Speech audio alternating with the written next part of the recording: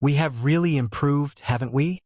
Yes, at first I was worried when you proposed that stupid idea, but we did manage. What do you mean, stupid idea? Those troglodytes didn't stand a chance. Yeah, because Sansa was smart enough to get some of those explosive magical scrolls. A familiar-looking group of 4 adventurers walked out from the Albrook dungeon. All of them were smiling as they had gone through quite the large battle. It was clever to place them at the spot they would fall in. We took out half of them with just a few scrolls. This group of steel-grade adventurers thought back to the battle. Once before they triggered a trap which caused them to be almost wiped out. If not for a certain person saving them by pelting the monsters with runic spells, they would be long dead. This time around, after some time had passed and they had managed to level up, they decided to pay that room a visit. The monsters proved a lot easier to defeat now, and with so many bodies they would make quite the penny from all the materials. With all the money we get from those mana stones and monster parts, we will be able to relax for a while. You want to spend it all on booze again, don't you, Rudy? The red-haired boy flinched a bit as his scheme was quickly discovered.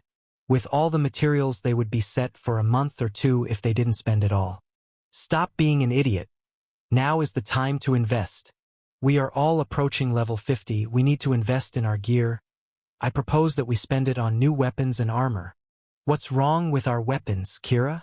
I bet it can last us all the way till silver grade.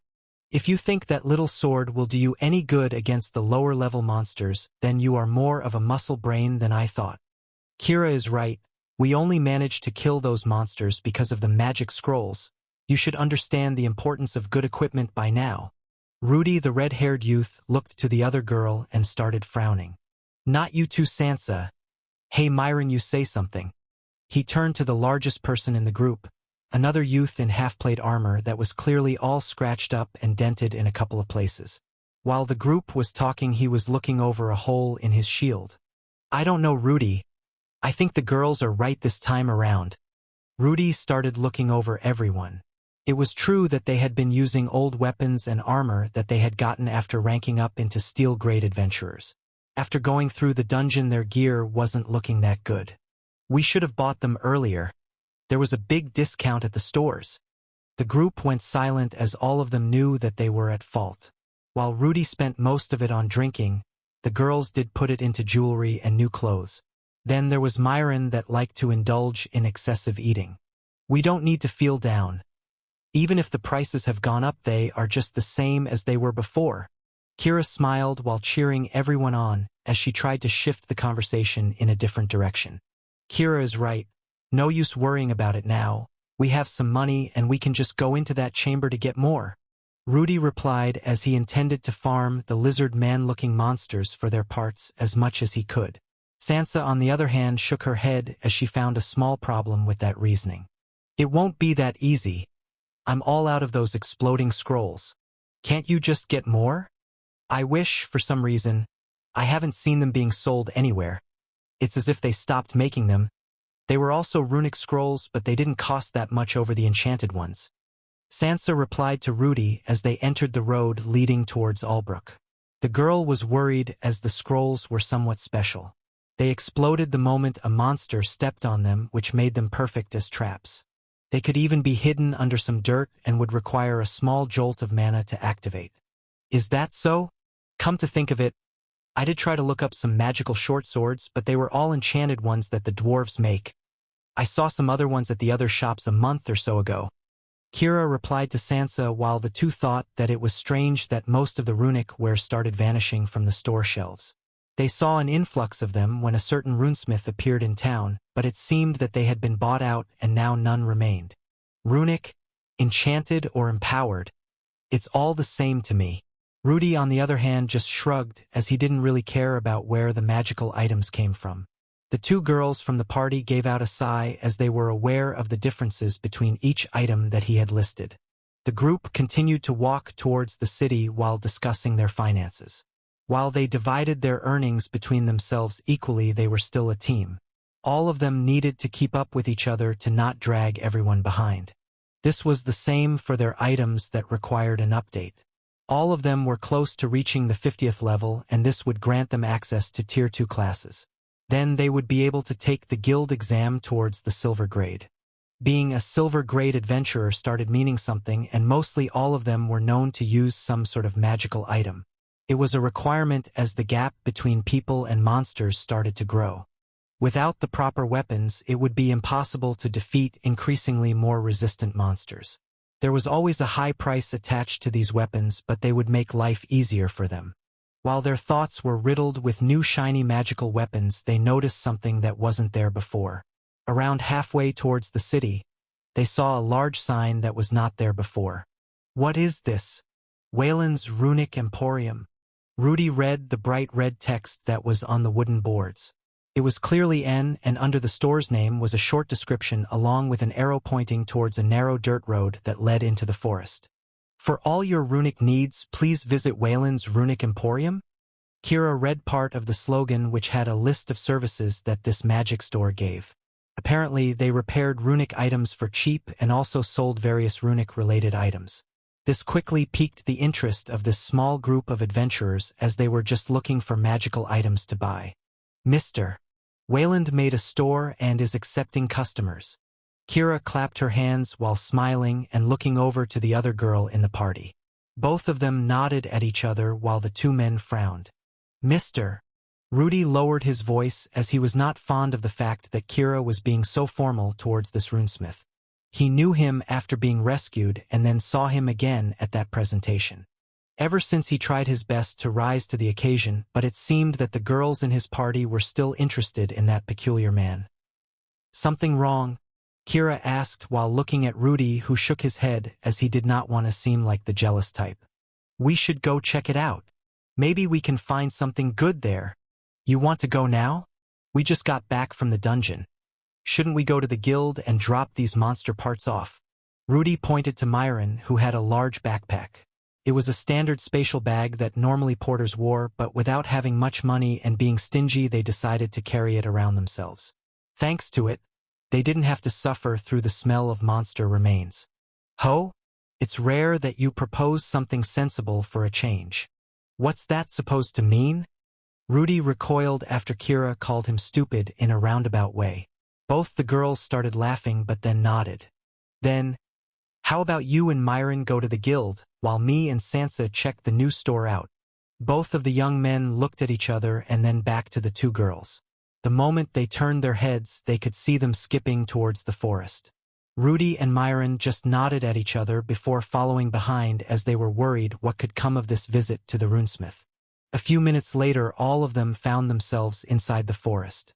They walked through a small dirt road and found more arrows pointing in the direction of this supposed emporium. Have you ever been here before? Asked Rudy while Kira replied. No, there was never anything worthwhile, but I heard one of the silver grades saying that they had their runic weapon repaired here.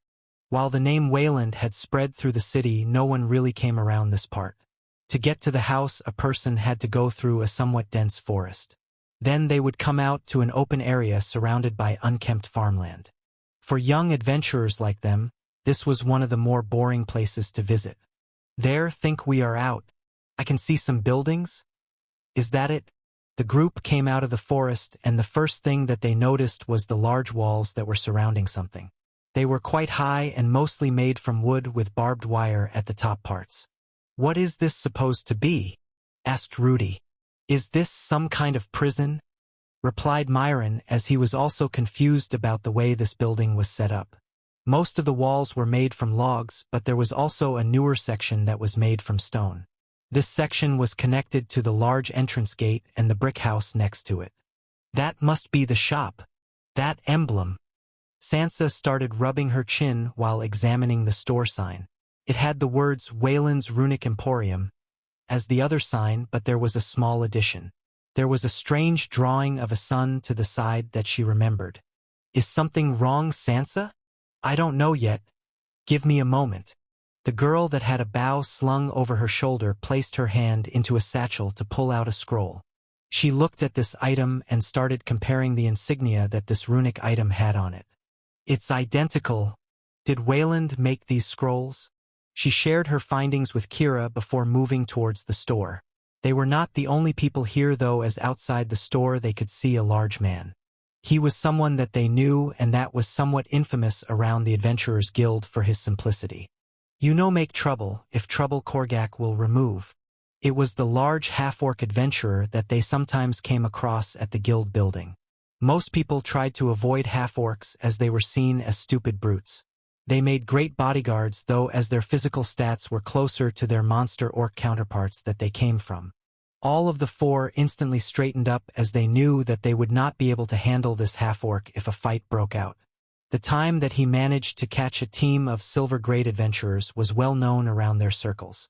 You don't need to worry, Mr. Korgak. I'll be sure to make them behave. Kira smiled while smacking Rudy on the back. Korgak just nodded while moving to the side. There he had a large tree stump that he could sit on. Rudy wanted to shout out but was somewhat intimidated by the large green-skinned man.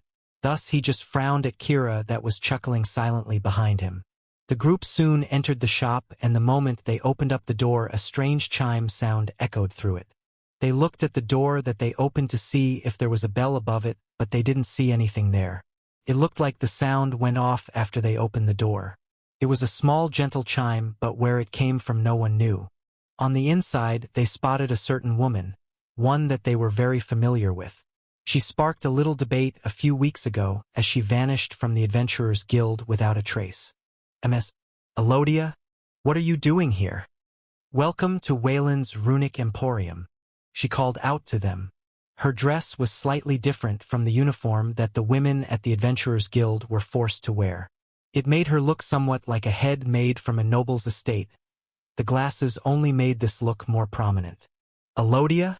The receptionist. Yes, you are correct. I work here now. Do you have some questions? If you look to the board there, we have written down a couple of rules. The other three members from the group quickly homed in on the woman as well. She was standing behind a counter with some unknown items on it. Sansa from the group noticed that there were shelves filled with certain parchments that she was familiar with. Just as she had thought, the runic scrolls that vanished from the circulation around the city were nowhere, and Wayland was the one producing them. The sign with the rules that she pointed them to laid down some ground rules. One of them was not touching the goods without asking the store clerk for it. Another one stated some rules about runic weapon repairs and the rates. It says here that you will repair the items free of charge? Ah yes, the first runic repair will be free. You will be given a token with your purchase that you can then use whenever you wish to get your item repaired. Really? That's neat. Most of those old dwarves never offered something like that. Elodia nodded as Kira posed the question. It did sound nice to get one free repair with every weapon purchased. It was as if the cost of it went down by a whole small gold coin. Can I look around? Be my guest. If you have any questions, please ask me. Kira backed off for now, but was also somewhat taken back by how Elodia was acting. While she still had the resting bitch face, as always she seemed someone nicer.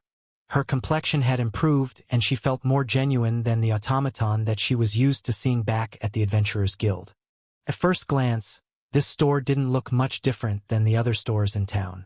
There were various cabinets through which they could see some magic daggers and swords. Some shields and armors were hung out on the walls, with the only difference being that they had many strange runes on them. All of the adventurers from the four-man party made a few rounds around the shop that wasn't either small or large. All of them met up in the middle, strange looks plastered over their faces. Excuse me, are these prices right? Kira waddled over to Elodia and posed the question while pointing at the price tags that were next to the items. Yes, that's right. Mr. Wayland decided to lower the prices for now, but I'm not sure if they will remain as such for long. Will you be buying anything? No. The girl looked back to the group of adventurers, and they all gave her a nod before slowly walking out from the store. Please come again. Elodia looked a bit down after the party of four left the store. After the door closed, she couldn't see much, but the youths started increasing their pace while shuffling towards the forest. The closer they got to the dirt road, the faster they walked. Did you see it? Yes. We need to go get money before it's too late, Kira shouted out while the group of four bolted towards the city. Myron, move your ass faster. We need to get those runic weapons. I never saw any at that price before. Myron clenched his teeth while running as fast as he could while wearing his half-plate armor. The backpack he was wearing was still somewhat heavy, and it had all of their gains from this dungeon run. They needed to sell first before they could buy the gear they wanted. Sansa, go ahead and reserve a spot in line for us. We need to act fast. If word spreads that Wayland is selling those things for so little we won't be able to get anything. The group's archer nodded as she sprinted forward. The group of youths all had panicked looks on their faces, but there was also a twinkle of joy. In their heads, they already pictured themselves with magical weapons that they could never afford. They knew the reason, but they also knew that this opportunity was fleeting. They needed to quickly return with a purse filled with coins before it was too late. What was that? Roland called out while peeking his head out of the entrance to the attic. He clearly saw them slowly increasing their walking speed before bolting into the forest as if they were being chased by some large monster. I'm not sure, but I think they will be back, replied Elodia while also looking out through the window. You think so? Roland asked while going down the ladder that led up into the attic. He had brought up some wares like runic scrolls that would probably be quite popular. Down on the main floor, he looked a bit disappointed after the four had left. They were actually the first customers that arrived here. I think we will be having a lot of customers soon. The word just needs to spread around town. Elodia continued talking while going through the store and checking if everything was in order. It had been a week since she had been hired and the contract had been signed. The two went back and forth on it, but after a few days, they were finally able to decide on the right hourly wages. With her help, he started getting the store in order. Thanks to her expertise in sales, she helped him prepare the placement of the items. There was not much stock to go around, but Roland managed to scrape by with some runic weapons, and Bernier added his own armors that he had upgraded with some runes. Roland was also sure to produce his old specialty, runic scrolls. With him being the store owner, he could lower the price far enough to compete with even the lowest discount prices that the dwarves could offer. He knew that at least when it came to magical wares in the city, he had the advantage over the bushy-beard competition. After months of preparation and getting materials from the black market merchant, he had enough stock to open up. For now, he focused on lesser spells like sharpness, impact, and strengthening to produce more newbie-friendly items. He knew that the dungeon was still being swarmed by newer adventurers. These could not afford exotic wares with powerful Tier 2 runes. Thus, he focused most of his time on the steel and silver adventurer demographic for now. Maybe if he gained enough notoriety, he could push towards the gold rankers. It was actually surprising to be visited by this group as the billboard was placed just an hour ago. Together with Bernier, he went over to the fork in the road and placed it there without expecting much. It was already the middle of the day, so he didn't expect anyone to shop up this fast. If you think so. Roland nodded as he took Elodia's words to heart. The woman knew her way around the Adventurer Guild, so she probably knew what they were after. If she thought they would come, then they would come. Speaking of the shop opening, do you think that those kids will be all right? They will be fine. Lobelia is with them. I must thank you again for giving that offer. This will be a good learning experience for the little ones. Elodia bowed her head before Roland as a thank you, which made him recoil awkwardly to the gesture. He had come up with the idea to distribute flyers through the city and thought that utilizing the orphans from Elodia's home would be adequate. For a small price, they would go around the city and hand out some flyers. While this world had some advancements, there weren't that many when it came to printing. There were some stores with something akin to printing presses, but instead of them, skills were being used. A high-level scribe could actually output a similar performance to a printing press as they had a peculiar skill. It was a skill that allowed them to use some mana to copy writings or even drawings from paper. While Roland had a similar class in the form of Runic Mana Scribe, it was just a Tier 1 class. He was unable to learn this skill as it would require an advanced Tier 2 version of this class. Then, if a person went even further, they could write almost as fast as a modern-day printer. This was quite interesting to Roland as it showed him that people were prioritizing skill advancements over machines. They didn't see a purpose in creating advanced printing presses as a person could just produce better effects if they leveled up further. Classes like scribes also could be leveled quite fast as it wasn't a battle class. The more they copied and the more they wrote, the more experience points they gathered. Thus the printing press was pushed to the side after people realized that they weren't really required. He as well needed to hire one of these high-level scribes as his writing speed wasn't up to par. The only thing he performed was the initial flyer with the text and little drawing of his runic emblem that he used. Thanks to his wares being already known and the sun mark being associated with him, it would probably aid in him getting more customers. You don't need to thank me. I just thought the kids would do a better job. This wasn't anything new in his old world. Odd jobs like this were left to younger adults that were still going to school. They didn't require much payment and they just needed to stand around in a popular area and give out the flyers. Most of the time the piece of paper would be scrapped, but if one person from then looked over it and decided to show up, it was more than enough. Well, I'll be in the workshop. Just give me a signal if you need anything. Do you need me to explain it to you again? Yes. I just need to put my finger on one of these, and then inject a bit of my mana. Right? That's right. Elodia had a plate made from metal under the counter. It had several circular indentations on it to place her finger. Depending on where she was pressing her finger during the activation, a different message would be sent to Roland. While he wanted to do nothing more than to produce a telephone system, it was a bit of a hassle. This was the best way to get some information through without him needing to use a crystal ball that required a bit more mana to run. His clerk had a few options to choose from. One was somewhat a panic button that would cause the store to give out an alarm and also signal him. Some other ones would tell him that there were some difficult customers around and that he needed to come over. On the other end in his workshop, Roland had placed a little console with color patterns. Depending on which one lit up, he would get the information through. For now, this would be the communication method.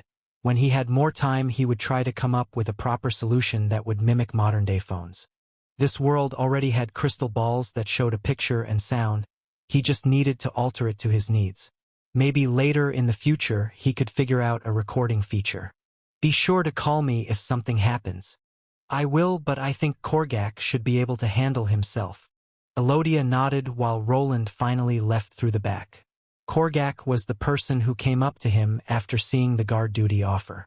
He was quite surprised by this half-orc's decision, but he supposedly liked work that didn't require him moving that much. He asked Elodia about it and she confirmed this. Korgak was somewhat forced by the guild master to participate in the previous expedition. Apparently, he loved nothing more than to laze around and drink. Working as a guard at a store instead of going down into the dungeon was much easier. Even when the pay was lower, if the half-orc had enough for food and drink, he was fine.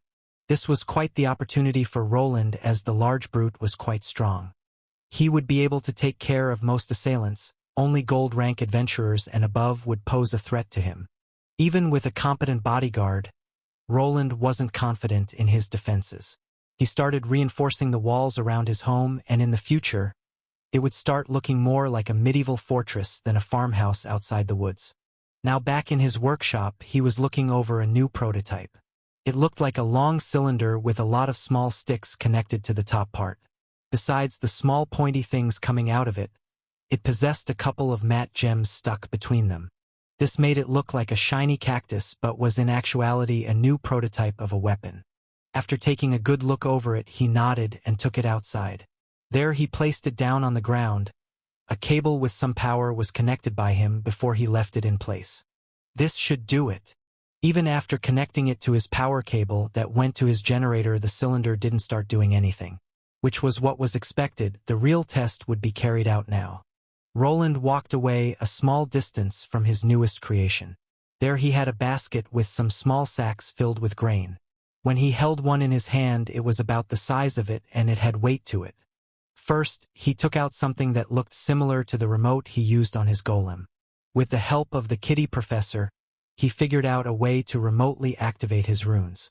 As long as they were connected to a power source like his runic generator, they would be able to be turned on remotely. Thus, the strange cylinder's surface started shining and Roland could see the runes being activated. With the device's activation, he could proceed with the test. Thus, he finally threw the bag filled with grain towards it and waited to see if his new creation would work as intended. At first, it didn't seem like anything happened, but soon a blue light escaped from one of the protruding poles. It connected with the spot where the sack was thrown. Not only one of the stakes started shining as more of them lit up the moment the bag aligned with them. Good. It's working as intended. From Roland's perspective, it looked like the little poles that were stuck in the cylinder activated the moment the sack of grains went into their line of sight. The blue light was just a harmless little bright beam to show Roland that the device could see the moving item and was activating as intended. This was a small prototype of a turret, and it would become much bigger when he created a proper one. The little thin poles would be replaced by larger ones, each of them containing an attack spell that would activate whenever something aligned with it. Roland hoped to construct an active turret that would be able to move around and target on its own accord. This wasn't such an easy task to perform, as he would need to create a custom system to guide its movement. The easier method was to just make it react to movement. Thanks to the golem eyes that he was able to produce, the turret would be able to detect movement. Then, when something would come in range, it would activate one of the rods that were the closest to it. The spell would be a guided magic missile, which would compensate for the aiming. With such a rudimentary construction, he wouldn't need to worry about making it move. It could shoot in all directions, and the rods were just another version of his paddle wands that he had a lot of time to perfect. After placing a few of these in the backyard, he hoped to get rid of the dangerous mines that were everywhere. Agni, come over here, boy. Woof! His wolf gave out a loud bark which made him sound more like a domesticated dog than a proper wolf. The first thing Roland saw was a large gem on Agni's forehead that had gone through a bit of change. Name: Mystical Ruby Wolf. L50 X 0%. Type: Fire Earth Beast. HP: 1431/1431 MP. 1533/1533 SP. 2146/2146 Strength. 50. Agility. 74. Dexterity. 40. Vitality. 60.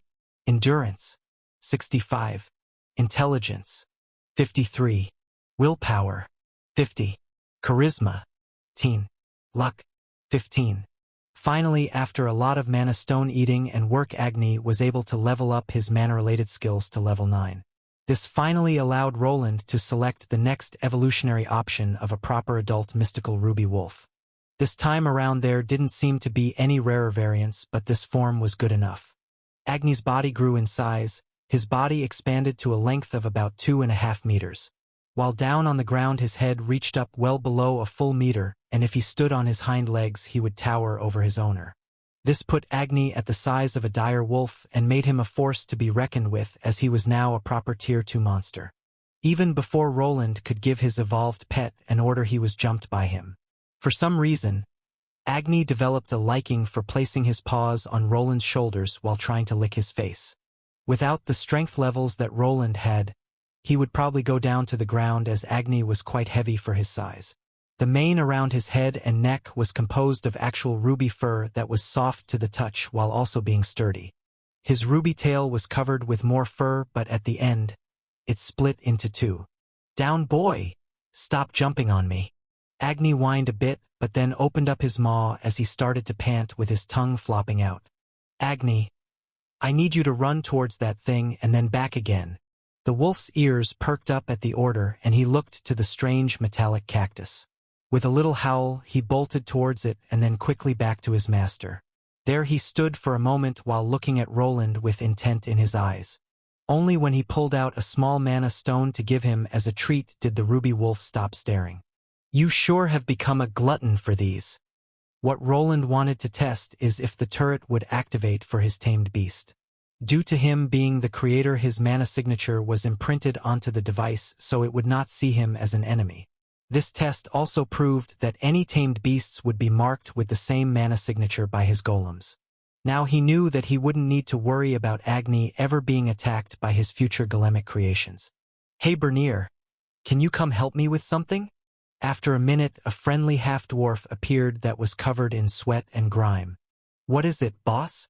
Need something for the store? No, but I need you to move towards that device. Start by slowly walking. Roland pointed to the turret while Bernier squinted at it for a moment. He accepted the task though and started slowly walking. The moment he got in range, the glowing sticks started activating and Roland could see the lights connecting with his body. The spells being used would not cause any damage. It was just like a laser pointer. Ack, my eye! That is, if it didn't connect with a person's eyes. Then it would have a similar effect as its modern-day counterpart. Oh, sorry about that. Roland chuckled a bit as he forgot to mention that part. Luckily, this would not cause his assistant to become blind, but it was somewhat uncomfortable. Wait, do you hear that? Hear what? Bernier asked while clutching his affected eye, but after blinking a couple of times he was finally able to focus. Both of them looked at each other as they could clearly hear some people shouting from the direction of the store. Roland was quick to move towards all of the noise to check it out. When he arrived, he was surprised to see the 4 adventurers back. They weren't the only ones, as other adventurer types were outside the store making a buzz. Hey, stop pushing, we were here first. No one cares about that. Now move to the side. I need a new magic axe. The store had a limit to how many people could be inside. This made the half-orc guard have to intervene and keep people from pushing themselves inside. It looked like the word about his shop was being spread faster than he anticipated, and he was already looking at some nice profits. Did I lower the prices too much? Roland contemplated as he saw the ravenous customers clamor for his wares.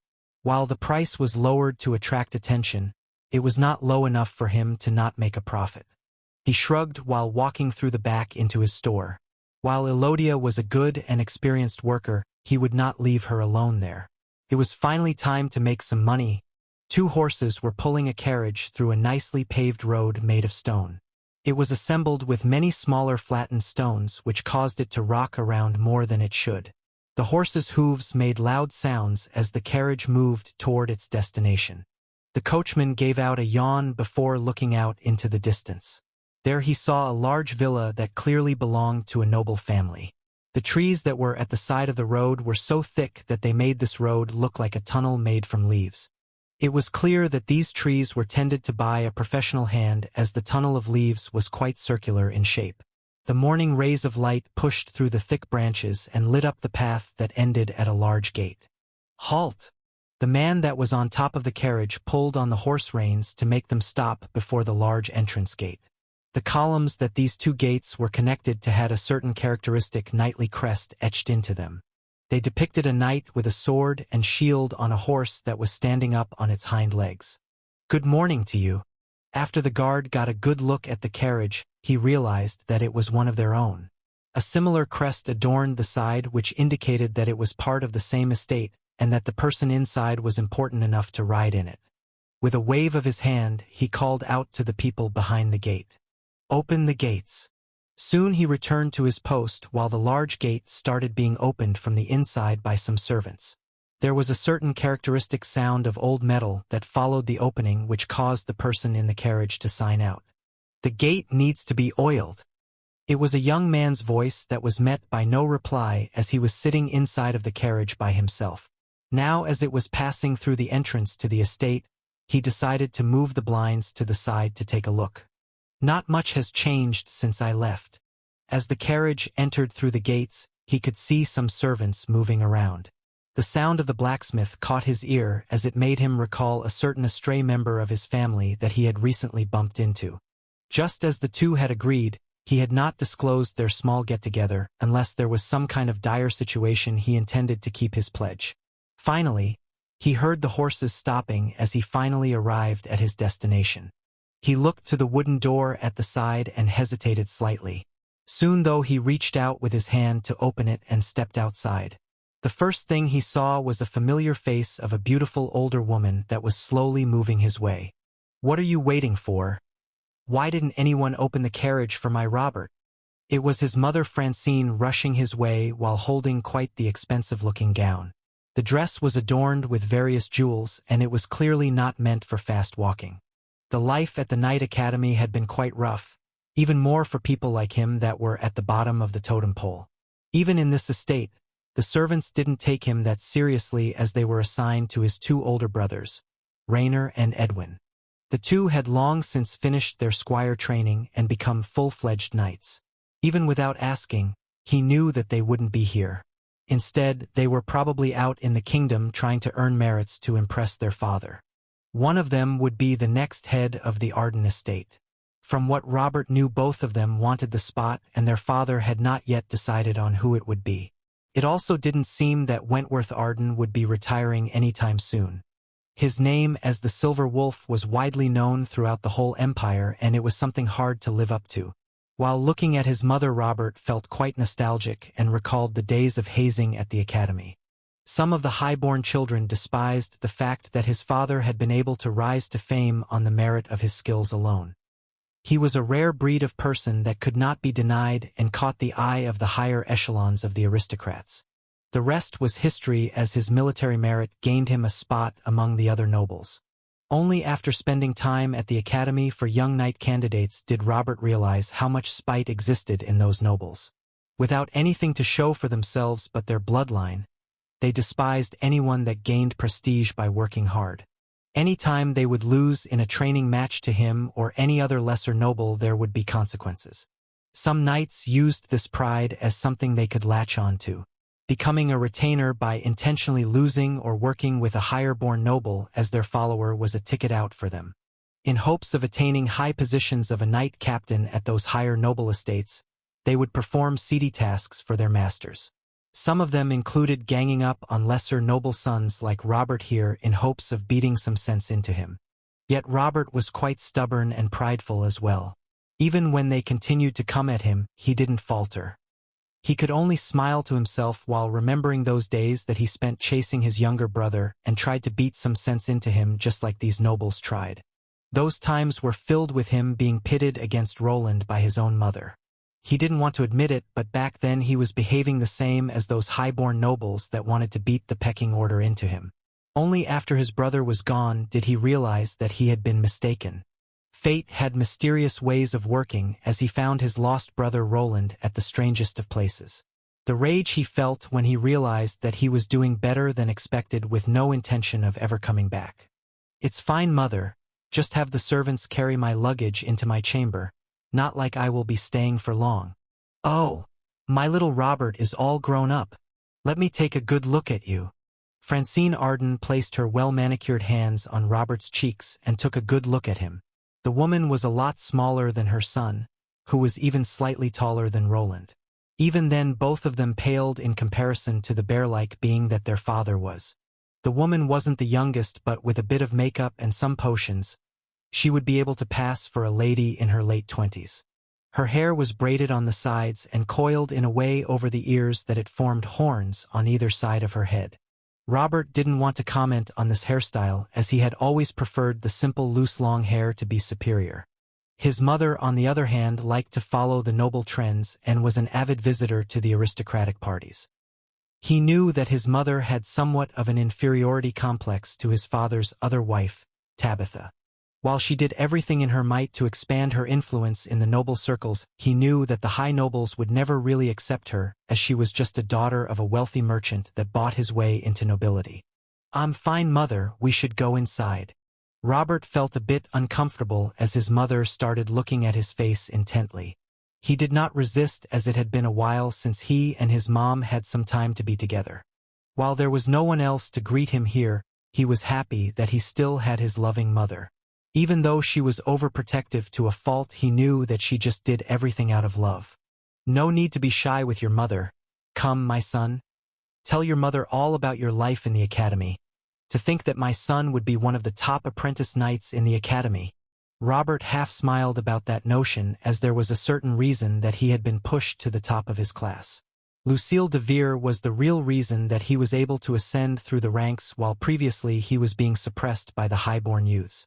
Lucille's father found out about the little predicament and was more than glad to support the only knight that was involved with this predicament. Even though Percival and the knight responsible for the examination pushed the information down, the de Vere Count wasn't someone that could be fooled easily. Out of fear of this issue ever coming out to light, which would lower the Academy's prestige, Robert was given a deal that he couldn't refuse. For his heroic deeds, he was raised up in the rankings to reflect more of his own true skills.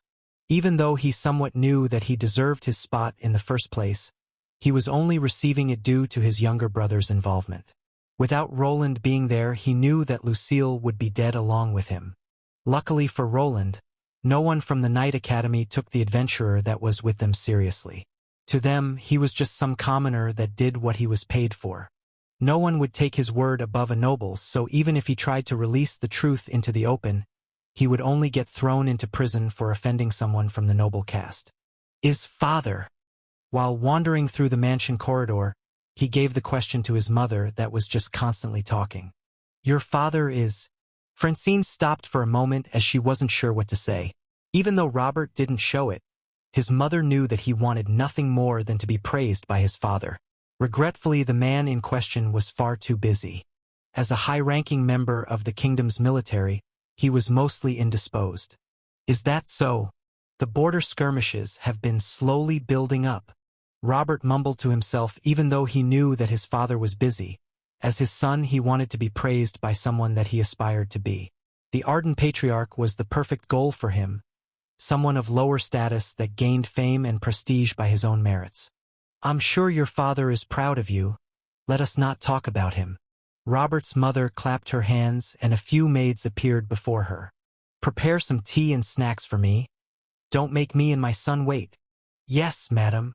The two girls bowed with their heads while Robert and Francine continued their slow walk through the corridor. On the walls, he could see some family paintings that depicted the old members of the Arden bloodline. There were many faces that he wasn't familiar with, but they all kind of looked similar to the man of the house. At the end of this corridor, there was a large painting. On it, Robert could see a large family consisting of himself and all his siblings. Even on it, he could see status being involved as his mother was sidetracked to the first wife. The person to the side at most was his half-brother Roland, the only one below him in status. Only recently did he realize how badly he had treated him. He was acting just like those weak high nobles that couldn't win over him with pure skill. Only now he realized that the circumstances of someone's birth were not something that should define a person. This was not something that most nobles agreed on, not even his own mother. While looking at the picture, his eyes trailed to his brother that he had found once more. That child. He was always a strange one. Strange, mother? Francine noticed where Robert was looking as she started to talk. Yes, he always had those dead eyes. Never acted like a child his age. While he wanted to stop his mother from belittling his brother, he did have to agree that Roland was a peculiar person. Even in their younger days, he seemed fine with getting beaten up by him. Robert could also not remember ever seeing his younger brother crying. He could only attribute it to his high intelligence, which pushed him into becoming a mage and then a runesmith. But let us not talk about the dead. I'm sure the tea is ready now. Francine stopped in front of a large closed door and looked to the attendant on the side. Before the person could open the door for the lady, a strange sound was heard by them on the inside. It sounded as if something hit the floor and then started quickly running towards this exit. Brother Roland is not dead. The door was slammed open by a certain young lady. Robert was surprised to see this young girl that was wearing a long dress. It seemed that the get-up was unfinished as some threads were standing out and her corset was hanging out from the back. Lucien, that's now how a proper lady is supposed to conduct yourself. You were supposed to wait here for me and your brother. Why are you dressed like that? Please forgive us, madam, the young lady just doesn't want to be still.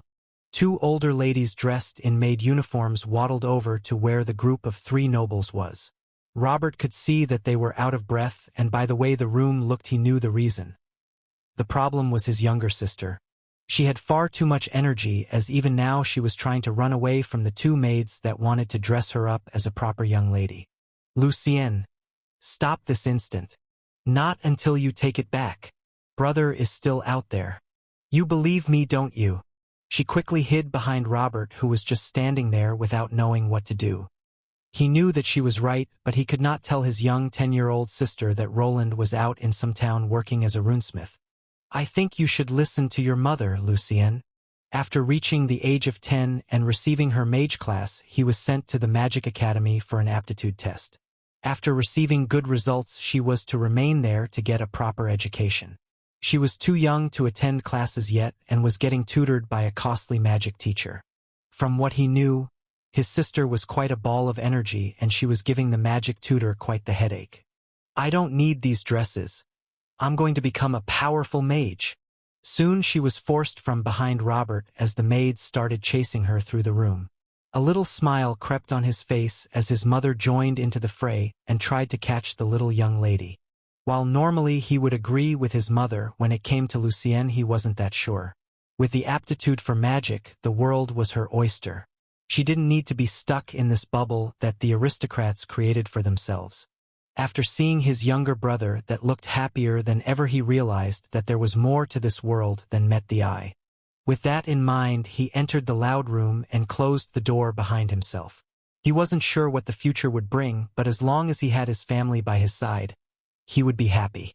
Still, the words that his brother told him lingered in his mind. Someone was responsible for the attack on his half-sibling, and he would need to figure out who before this secret of his came out to light. That will be all for today. You should go over the research material that I have provided you before contacting me again. Also, don't forget to catch up with the basics, my friend. I will, until next time. Roland turned off the communication crystal on which a smug-looking cat was displayed. The exchange between the two had been going on for several months, but he still had so much to learn. After turning off the crystal ball, Roland looked to the side. There on his desk he could see a large stack of papers, books and scribbles. This was all the research material the cat professor had dumped on him. He really did send me the school books this time around. Through the months of their exchanges, Roland had continued to improve on the runic diagrams that he was given while taking snippets of knowledge for himself. Finally, for one reason or another, his associate decided to just give him all of the basic rune-related academy books that they usually gave to their mages. This was quite a pile of knowledge, and it required several gale birds to deliver for a span of a month. Now he had a compendium of materials that could fill in the gaps in his runic comprehension. It seemed that the cat was fed up with Roland asking questions every time the two were talking. Thus he was given some homework to get through the fundamentals first before their partnership continued. While Roland was knowledgeable with the outer runic components at this point in time, he was unable to affect the runic programming. Most of the time he found himself copying pre-existing code that he discovered in runes and then hoped that it would stick. All of this research material would guide him from the beginning and teach him the inner workings of the runic code. It was quite a stack of papers to go through, but luckily with his increased intelligence and his newest skill that allowed him to read multiple pages at once, he hoped to slog through it fast. Hey boss, I'll be heading out for tonight. See ya in the morning. Try not to get in trouble. Ha! When did I ever get in trouble? Roland rolled his eyes while looking through the window through which he could see Bernier. His assistant was using his newly gained raise to go to town and have a good drink. It was probably not the only thing that he would be getting there, but not like Roland was interested in Bernier's nightlife. As long as he returned when it was time for work, then all was fine. A few weeks had passed since his new store opened for business, and business was booming. He underestimated how fast the adventurers went through lower-level magic equipment. With the close proximity to the dungeon, these items were being used for all they were worth. Many of them got lost in the process of hunting monsters, and the runes were being used up quite fast. Some adventurers, instead of using the repairs, preferred to just put some more gold down and get an improved weapon after using it for a month instead.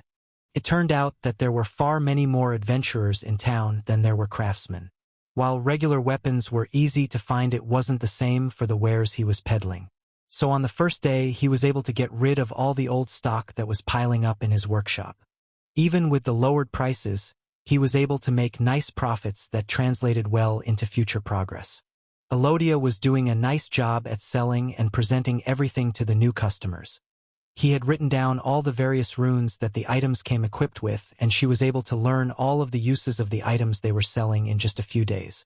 She was ready to fight through the first day, as if she knew that there would be such an outcry for the magic weapons. Even Roland needed to come help as the people were clamoring to get in. He clearly underestimated the worth of a magic weapon that was going for under the market price. There were even a few merchants that he recognized from the city. They were probably intending to sell the items in different cities due to the dwarves. Since everything was going well, Roland finally decided to raise Bernier's wages by a bit. Even though it wasn't that much, the dwarf was quite ecstatic.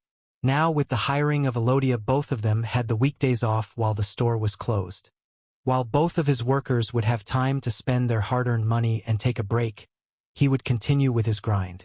He needed to inscribe more runes and produce more wares to sell, while also improving on his golem and turret designs. Now, after starting his own business, he realized that being a regular employee was not the end of the world. Being the owner of a new shop forced him to work even harder if he actually intended to be successful. While Bernier was in the tavern getting drunk, he would be going through runic diagrams and lists of components. While Elodia finally had some time to spend with her family and watch over them, he would be hammering away on the new golem design that would now have 6 legs instead of 4. No rest for the wicked, huh? Roland gave out a sigh, but he was somewhat feeling content with this new situation. While he was not so keen on working for others, it wasn't the same when he was doing it for himself. Everything was under his control, and depending on the circumstances, he could always decide to take a break when he wanted to. While it looked like he was becoming shackled with his new responsibilities, he could not be any freer. There was no debt holding him down, and his craft gave him something that he could apply in other places. Even if this little business fell through, he would still be fine. All thanks to his hard work, he had gained a skill that could not be denied by others. This didn't mean that he intended his little venture to be a failure. Growing dungeon cities like this were quite rare, and he would not be able to fight against monsters like the Dwarven Union in cities that they had a stronger presence in. Before I forget. While Roland ended his call with the magic cat, he still needed to stay in touch with the person that introduced him to it. This person's name was Lucille de Vere, who came from quite the prestigious Count family. Good evening, sir. Sir. Wayland. Good evening. Hope I didn't call it a bad time. While Lucille knew about his true heritage, he still urged her to call him by his current alias. He had no idea if these magical instruments could be recorded by outside sources. But going by the fact that they had some type of signal that was going between them, it was possible that it could be intercepted by a third party. The professor has been talking fondly of you. I never seen him so cheerful when talking about someone else. Huh? Are you sure that you weren't talking with some other talking cat? Roland was a bit confused, as the cat never shied away from telling him how incompetent he was when it came to the basics. All the questions he posed were answered in a smug way, and he started to slowly fear bringing up things that might make him seem uneducated. This was also why he was glad that he was given so much research material to work with. With all this knowledge, he hoped that the cat would finally get off his back. You must be joking, sir. Wayland. Lucille laughed a bit while looking straight at the crystal ball before her. The picture that he was getting on his side was distorted in a sort of fisheye lens way. This made Lucille's nose look a bit unflattering, but it also gave him a better look into the room she was staying in. It was clear that she had relocated from the magical academy to somewhere else. This brought up a question in Roland's mind that he had to ask. Did Robert finish his night training? Glad that you brought that up, sir. Robert has left for his home not so long ago. At this very moment he might already be there. By home, do you mean the Arden estate? Yes. Lucille nodded while Roland moved his face a bit to the side. He looked out through the window and towards one of the moons that was peeking out through the clouds. His ice mage friend was not aware of this, but Roland was still worried about the family situation. With his academy life over, Robert would be assigned a proper position somewhere. He could either be drafted into the army and become a commanding officer due to his noble lineage. The other way would be to come under the command of another noble and join their private army. His rank would depend on this higher noble. The people that went with the first option would have to go through a long period of trials before they were lifted up into a prestigious position. The latter could soar up high in no time depending on who they were working for. It was also considered far less dangerous to work for another rich noble. Most of the time, a person like Robert would just become a personal bodyguard that would just shadow their master from behind. Most work they would put in would be to continue their training while their masters are at the main house. Depending on the high noble they were serving, it could be a very easy position. Even without asking, Roland was aware which path his older brother would take. It didn't take much to realize what kind of person Robert was and how he intended to make his mark on the world. So, Do you know which regiment he intends to join? Ah, so you knew about his decision, sir? Robert wasn't sure, but he mentioned that he was interested in the cavalry divisions. He really does intend to follow in his footsteps, huh? Roland mumbled to himself while Lucille was left with some scrambled audio on her end. What was that, sir? Wayland? Some footsteps. You'll have to excuse me. I was just thinking out loud. Roland was aware of his father's military merits, and he too had started out in the cavalry as a knight. He had worked his way up from a newbie knight to the rank of knight commander, which was the highest title a regular knight could hope for. Then he had pushed towards an even higher ranking as he achieved the noble status.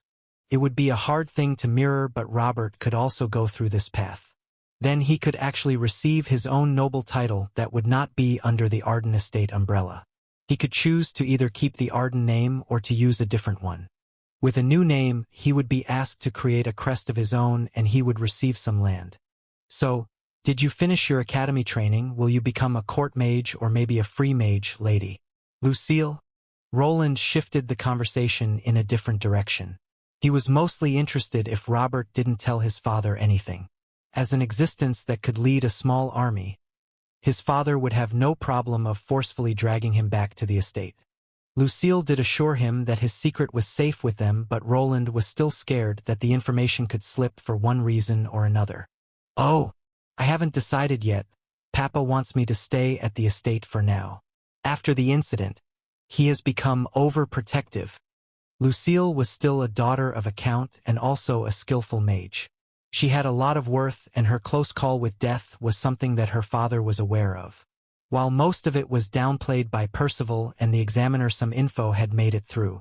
If he knew that his daughter was stuck wandering underground caves for a week, unsupervised, then some heads might fall. The fall was apparently downplayed to a few hours, and Robert was given a big reward in the hopes of shutting them up.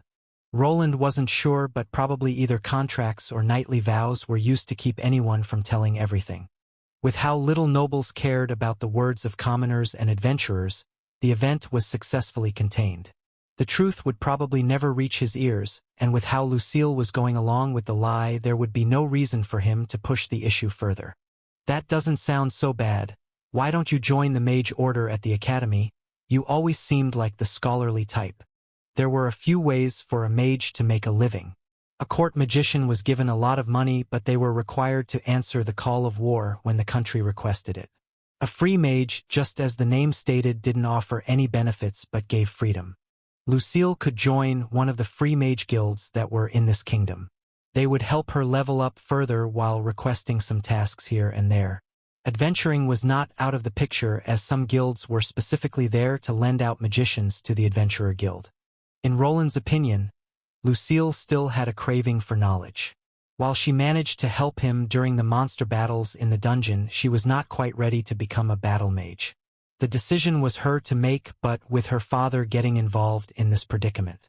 I sure would love to work with the professor. Maybe I could become his assistant. Roland smiled as Lucille continued to talk.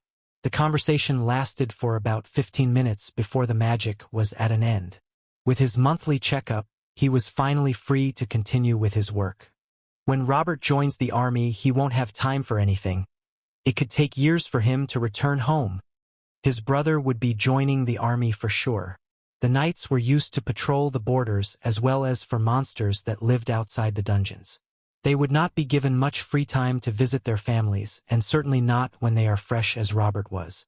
With the connection ending, Roland got up from his spot and stared at the stack of papers on his desk. I think I'll leave those for later. He didn't feel like going through more archaic books about runs would do him any good today, so he moved back into his workshop to get his hands dirty. The way into his underground lair was now behind a bookshelf that he could open by pulling on a specific book. Before going down, he looked at a certain ruby wolf and gave his head a rough pat. I'll leave the house to you. Agni gave out a bark while flopping his tongue out. His tail wiggled while he stood up proudly. It was as if he was telling Roland that he could leave everything to him.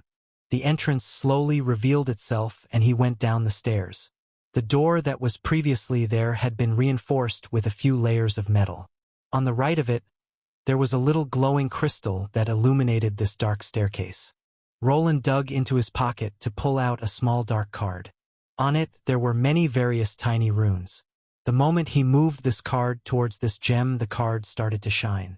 The red coloring of the gem switched to green, and he could hear the locks on the door being undone. The moment the doors opened, he was greeted with his old blacksmithing workshop. The tools were neatly hung up on the sides in an orderly fashion, and on one of the benches, he could see an unfinished item. It looked like a spider leg made from shiny silver metal with various runic inscriptions covering the surface area. This whole place was lit up with orange light, as bright blue light always reminded him of his old working situation that he didn't have any fond memories of. After approaching the tool rack, he took out a hammer along with a little chisel. The two items were then used to finish the runecraft on the improved golem leg that he intended to use in the next design. The hammer lit up in bright blue and revealed many various runic symbols on it. With a gentle tap, he used the hammerhead to connect with the small chisel. A tiny bolt of mana then traveled through this special tool all the way to the golem leg. When the light connected with the silvery metal, a tiny runic component appeared on the unworked side of the golem leg. Late into the night did his dinging sounds continue as the runesmith worked on his wares. In his mind, this was only the beginning. There was so much work to do but so little time on his hands. So did the time pass for the Albrook City runesmith, and his shop continued to raise eyebrows and cause headaches for his competition. Click. It should work now. A certain runesmith that was wearing protective goggles inserted a certain metallic cylinder into another part of machinery. This machine from the outside looked like a six-legged spider complete with a large sparkly eye on where a spider's cephalothorax would be. This was a new and improved version of a golem that Roland had been working on for quite some time.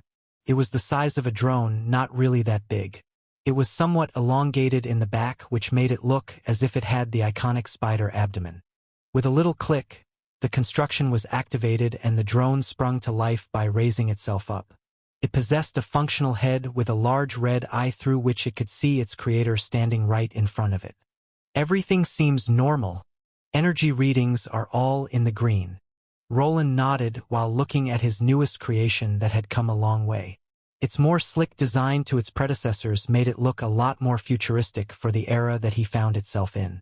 The chassis looked as if it was polished to perfection and could reflect light thanks to its chrome outlook. "Are the testing dummies ready?"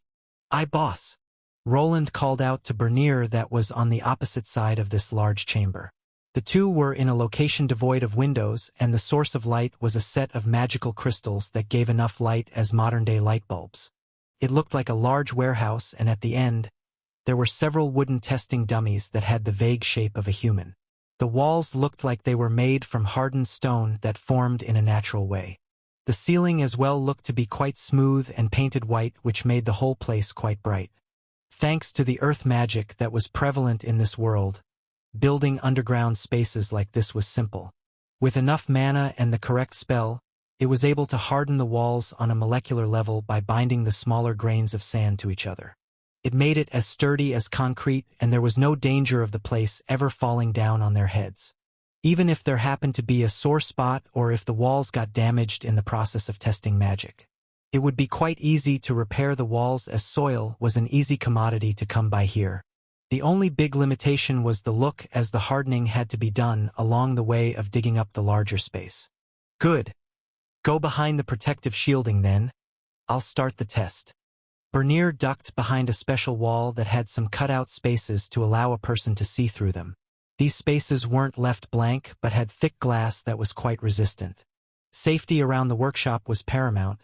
After suffering through various explosions, one that even left him bedridden for a few days, Roland had decided to put safety first. With that in mind, he was unwilling to let any large shrapnel get embedded in his body ever again. Luckily, the healing potions in this world, as well as healing magic, allowed people to get healthy quite fast. Even scarring tissue didn't form as long as you got the right treatment. "Drone, activate battle mode." He gave the command, and the red gem that was the spider golem's main sensor started glowing. A little compartment opened up in the middle of its body and something started rising out. It looked like an elongated tube that was placed on a jointed robotic arm of sorts. It was clearly a cannon that had been hidden in the golem's main body. It was almost as long as the robot's entire body. The whole length of this cannon was covered in runic symbols that were visible to the naked eye. Drone, engage. Roland pointed at the leftmost training dummy with his finger while giving the order. The spider drone shifted its body towards the dummy and took aim. The cannon that was on its back adjusted to the target. Soon the runes that covered it started glowing as it activated. A bright blue bolt of condensed mana energy emerged from this cannon and quickly connected with the test dummy. The wooden construction promptly exploded, sending splinters everywhere. The top part of the dummy was blown right off, but the golem didn't stop. It continued to fire at the target while bracing its body with those spider-like legs. Each time it fired a bolt of the magic energy, it was pushed back slightly and the legs took the recoil nicely. Drone, disengage. Roland shouted to give the golem the order to a ceasefire. When he looked into the distance, he could only see the charred remains of what used to be a dummy. Damn! Does that golem have something against the targets I made? Bernier called out from behind cover while standing next to his boss. Both of them clearly saw the golem continue to shoot at the wooden target even though there was nothing left of it. The only thing that now remained was the log that was placed in the ground to hold it in place. I guess it needs some adjustments, but this is within the predicted calculations. Let us move on. Roland, on the other hand, was not that concerned about the golem's tendencies for destruction. He could turn down the setting, but this was supposed to be a test for a battle golem. Making sure that the target was dead would be one of its functions. Drone, battle mode off, engage shield. While walking out from behind cover, Roland gave the next voice command. The smoking cannon slid back into the drone's body while it started to glow. The runes became clear again as a blue energy shield appeared. The shield looked like a small dome that covered the spider golem's whole body and connected to the ground. Roland walked over and placed himself a few meters away from his creation. On his arm, he was wearing an inconspicuous glove. He raised his hand and opened his palm towards the drone. Within a second, the glove gave out a similar bluish glow before a bolt of magic energy emerged from it. It traveled at a high speed and connected with the mana shield that the golem was producing. The construction buckled a bit and the golem was pushed back, but it managed to survive the first hit. With another bolt of energy, the shield started buckling under the stress, and with the third one it shattered instantly. 3 good shots, huh? Roland moved his hand down as even though the third shot caused the barrier to crack, the golem was still there. He did lower the output of his mana bolt to something a regular mage would be able to perform. If he actually used his whole magical energy to perform this test, he feared that his creation would blow to kingdom come with one shot. Drone, shield on. After destroying the golem's shield, he rejave the command for it to reform it. This time around it wasn't as fast, but with time the shield spell was reformed and operational again. With another salvo of mana bolts, he confirmed that the shield was just as sturdy as before. As long as the power source is intact, it will be able to reform this shield. While Roland was rubbing his chin in contemplation, Bernier decided to pop his head out from his spot. Hey boss, want me to give it a whack? Roland spotted a large sledgehammer over Bernier's shoulder. His assistant had quite a grin on his face after going through several testing golems. This was mostly how the tests ended. No, that's fine, we'll leave this one alone. Is that so? Bernier looked a bit saddened by this revelation. Roland could understand his sentiment as it was quite fun to destroy things, even more if you spend months making them. Boss, you did it. I didn't think I'd be able to assist in making a new type of golem. Are you going to try selling it? I bet it would fetch quite the price. Sell it? Maybe later. It's not really finished. Not finished? It looked capable to me. I still need to test it in the field. The voice commands are a bit of a problem too. They are. Bernier looked at Roland with a confused expression on his face. To the half-dwarf this was enough. Most golemic creations used voiced commands. If the spider golem could carry them out, it was already just as good as anything that was out there on the market. Roland saw it a bit differently. The voice commands were slow and he wanted his creation to be somewhat faster on the uptake. It took him a long time to get to this point, but he wanted to make something more intelligent that would be able to swap between battle modes on its own without orders. He already produced a first alpha version of that golem operating system, but it hadn't been field tested yet. Only when these spider droids were able to attack and shield themselves when danger was approaching would they be complete. For now, the droid only went equipped with 2 spells. The cannon fired off mana blasts while the shield was an enhanced mana shield that was made sturdier thanks to his runes. The cannon design allowed for a more concentrated beam instead of a blast but still allowed the golem to pack a punch. The trickiest part of this whole construction was energy management. Without his newest invention, he would have not been able to get this far. While he would do nothing more than to sell this golem, he wasn't sure if that would be such a good idea. He moved over to it and picked it up with both of his hands. The spider droid wasn't that big. He could easily carry it around with one hand over his shoulder. When it stood on the ground, it wasn't taller than a middle-sized dog. After placing his creation on the nearby workbench, he took out the heart and soul of it. In a small compartment on the back revealed the tube that he previously inserted. A gust of cold hit his face as this was opened, as this was the drone's battery that required a lot of cooling. Even with the frost runes working around it to cool it down, the cylinder was still warm to the touch when he pulled it out. Without the need for any instruments, he could feel how much magical energy was left over. Unless it's involved in heavy combat, it should be operational for several days with one of these runic batteries. Inside of this cylinder was a certain magical crystal. When slicing the crystal in half, a person would see a perfect octagon. The shape was important as well as the length and the ending point that focused the mana from this crystal on a special rune. This crystal was nothing more than a reworked golem core that he was able to get from the dungeon. After going through all the knowledge that the professor gave him, Roland was able to figure out another way for this storage device. Golem cores were massive data storage. They were able to store a complex program that could simulate a living being. They also had some energy-retaining capabilities that he was using now. With this battery and his runic generators, he was now able to store enough mana in this creation to power a golem. The batteries could be reused many times before they deteriorated, which would allow him to forego Elikin's fluid as a power source. This was all done for his own independence, as getting enough of that magical fuel would be quite hard even with his black market contacts in place. Well, isn't she a beaut? Bernier glanced over Roland's shoulder while whistling. The outer shell was created with the help of his assistant and was made from metal they smelted in the runic smelter. Bernier, you can go now? Really, boss? Yeah, you did ask to have a day off early today. Thank you, boss. You're the best boss in the whole wide world. Yeah, have fun and try not to overdo it. I still can't believe that you two got together.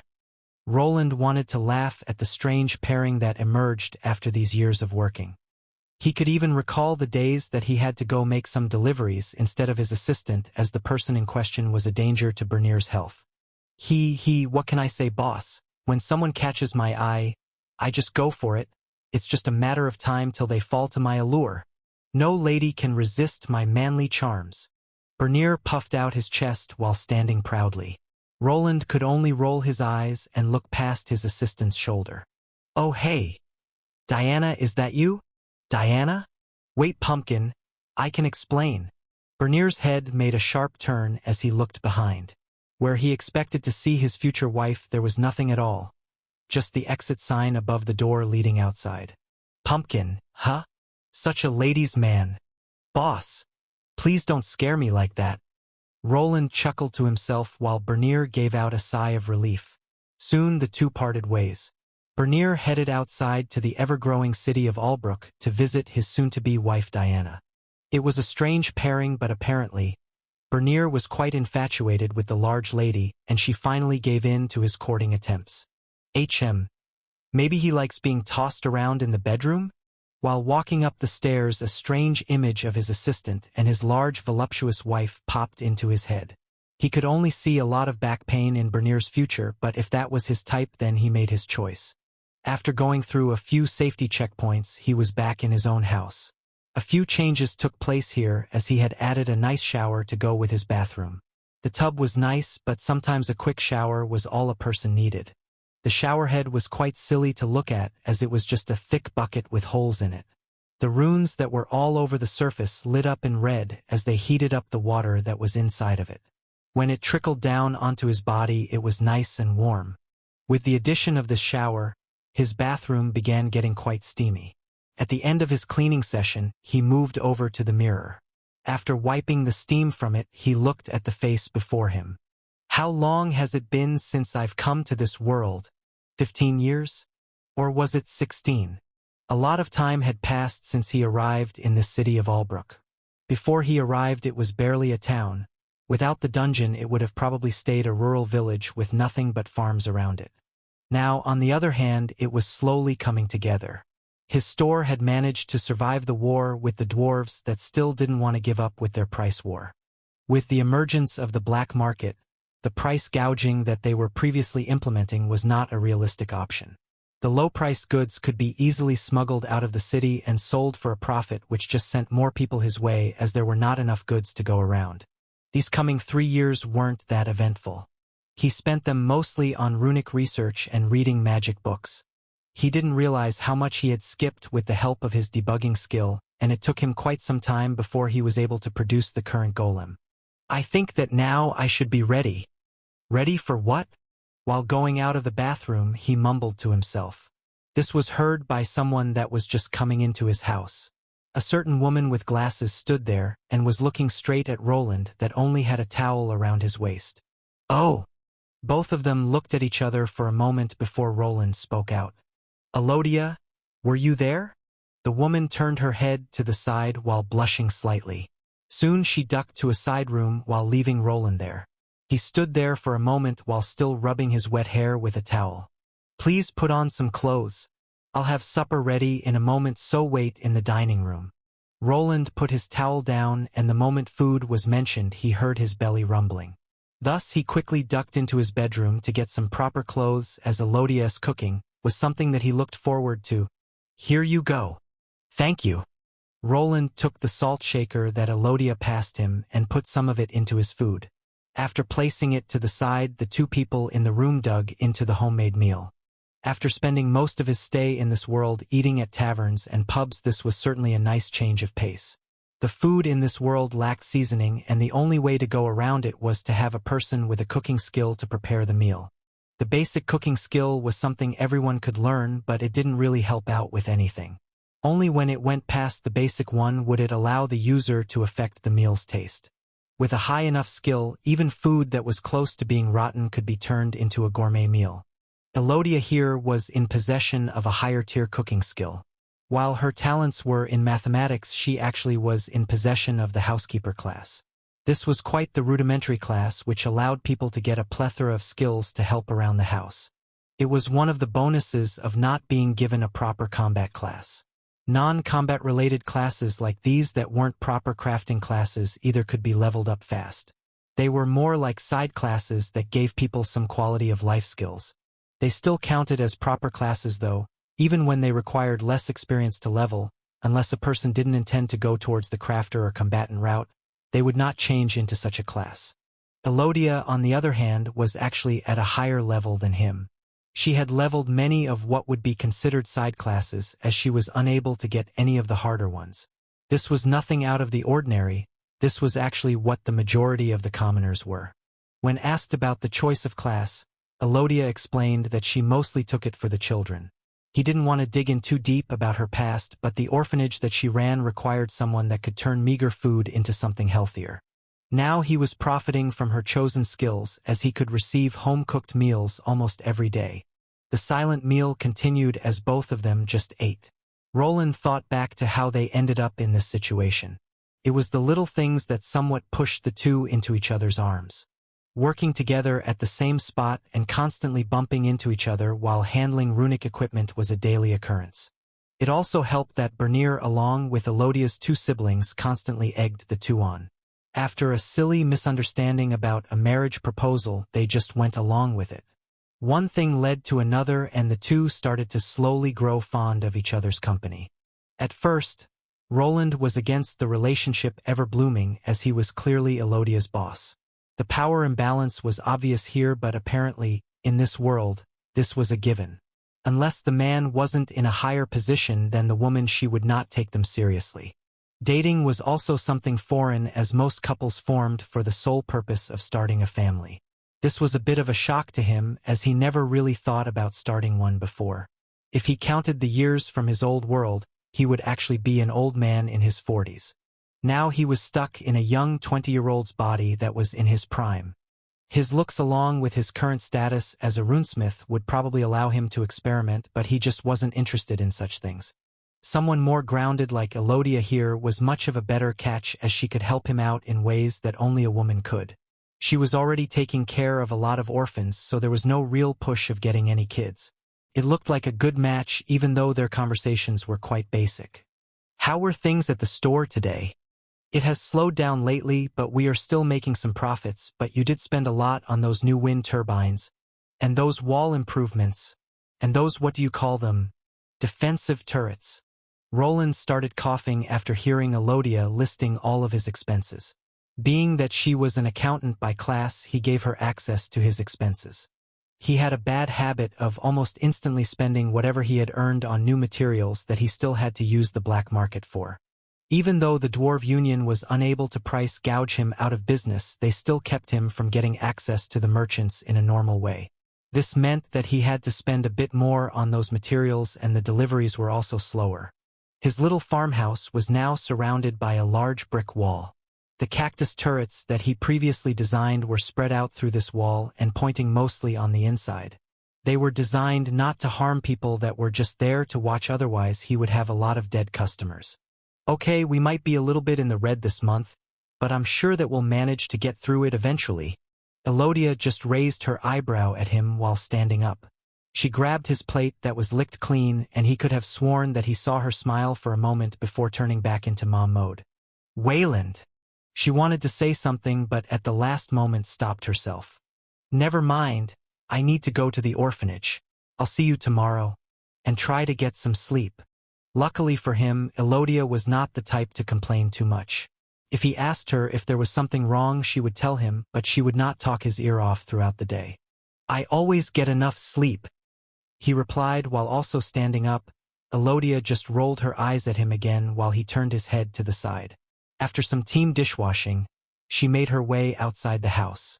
Hold on. I'll walk you back to the city. It's getting late. It was after closing time for the shop, and his new girlfriend was an easy target for any stray monster or mugger that came around these parts. Before the two started spending more time with each other, Elodia tended to go home along with Korgak or anyone that replaced him. Now she stayed longer to either cook or hand him some leftovers that she made at the orphanage. That place was still her main home, and he wasn't comfortable enough to have all of those orphans move here. Though depending on how much leftover money from his ventures he would get, he could place another building on the empty plot of land that he bought. Before the city population exploded, he did buy out the unused farmland around his house. This land was barren, and the soil wasn't really something that could be used for cultivation. Instead, he could place a dorm-like building to move the orphans to, that is, if he ever got enough gold coins to funnel into his ever-rising runic experiments. As it stood now, he was barely making it through the weeks. Agni can escort me. You should get some rest. I know that you didn't get any sleep yesterday. Just look at your eyes. Elodia shook her head while putting on her coat. I'm fine. I have sleep resistance. Something like this doesn't faze me at all. Roland smiled while flexing a bit to show off. He wasn't lying, even though he didn't look the greatest. His body was young and healthy. Sleep wasn't something that he needed that much, and he would be fine with 3 hours per day. Stop that. You need to take better care of yourself. One of these days you will collapse in that workshop of yours. Elodia grumbled slightly and delivered a smack to Roland's upper arm as he was showboating. I'll be fine. I'm not a child. I wouldn't be so sure about that. Woof! Almost on cue, Agni decided to finally show up. The adult mystical ruby wolf was quite large and seemed even taller when walking next to someone like Elodia that was a head shorter than Roland. Okay. I'll get some rest, I promise. Elodia petted Agni's head while narrowing her eyes at Roland, as she didn't know if she could trust those words. Take care. Call me when you get home. I will. Before leaving, Elodia moved a bit closer and looked up at Roland. After a moment of silence, he realized what it was about and leaned his head down. A little wet smooch was placed on his cheek, but he also noticed her recoil slightly. Prickly. I guess I should shave. He did tend to lose track of time, so he didn't have enough time to take care of his stubble. While some people liked long or short beards, his new girlfriend clearly preferred when he was clean-shaven. Roland remained in the doorway while Elodia and Agni disappeared into the forest. His tamed beast was quite intelligent and known around the city. While they wouldn't allow him to wander into it alone, they would not attack him out in the open. Roland crafted him a special collar with a name tag. This was so that people could identify him as a tamed beast but also acted as a shielding device and a tracker. Agni had leveled up a bit in these years, so there wouldn't be many people that could beat him easily. He was still a monster and he received a slight boost to his stats over human counterparts. Do I really look that tired? After Elodia left, he examined his face in the mirror. Maybe because he didn't really spend that much time looking through his features, he never really noticed the changes. Elodia, on the other hand, apparently did. This fact was somewhat embarrassing but yet endearing. Having someone that actually paid attention to him and cared was not something that he was used to that much. I look fine. Even then he just shrugged, as this was not the time for resting. He was already planning his next move that would fix all of his money problems. Through the years he kept a close look at a certain spot in the dungeon. Luckily for him, no other person with a similar magic aptitude was able to find the runic markings that led to his next destination. This was of course the cavern where he found the precious metals when his brother visited this city. That small pocket of treasures would be just the thing that he needed to get ahead. His wares were selling, but he was certainly not the only magical smith in the city. The dwarves, the auction house, and even the Adventurers Guild competed with him for customers. While he was making enough to sustain his crippling crafting addiction, this was slowly reaching a boiling point. His level, knowledge, and skills were reaching a high enough level for him to take the next step and use more exotic resources. These rare materials were required for better golems and higher-grade weapons. While his runes gave him an advantage over the competition, they had better smithing resources. Bernier and Roland improved in smithing, but they were nowhere near the experts that some of the dwarves were. This gap could be closed with a rarer metal that gave a magical sword more uses. These materials would help him put the items he was making in the premium category. For now, he was a bit short of it, as he was still sticking to the smelted metals in his runic smelter that to this day was seeing good use. Name: Roland Arden L116. Classes: T2 Runesmith Lord L41. Primary: T1 Mage L25. Secondary: T1 Runic Mana Scribe L25X.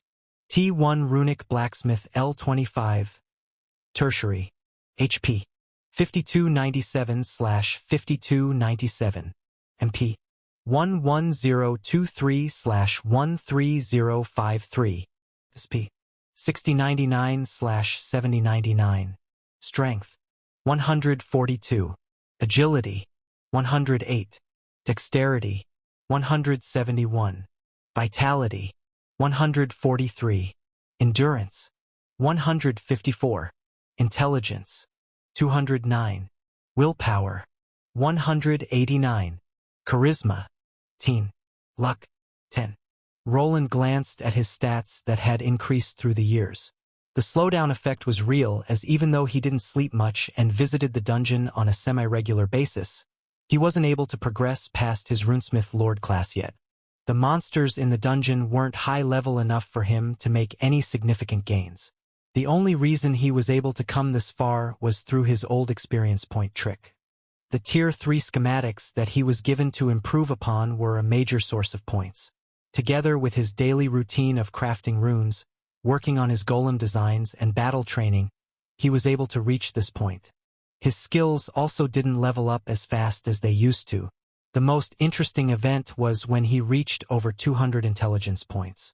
This gave him the Brilliant Eye trait, which increased his mana pool even further by a flat 1,000 points.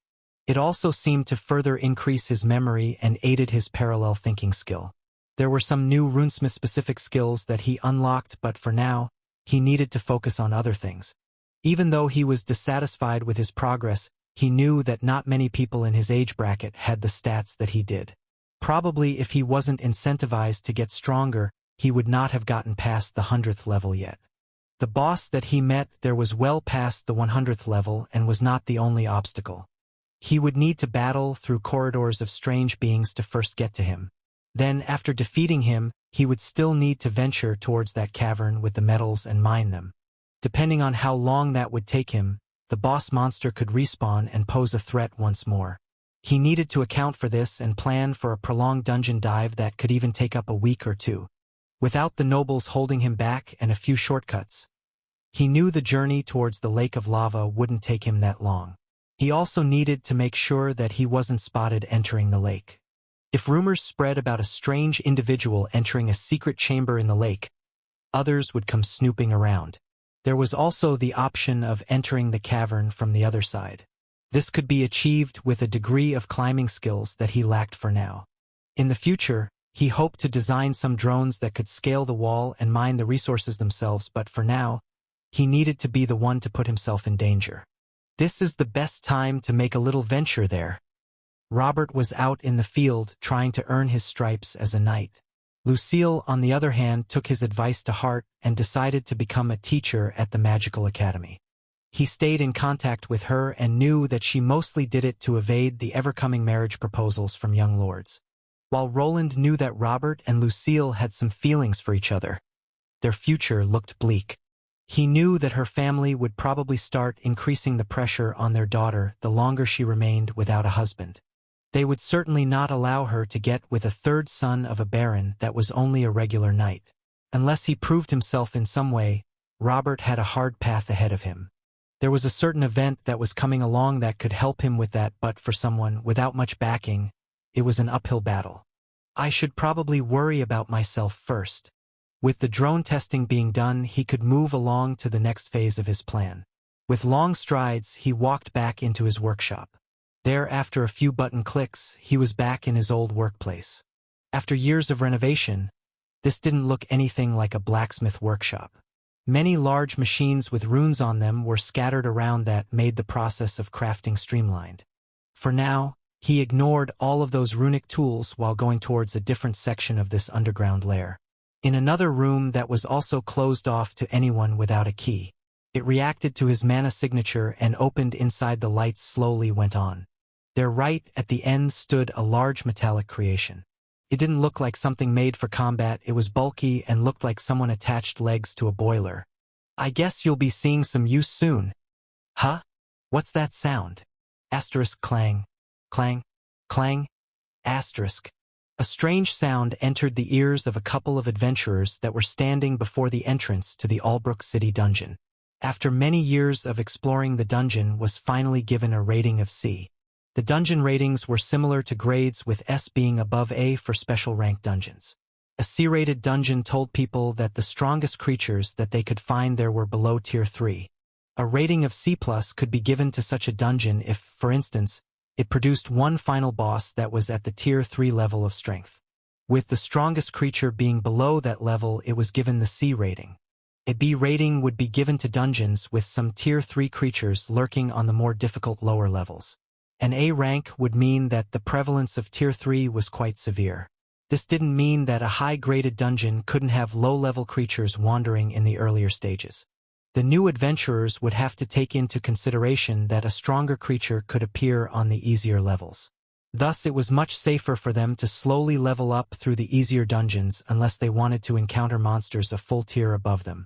This caused this Albrook dungeon to be mostly populated by newer adventurers. The layout caused the easy monsters to stay on the upper levels, which left all the new adventurers a safe space to train up. It was also still enough for the more veteran gold adventurers to find something for themselves. It became a mid-range dungeon that could be used by aspiring adventurers almost all the way up towards their Tier 3 change. Normally, gold adventurers, when approaching the 150th level, would form large parties with each other and head out to a B-rated dungeon. There they would attack the lower-level Tier 3 monsters, as it was faster than sticking to monsters on their own level. The group of adventurers that were looking out into the distance here was composed of steel ones and bronze ones. They were quite surprised by the appearance of a man clad in metal. What kind of armor is that? Are those runes? Never mind the armor. What is that thing behind him? Is it a tamed monster? No, it's made of metal. They continued to murmur while the person approached slowly. The armor that the person was wearing didn't look like your everyday plate armor. Even though it was mostly covered by a dark robe, the gauntlets were too shiny for them not to stick out. The helmet was nice and silver, and while the visor slit was separated in two, it had some sort of dark glass implanted. This caused the people to not be able to see the man's eyes and worry about the visibility. It also didn't seem that this helmet had any holes for breathing, which made it look even more uncomfortable to wear. The rest of this armor seemed more streamlined, and the breastplate was somewhat angular at the chest area. The pauldrons were a bit more pronounced, but not enough to the point that they would limit mobility. The thickness of the armor also looked unordinary, which showed that the person wearing it had to have an enhanced strength number. It was clear to the new adventurers here that the person inside of it had to at least be a Tier 2 class holder to be able to move around in that heavy armor.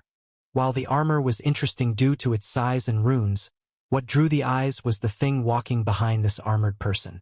It looked like some kind of barrel with 4 legs.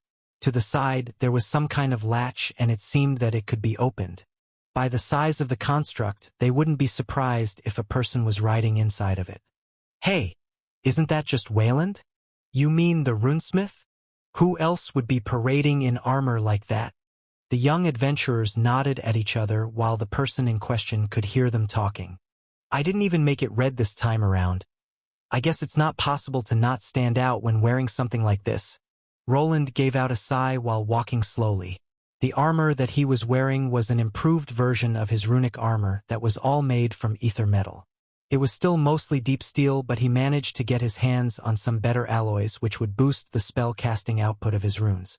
It was time to head into the dungeon to get his resources. He had planned and waited for the right moment. Now it was upon him. While it was something that he was looking forward to, he also realized that his heart was beating faster. At first, he thought that he was pushed into some of these strange situations. The time with the Ant Queen or the run-in with the Dark Elves were some. There was always a safer way of doing things, but he realized that he also didn't like to waste time. If he took it slowly, he would have probably been behind his current level. His stats would be lower, and his store might have not even existed yet. He realized that taking risks was just a part of life and running a successful business. Even now, while going down into the dungeon, there was more time than he could take. The store money had slowed down, but he would be able to gather more with time. Waiting and twiddling his thumbs was not something he liked to do. Maybe because in his past life he wasted time on doing things that others forced him to, that now he was unwilling to wait. It was as if he feared that if he stopped for a second that he would lose his stride, and for that he was even willing to put himself in some moderate danger. A growl knocked him back to reality as he spotted Agni looking at some adventurers. They all quickly backed off after the ruby wolf peeked out from behind the chubby walking golem. "It's okay, Agni. Calm down. They are just curious." Agni snorted with his nose as some of the new adventurers were so curious about this strange party that they approached to take a look. This made Roland think about the talk he had with Bernier not so long ago. "Be sure to double-check everything." "Sure, boss. You don't need to worry. I'll keep everything safe. You have all the key cards. Do you need me to explain them to you?" "No need. I remember everything. You are worrying too much, boss. Have a great time in the dungeon." About 30 minutes ago, Roland was looking at his somewhat older-looking assistant. His beard was a lot longer than before and even had some braids. He did not understand the dwarven culture, and even though his assistant was only half a dwarf, he still loved to tend to this bushy mess. "Don't worry, Wayland. I'll keep him in check." A womanly voice called out from the side, and he saw a rather tall-looking woman with quite the large protruding chest area. That's reassuring. Diana, one of the other Tier 2 blacksmiths from town, was also here. For some unknown reason, Bernier managed to hit it off with this large woman. She was even taller than Roland was, so he was somewhat surprised that she decided to pair up with Bernier, who wasn't all that tall. Bernier, of course, reported on his romantic conquests on every occasion that he got. Roland didn't believe most of it. Diana was also clearly the one wearing the pants in this relationship, as he could see his assistant flinch a bit after his girl spoke out. Through the years, Roland managed to be less paranoid about the people around him. This was mostly due to his own sweetheart that had grown on him through the years. By going down into the dungeon, he needed someone to keep the fort. Elodia had the orphanage to worry about, so that left Bernier. The last time he was left was years ago and produced some dead thieves. Now the area was much better protected, so he was sure that Bernier would be able to handle himself. Diana being here was mostly Bernier's idea, and he didn't need to ask why he wanted her here. The two had their own places, and they mostly stayed at her workshop for their nightly activities. With him leaving for a few days, it was probably time for his assistant to let loose in his own improved house. The shack that he had lived in was no more, as his carpenter skills were used. The house wasn't as large as Roland's, but the inside was somewhat cozy. There would be enough space for a whole family to live in, and he wasn't sure how he should feel about that being a possibility. Having Diana over here would increase his store's profitability. She was also in the minority of people that he could trust along with Bernier. The large woman constantly complained about how her wares weren't selling that well. The only people that went for the basic non-magical armors were bronze and steel-grade adventurers. Getting involved with Wayland Enterprises would probably earn her a lot of money, but he was aware that making such a decision wasn't easy. She would be selling off the store that she worked hard to create. Even though she wouldn't be moving far, it would probably be a hit to her pride as a craftsman if she just gave up.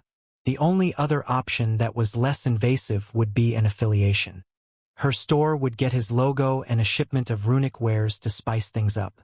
The problem with that would also concern the Dwarven Union. They still had it out for him. Any store that had his wares up for sale would probably invite some trouble that was better avoided. But as time told, he was able to work around that problem with good runic items. Even without the Dwarven help, his name carried weight behind it that the dwarves could not deny anymore. He was the city runesmith, he was the first one, and they would all see him as one. This didn't mean that he would be the only runesmith forever. The city was slowly stabilizing itself, and there were even houses being built outside the old walls. This would be a new district that was supposed to be called a new town, while the old town remained inside. While he didn't think that this expansion would reach his home anytime soon, it was a possibility that he would get actual neighbors here after 10 or so years. The intermediate ranked sea dungeon was popular enough for this to happen. Even the nobles that ruled the area were slowly starting to show some interest in it. "Come here for a second." Roland pulled Bernier over closer while he was looking at his future wife. "Listen, you are free to use all facilities, but if I find out that you did something in my own house then—" Roland glanced over towards Agni, who in response showed Bernier his nice chompers while also looking at something between Bernier's legs. "No, boss. I need those. Don't worry, we won't." "Fine, have your fun. You too, boss, and be sure to bring old Betsy back in one piece." "I'll try." With click to a runic remote, old Betsy sprung to life. This was a heavy golem that was built for transportation. It was something Roland decided to create to replace Bernier, as he didn't want to endanger a good blacksmith like him with more dungeon runs. He wasn't getting any experience from the kills, which slowed down his progress. Instead, they built a mechanical mule to carry around the heavy load. This golem looked like a bulky headless horse with a golem eye at the front. It had a compartment inside with the largest spatial bag that Roland could afford. The plan was to replace this bag with a proper space rune when the time came, but for now, this would have to do. By bringing only this large mule-type golem, he would save on energy. The spatial bag inside of it would be enough to house all the other weapons and provisions that he needed for his new expedition. The batteries that it used were also inside, along with a portable charger that he could use his own mana on. If he ever ran out of energy for some reason, he would be able to recharge the golems a couple of times on his own. "Did you pack the lunch I made for you?" "Yes. I've triple-checked everything. Stop looking at me like that. I'll be fine." As he was about to head into the forest, he was then met by Elodia. His woman wasn't happy about him wandering into the dungeon alone. Luckily, she was used to the adventurer types, so it wasn't as hard to convince her for this longer expedition. "Be careful. If you don't come back in time, I'll send a search party for you." "Please don't do that. I'll be fine. The monsters in the dungeon aren't anything special." He of course didn't quite come clean about what monster he would be fighting, as he knew that Elodia would be probably against him soloing a unique boss that no one else had met before. "I'll be waiting. Don't forget to eat." After a little smooch, they finally parted ways. He felt bad about his lie, but he didn't want to worry Elodia. Thus now he found himself walking into the dungeon with a lot of eyes on him. Luckily Agni with his increased size and level was enough so scare anyone from coming over and asking stupid questions. The lumbering golem behind him wasn't very fast, but not like he was in a hurry. The stairs caused it to wobble around a bit, but it was not falling down. The runic program that was created for it made it shift its weight to offset the angles so it wouldn't fall over. Even if it got flipped around for some reason, it had an axillary arm to turn itself over. There was also one perk of using this mule golem instead of Bernier as a porter. The monsters would normally not attack this golem unless it moved. When he turned it off, they would just see it as a lump of metal with no life.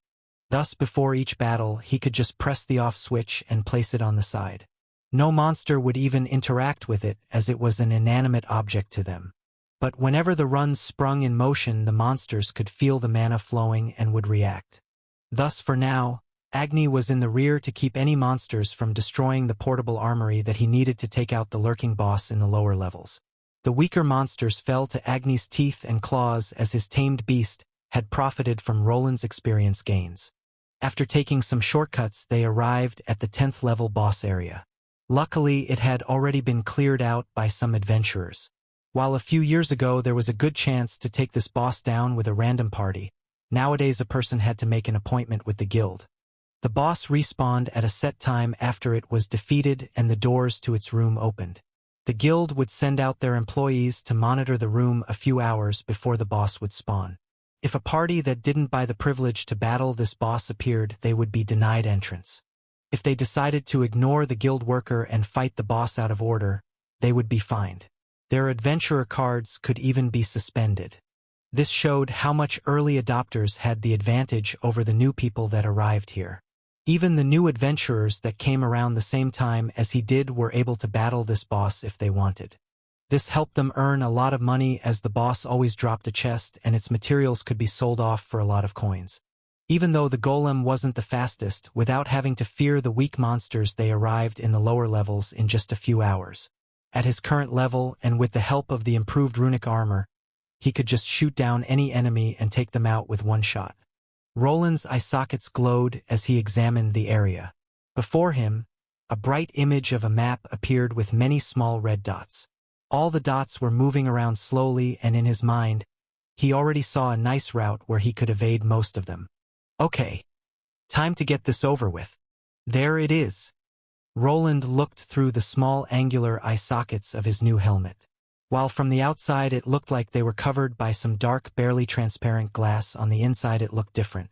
It was a special material that didn't let light in but was able to produce a clear image from the inside. It was something fashioned out of crystals that were able to sustain some smaller runes. Thanks to this, he could use it as a sort of small monitor. The first thing he did was implement his mapping device into this whole armor. Now it really felt like he was in a game, as a minimap was at the corner of his eye. He could make it larger to scan for enemies and the topography of the area. At this moment of time, he was hiding behind a large boulder while looking into the distance. There he saw a large lake of lava and some adventurers standing before it. Even though he had the large mule golem behind him, he went unnoticed as the party was busy fighting off some salamanders. I'll have to wait here until they are gone. Roland clicked his tongue as he hoped that something like this wouldn't happen. He entered the dungeon at a later hour so that when he got to this lower level the other adventurers would be leaving. He couldn't account for longer expeditions, as some people did camp out in this dungeon. There were a few spots to rest here. One was the cave the nobles spent some time after arriving, but it was closer to the dungeon exit. Another one was past the lake. At the last camping spot the nobles rested. While the dungeon would make people disappear, any appliances they left behind would still be there. If someone abandoned a tent, the dungeon would not be able to absorb it like it absorbed dead bodies of monsters or adventurers. The monsters would also not interact with them unless they could feel some signs of life or magic in them. Thus, with time, some areas were built up with flame-resistant structures. Even now some areas were set up for mining purposes, as this dungeon did possess a large pocket of flame-resistant materials. It was of course quickly snatched up by the dwarves that had somewhat of a monopoly when it came to things like mining. He didn't really blame them, as he would have probably done the same. The dwarves couldn't really buy the mining rights to the dungeon, but they could keep people away from the spots that they discovered. Unless someone had a fight to pick with them, they would evade such mining operations that were also well protected by high-level adventurers.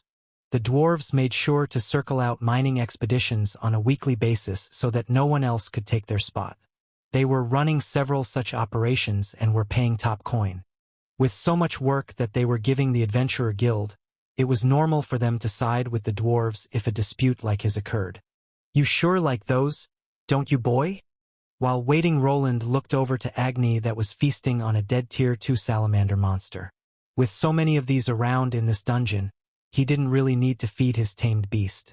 Agni even preferred to hunt for his own food instead of receiving some store-bought sausages, as they lacked the mana stones that he was fond of. Thanks to the inbuilt feature of this new armor's helmet, he didn't really need to peek out from behind the boulder. He could see them quickly moving past the dried-up lake as the lava parted to the sides. "Let's go, Agni." Initiate following mode. While glancing at OL Betsy and giving her a voice command, they finally left from behind the large boulder. It didn't seem that anyone was watching him, but he couldn't really be sure. Roland was trying to be somewhat stealthy, but this large mule was somewhat eye-catching. This could very well be the first and last time that he had the opportunity to get those high-quality materials. The first time he was there, the commotion with the nobles was enough to keep everything hidden. Now, on the other hand, if someone saw him vanish in the middle of the lake, it would look suspicious. This wasn't something he could control, and for this reason, he decided to take this large mule-type golem along for the expedition. The inside was outfitted not with only one large spatial bag but several smaller ones. The plan was to get as much as he could now and not worry if the Dwarven Union discovered his little secret later. He was just one man, so he didn't require as many materials as those large smithies that the dwarves ran. One good mining expedition was enough to last him for a very long time, for how much he would actually only know after arriving home and unpacking. "Let's go, Agni, we don't have much time." Golem, activate carry mode. The lake was about to split apart once more, and while this was underway, the golem started to transform slightly. The legs on the side moved closer towards its body and slid into some hidden compartments to make it smaller. Roland looked to the large golem that was behind him and quickly grabbed it with both his hands. The runes on his armor started glowing as he activated the strengthening buffs that he previously inscribed. It was quite a scene of him lighting the large golem over his head and quickly running through the lake. While the golem could move around, it was nowhere near close to his running speed. He risked getting swallowed up by the lava if he waited for it. It was around here. Roland came to a halt while placing the golem to the side gently. He was now in the middle of the dried-up lake of lava. His debugging skill was activated as he scanned for the entrance. Not far from where he was standing, he found it, a set of hidden runes glowing brightly. Without losing any time, he moved over to this location, and after a moment of fiddling around, he heard a clicking sound. The thick rocky ground that looked impenetrable by normal means started shifting to the side to reveal an opening. "Quickly, Agni, we need to get down. There shouldn't be any monsters in that area, but be careful." Not wanting to stand out more, he ordered Agni to go down first and see if there was something threatening their descent. While the mystical ruby wolf was going down, he also used his own hands to carry the mule golem with him, as the narrow stairs would have been a problem for it. In its current state and with its legs folded inside, he was able to somewhat squeeze it through the opening that appeared. He would pat himself on the back for being able to remember the size of this opening. If not, this would have probably been quite the short expedition, and he would need to make his golem smaller. "Woof! No enemies in sight? Good boy. Stand watch while I close the opening." With both Roland and Agni inside, it was time to close the door behind them. Even if someone saw them entering this spot, they would find it hard to follow in their footsteps. Without a proper runesmith or a runic mage, it would be impossible to open up the door to this hidden chamber. After the opening above his head was closed, he could finally relax. The moment he descended into the room, a set of torches lit up on the walls. There was nothing in this room besides those torches and a door on the other side. Out of curiosity, he looked down to the ground but could not see any signs of footsteps. It was clear that no one had been here for a very long time. With how the dungeons like to reset any damage done to them, he didn't expect to see his old footprints being here. Disengage carry mode. Enter following mode. Roland felt a bit silly giving the golem commands, but he didn't want to push his armor's programming by adding remote control to the mule golem. His armor was already jam-packed with various runic spells. Just like with any software from the modern world, adding more code could cause the old one to give him errors. Let me see. After the golem moved its legs back out, he opened up a small side compartment. There he found a hand-drawn map that he had fashioned himself. It was a map of this place that he drew up 3 years ago when he was here. The corridors inside were filled with monsters and some were dead ends. While traveling with his brother and Lucille, he had to stop and draw where they had previously been. Without pen and paper, he used the walls or the ground instead. With the help of his good memory, it helped them to get to this area after wandering for some days. Okay. Agni, let's go. Stay behind me and protect the golem. Agni whined a bit while looking at the large door in the distance. Roland smiled a bit as he knew that his wolf just wanted to act as the vanguard to meet the danger instead of his master. While the monsters that led up to the boss weren't super strong, there were a lot of them. With Roland's current strength and improved armor, it would be faster for him to do it instead of his tamed beast. Finally, the real expedition began as he pushed the large door open. This opened up a large corridor that was dimly lit by similar magical torches. While going through the threshold, he heard a strange noise from behind the corner. After scanning the area for monsters, he noticed a red dot slowly approaching him. These monsters sure react fast. A Tier 2 upgraded version of a flaming skeleton was now in his path. The monster had a shield and sword in his hand and fire was coming out of its eye sockets. Without giving the monster much time to charge him, Roland raised his hand. A blast of cold energy was released from his palm and collided with the monster in front. The whole corridor lit up with bright blue light that soon faded. The monster that was previously on fire stood in place while looking like a frozen corpse. With such a big of a level difference, these won't be much of a challenge. Roland slowly moved forward and moved his hand to the frozen skeleton. He relieved the monster of its head just to grab the mana stone that was embedded into its forehead. This mana stone made its way into Agni's mouth as Roland threw it towards him. At this point in time, Roland didn't really care much about these mana stones that he could easily hunt for. The monster inside wouldn't pose much of a threat, not at least till he got closer to the boss chamber. So the slow walk continued. All the monsters that were before him fell to one of his spells without being given a second to react. Even Agni became fed up with all the mana stones that he was given to eat, so the rest was tossed into the mule golem that was lumbering slowly forward. Roland found himself wandering through these halls while holding the map and trying to recall if he was going in the right direction. With his increased level of skill and improved weapons, he soon arrived at the area before the boss's room. Didn't think I'd see one of these here. The monsters that had been in the tunnels had certainly changed. Even this one that was keeping him away from the boss chamber was different. Luckily for Roland, who had been farming golems for their cores for years, this would not be a dangerous foe. After some ice blasts here and there, which were then followed by a sledgehammer to the golem's externalities, the monster was down on the ground. It was unable to move and ready to explode like last time, but this time, Roland was ready. He quickly dislodged the golem's core before it blew up and then shoved it into one of the spatial bags for rare items. This is it, Agni. Please watch my back while I prepare. With the boss room before him, Roland was ready to give his monster subjugation drones a spin. Before opening the golem that came with him, he examined the boss room with the help of his mapping feature. Just like before, there were no life signals inside. From what he remembered, the moment the door was opened, some sort of mechanism would be activated. Only then would the boss appear from above, as he was probably waiting in a hidden room. Before going in, he made sure to examine the large doors here. His debugging skill didn't show any side entrances that would let him evade this boss just like the years before. Thus it was time to get this job done. Roland opened up the latch to his mule golem and reached into the large spatial bag that was in there. From it, he removed a certain spider-like machine that looked very similar to the drone that he was testing before. There wasn't just one. No, there were 6 of them together, and after injecting some mana through his armor, they all sprung up to life.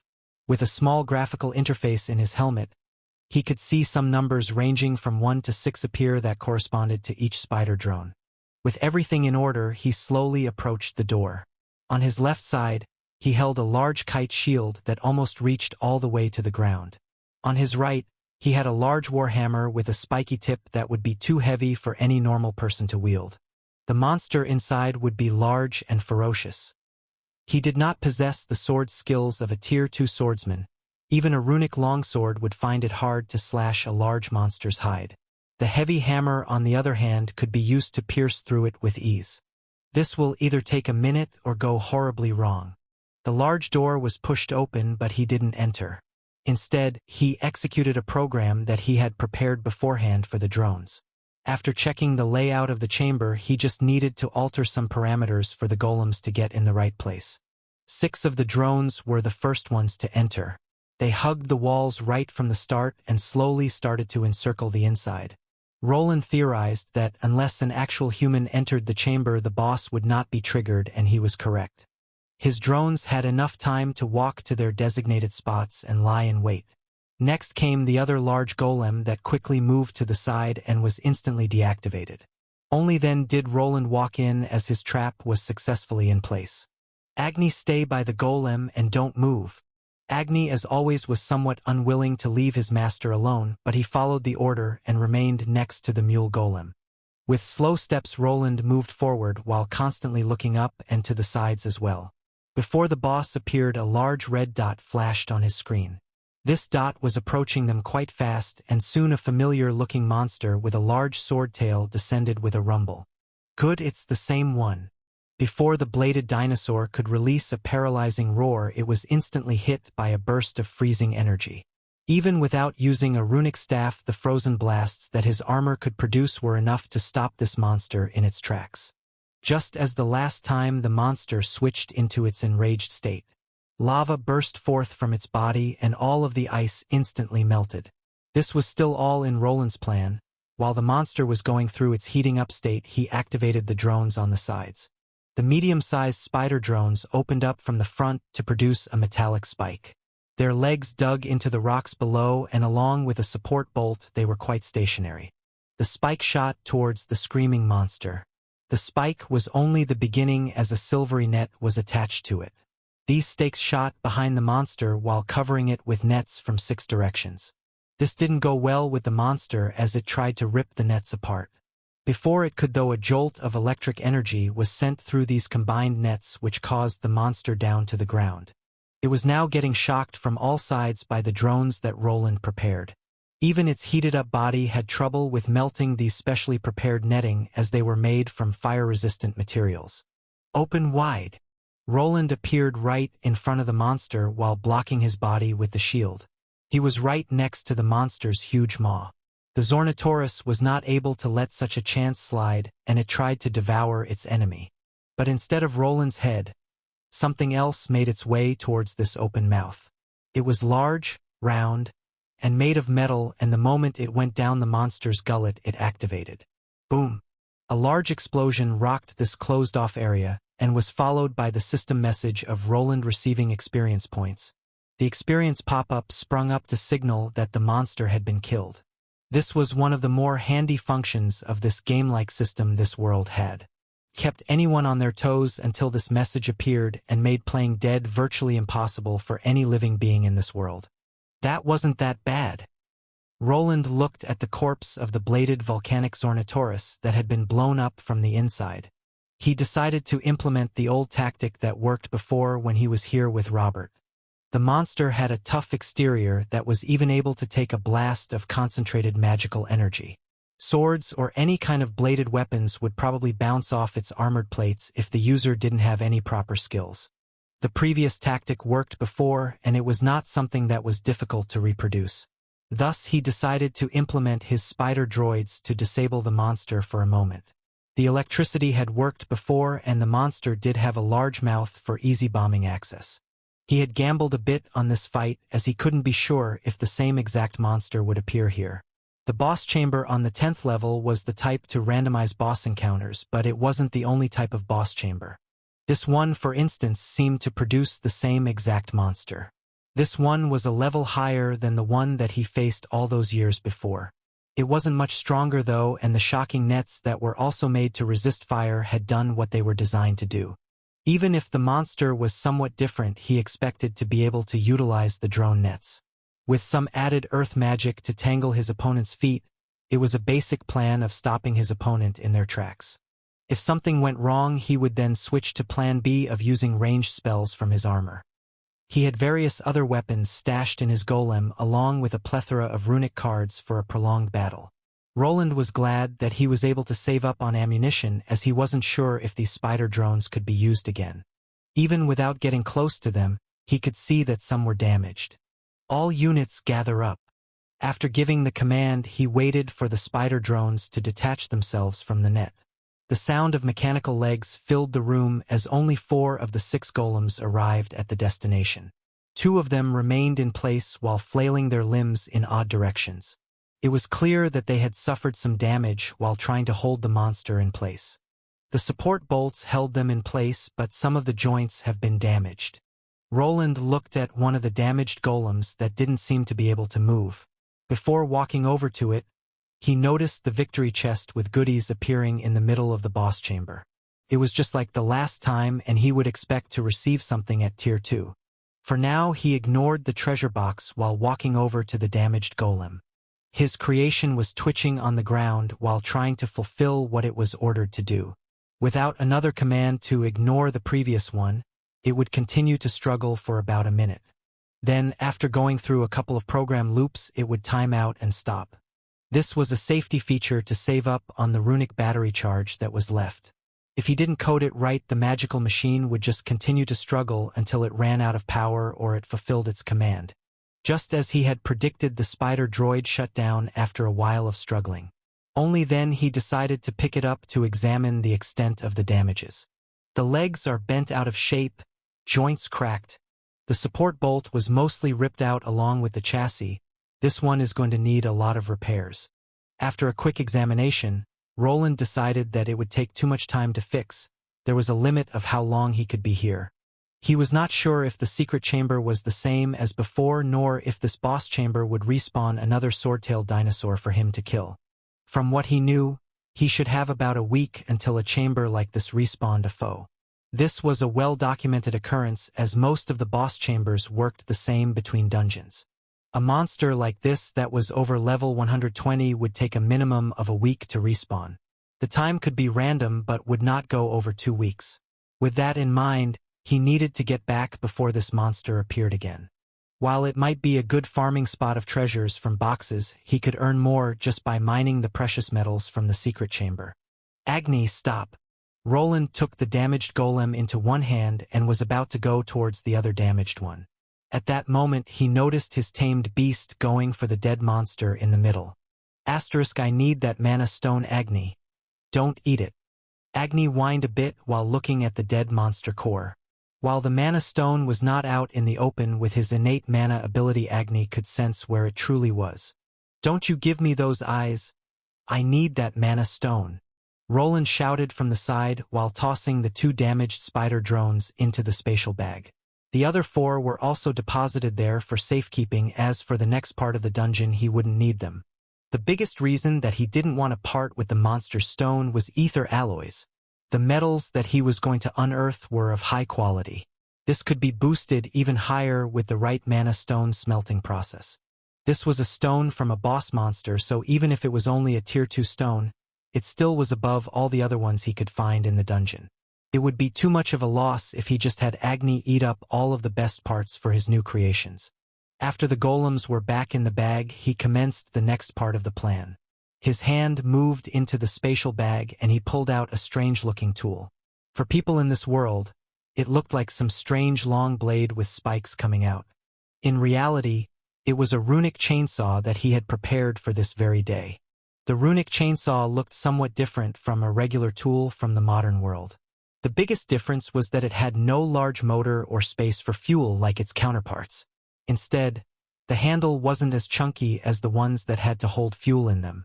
This handle was constructed for holding it with both hands so as to not have the tool slip out during the process of cutting.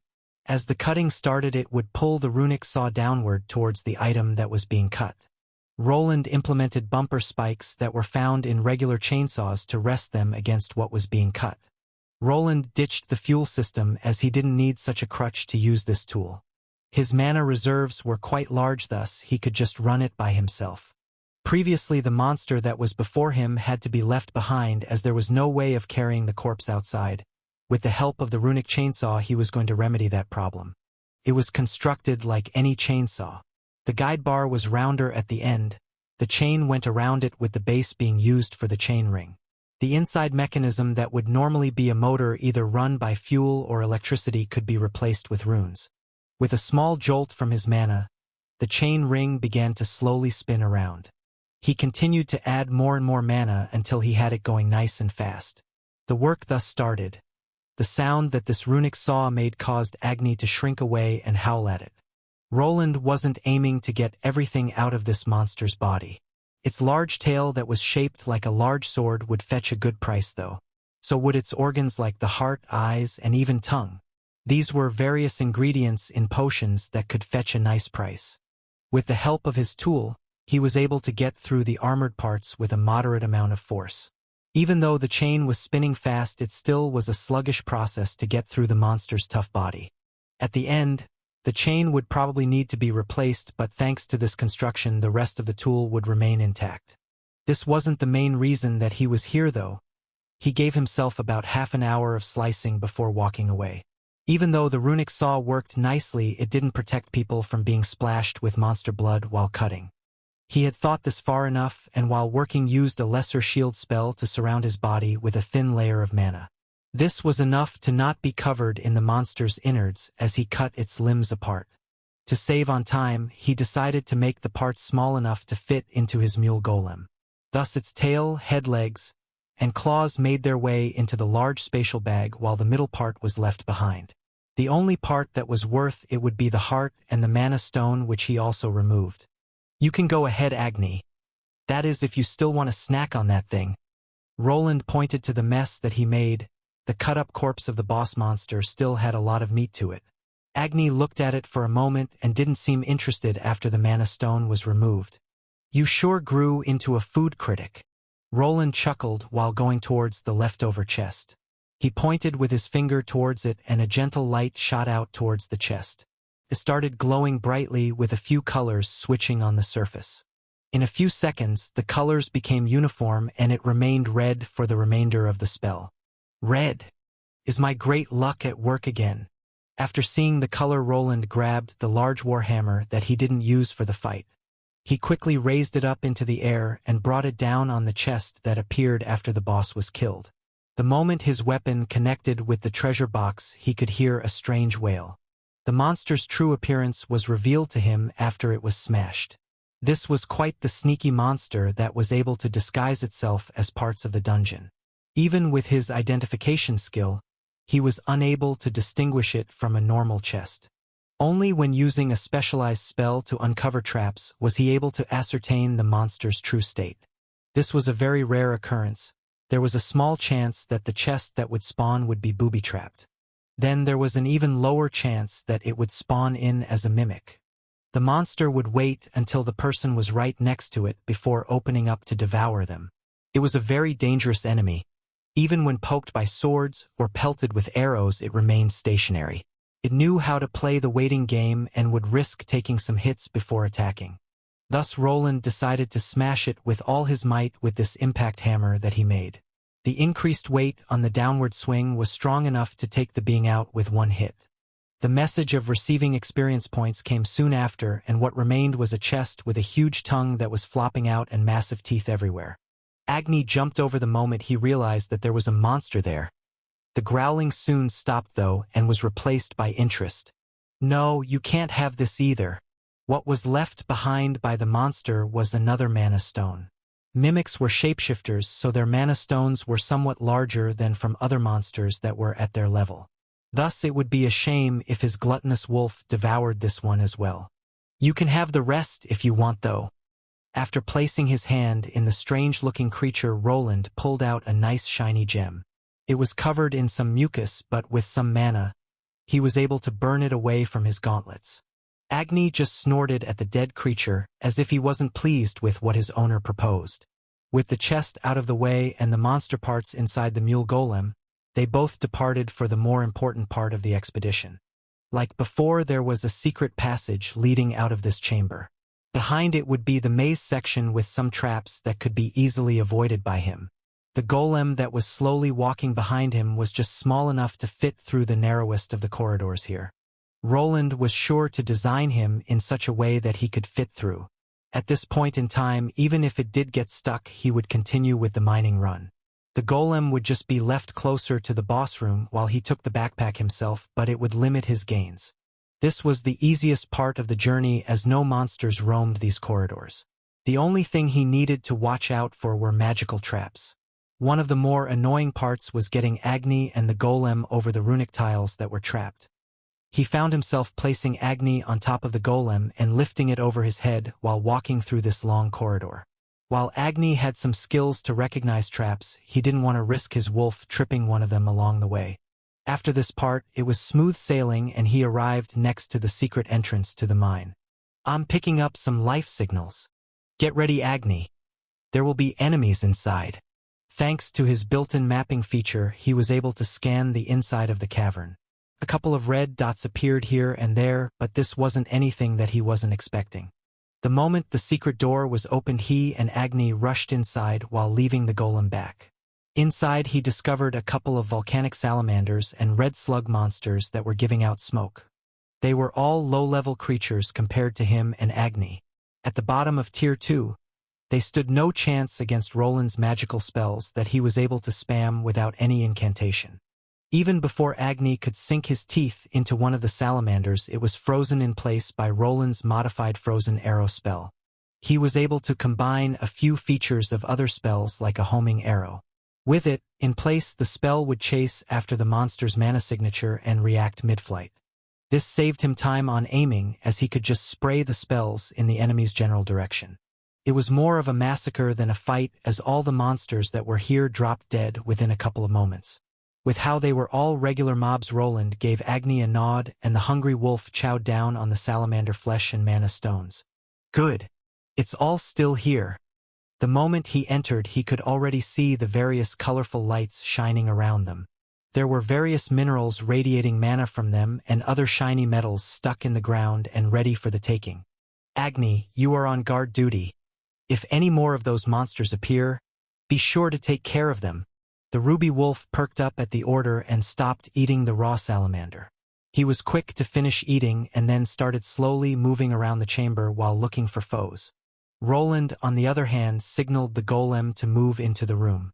From inside of it, he removed the 4 working spider droids along with 2 other ones that he had saved up for this occasion. With some fiddling, the golems were now equipped with something that looked like a drill on their fronts. It's time to work. Spread out. Initiate Routine 11B. While the smaller golems activated, he removed a nice-looking pickaxe from the storage as well. It was time to give his mining skills a try. The sound of drilling along with metal colliding with rock filled the mostly empty cavern. To the side, a rather bored mystical ruby wolf was munching on some volcanic salamander meat while looking at its master swinging a shiny pickaxe. This was something that had been going on for quite some time. Roland did not sleep, nor did he stop swinging his mining tool while collecting various of the costly minerals.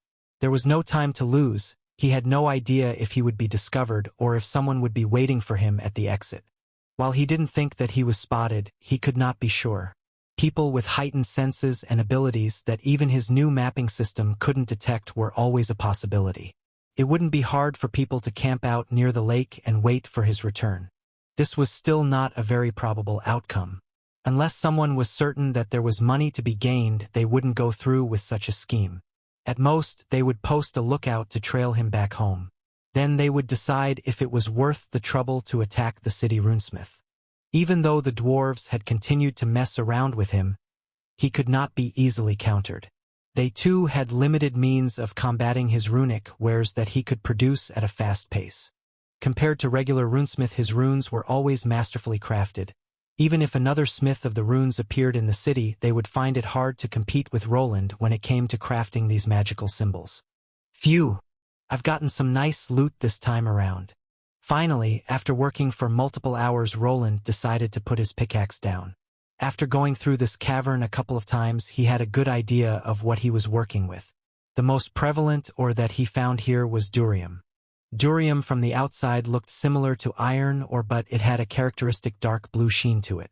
It was much stronger than iron, but this durability came at the cost of being somewhat brittle. Thus, after some research, the people found a few ways to combine this extremely hard metal with other alloys and finally produced durasteel. Durasteel was mostly a combination of deep steel and durium with a sprinkle of other minerals. It could also be further refined into ether durasteel, which would produce items that even platinum-grade adventurers would not be ashamed to use. This would probably be the next step in his life as a runesmith. He would finally be able to shift his focus away from deep steel weapons and armor. The amount of ore he was getting here would be enough to get him started. The first move would be to improve all of his tools, smelter, and forge into the better durasteel variant. With it in place, he would actually be able to handle the other rare metals that he was also finding here. One of them was mithril. He didn't find regular mithril in these caverns. Instead, it was a fire-resistant variant that instead of a silvery coloring was quite crimson. Most miners referred to this ore as volcanic mithril due to how it was only found in places where there was lava. This metal was even more resistant than durasteel and didn't need to be mixed with other minerals. Most Tier 3 class holders came in contact with this fantasy metal, and weapons made from them were a show of status among those circles. It was one of the more prevalent high-quality metals in this world. There were only two others, orichalcum and then adamantium, which was considered the strongest of them all. Both of them were even rarer and would rarely see the light of day. Adamantium in particular was considered practically indestructible.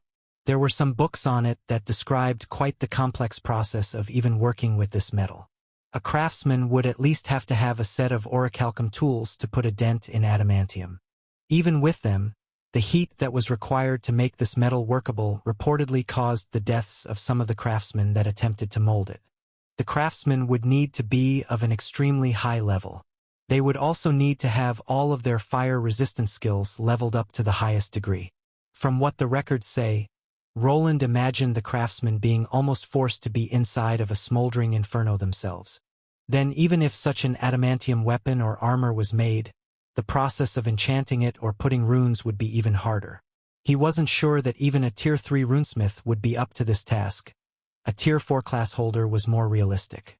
The third metal that he was able to find again was Ethereum. There were some sizable chunks that were ready to be unearthed, and this would probably increase the value of his wares by quite a bit. Ethereum was a metal that was used by grand magicians for magic tower cores.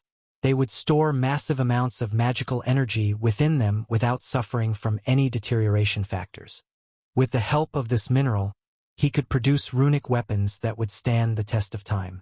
By adding a bit of Ethereum into the durasteel mixture, he would be able to boost its enchanting capabilities many times over. In itself, durasteel wasn't much better than regular deep steel when it came to runic deterioration. But when combined with some Ethereum, it would reach its true potential and be something quite close to actual mithril. Roland smirked a bit as he continued to think about the possibilities of using all these metals. Thanks to the dwarves, he was unable to procure such metals. He was also short on funds as the black market merchants were unwilling to go below market value. He knew what they were doing. The ores that they were selling were clearly stolen through various means, either by open robbery or just by some greedy miners that sold some on the side. Such materials would always be sold for much less than they would normally be worth on the market. Thus, they should have gone for at least a bit less on the black market. But for him, the black market was the only option now, and the greedy merchants knew it. Now, on the other hand, with all this he was mining here, he might be able to pull in some merchants. Though the Dwarven Union was powerful, there were still merchants that didn't see them as much of a threat. If he managed to produce high-quality runic durasteel wares, he would finally have something to bargain with. golems, runic weapons, and even magical scrolls. His portfolio was finally coming together, and he reckoned that some of the more risk-taking merchants would finally be willing to do business with him. While the auction house in Albrook had been ignoring him, it wasn't the same for other cities. He just needed to strike a deal with someone that would be willing to transport the Durasteel wares out of the city. Other larger auction houses were unfazed by the dwarves, in which he would be able to sell even if he was blacklisted in other places. If the profits are high enough, I could even go there myself. It would probably save me some money. Then there was option 2, to just organize a little trip outside the city. There were larger gatherings of adventurers closer to the large super dungeon. Their gold-ranked adventures and ones above them weren't that rare. Roland had been cooped up in this city for a few years now. This was mostly due to his paranoia of being robbed or attacked by cult members that he once faced. Now, on the other hand, his store was well protected. Thanks to Lobelia and her friends, he had access to the Thieves' Guild. With them around, he would not have to worry about getting robbed when he was gone. The Dwarven Union had also not sent any assassins after him as he had previously feared. They really did most of their dealings through business. There was a limit to what they would do, and killing was clearly off the table. If they couldn't buy him out or price his store out of existence, they would let it be. Roland could even imagine the little buggers coming over to strike a deal if he ever got wealthy enough. That is, if they could ever look past him being a human runesmith. These Elikin's crystals will also fetch a nice price. The second mineral that was quite prevalent here was the crystallized form of Elikin's fluid. It was quite similar to oil from the modern world that he came from. It would fetch a nice price on the market, and thanks to his batteries, he didn't really need it to power his golemic creations. While his mind was filled with the new products he would be able to create with his new stash, he looked to one of his spider droids. The little guys were drilling around some parts of the ground to loosen up the ores there. The golems that he made were still only basic products that he hoped to improve. Even though they had the same mapping feature that he had, it was hard to implement the analyzing skill into their programming. Without it there, it was hard for them to distinguish between what they were looking at. The only way to go around it was to give them spells similar to the one he used on the mimic chest. He could somewhat help them to distinguish between normal rocks and actual minerals. With the help of the drill attachments, he could somewhat speed up the excavation process. While the golems were there, he used his armor to fully scan the whole area. After getting back home, he would use this data to improve upon the spider drones. He hoped that after improving their systems, they would be able to fully distinguish between the best parts and focus on them, as now they were just randomly digging around some ores. I should get back to work. After the little break was over, Roland resumed with the digging. While he could have manufactured a large drill for himself, with the armor on and his increased strength, he didn't really need to. With heavy swings and a steady hand, he was already working like a machine. What's with this wall? While somewhat spacing out and going through the motions, his pickaxe went into a part of the wall he was working on with too much ease. It was somewhat surprising, as it felt that he had punctured through it. When looking at his projected map, he couldn't see anything past this part. No hidden tunnels or other caverns. The only two places leading out of this place were the one that he came through and the tunnel he entered together with Robert 3 years ago. This wall, it has a strange sound to it. He started tapping the rocks and noticed that there was something off. From the sounds he was getting, it felt like there was space behind it, but his measuring devices told him otherwise. Curious about what was going on, he decided to pick up the pace and focus on this part. With a couple of swings, he was actually able to pierce his way through this section of the stone wall. The hole that he dug up was about the size of his head, and the first thing that he noticed was some light. There on the inside, he spotted strange glowing crystals that were illuminating the space he was seeing now. What is this? Another secret room inside of a secret room. This would be the third secret room in this section of the dungeon now. His interest peaked, as this meant that there was another way to get into this room with all these resources. Maybe on the other side of this wall, there was some passage that led all the way to the large dungeon level. Strange. Still can't see anything on the map. Roland glanced at the glowing stones that were in a couple of places. They were quite bright, like light bulbs in crystal form. It was a peculiar sight, as he didn't remember seeing such bright, glowing crystals in any other parts of the dungeon. Even in the part he was in, the glow was mostly due to the crystallized mana fluid giving of mana. The walls were also somewhat strange. They didn't seem to fit with the inside of the cave he was in. The color of the rocks on the walls and ceiling was somewhat different. Then he glanced on the ground to spot another oddity. The ground actually had smooth tiles. This is clearly another room, but Roland was somewhat confused by the look of this secret corridor. He had been through many others like it, but the ones in this dungeon kept the color scheme. They were all somewhat in the theme of this dungeon, while this one looked like it didn't belong here. Then there was the strange occurrence where he could not see this place showing up on his map. If he didn't vigorously swing his heavy pickaxe around, he would have never discovered this secret spot. While his brain was telling him to create a larger hole and investigate, his instincts told him to be careful before going inside this new area. The strange lights, the way that his sensors weren't picking up what was behind this wall, it all made him hesitate to just go inside. Then he heard a strange sound. It sounded like something was rattling around while getting closer. He still had limited visibility through the hole that he created, but being curious, he remained in place to look at what was coming. In the distance, he noticed a shadow of something. It had a somewhat humanoid shape and was slowly moving in the distance. It seemed that this corridor went into a sharp corner from where those sounds were coming. He already realized that it was probably some kind of monster. With that in mind, he placed his pickaxe to the side. Even if it noticed him, he would be able to reach into the hole with his hand to cast a few spells. What interested him more was what kind of monster would pop out. His first thought would be a more advanced version of a flaming skeleton, probably a Tier 2 skeleton soldier or something close. He was right to assume that the humanoid creature would be of the skeletal variety due to the bone rattling sound. The fact that it was a Tier 3 monster was something that he didn't expect. The monster was a lot bigger than the flaming skeletons or the soldier types that he saw around in this dungeon. It was even larger than he was and was clad in a set of heavy armor.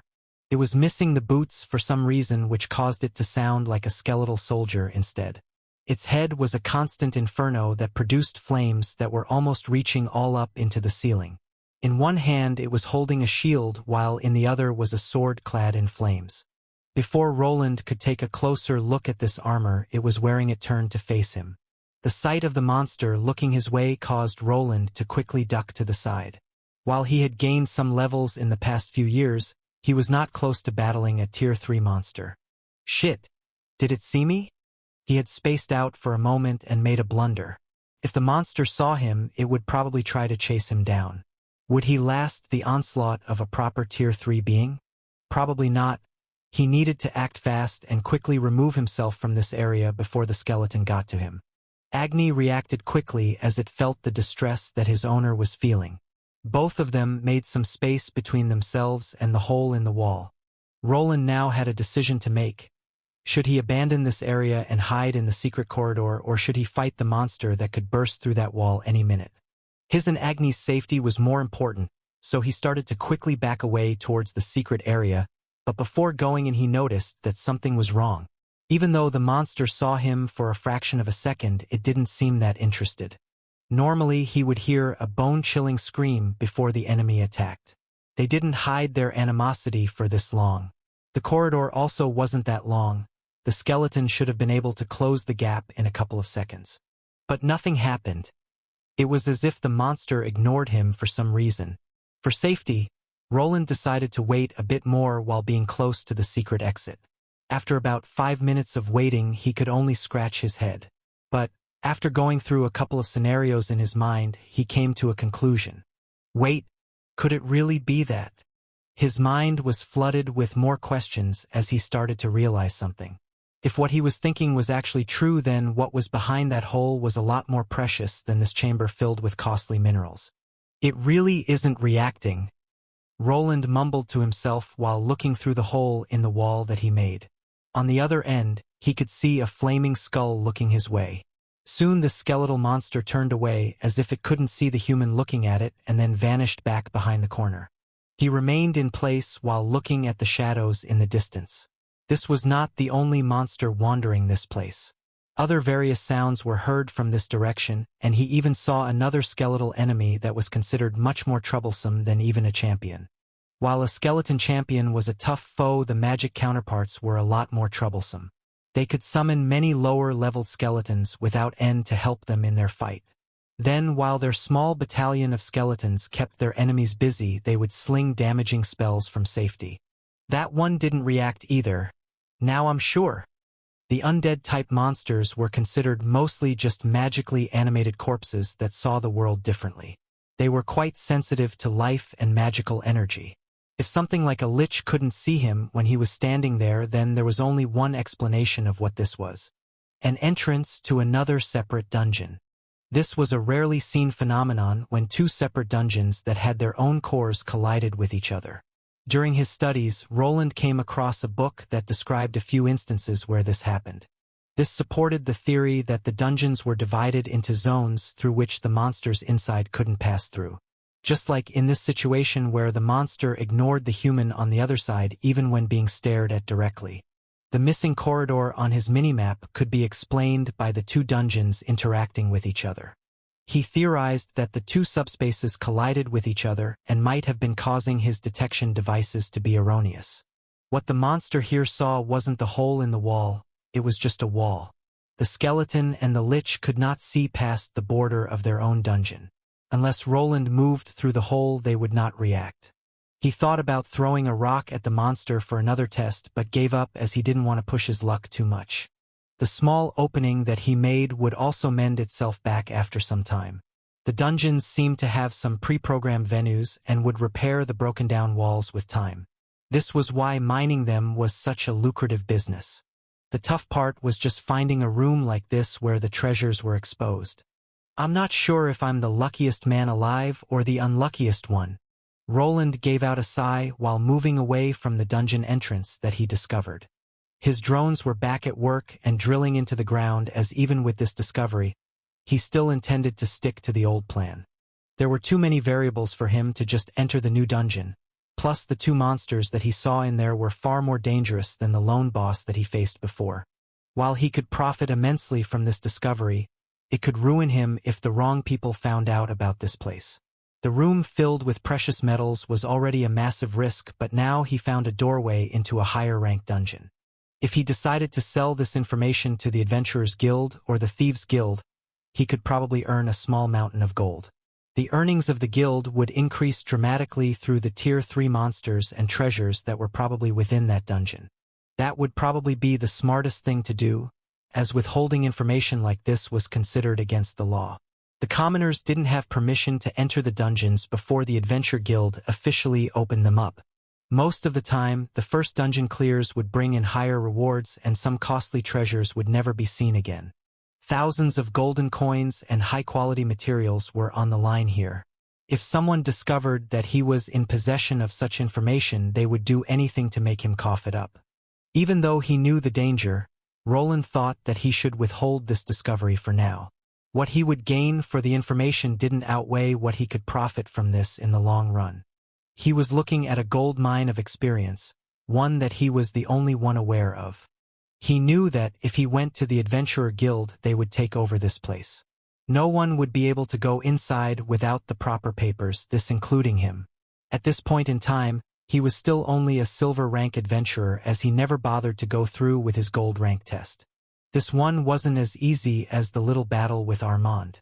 To pass it, he would need to go to the guild again. First, they would reevaluate his levels with another measuring device. It would be impossible for him to use his old tactic of hiding his class as he did before. The gold adventurers dipped into the elites, which made the tests more precise. He would need to at least reveal that he had the Runesmith Lord class during the examination. Then, if he passed, the guild would send him out into another guild to pass the test. This was a somewhat strange tradition of sending adventurers to other cities on long journeys. They would be given some standard gold rank quests to fulfill along with a time limit. Most of the time, a worker from the guild would be assigned to the party and travel with them like a shadow. He would remain hidden during their tests and grade their performance from a distance. This role was mostly given to other adventurers that were over the golden rank or retired ones that worked at the guild. Some magical items were given to these testers to keep them from harm. These guild members would not be held accountable if the person taking the test died. Their job was to watch from afar and grade their performance. If they got themselves into trouble that they could not handle, then it was their fault. He was a busy man. There was no time to go on long journeys to other cities. At least not while his business was expanding at a fast rate. Adventuring was just a means to an end for him to get his shop running. His true skills remained in crafting and runes. That didn't mean that he wasn't interested in a deep down this rabbit hole here. His levels have been stagnating lately.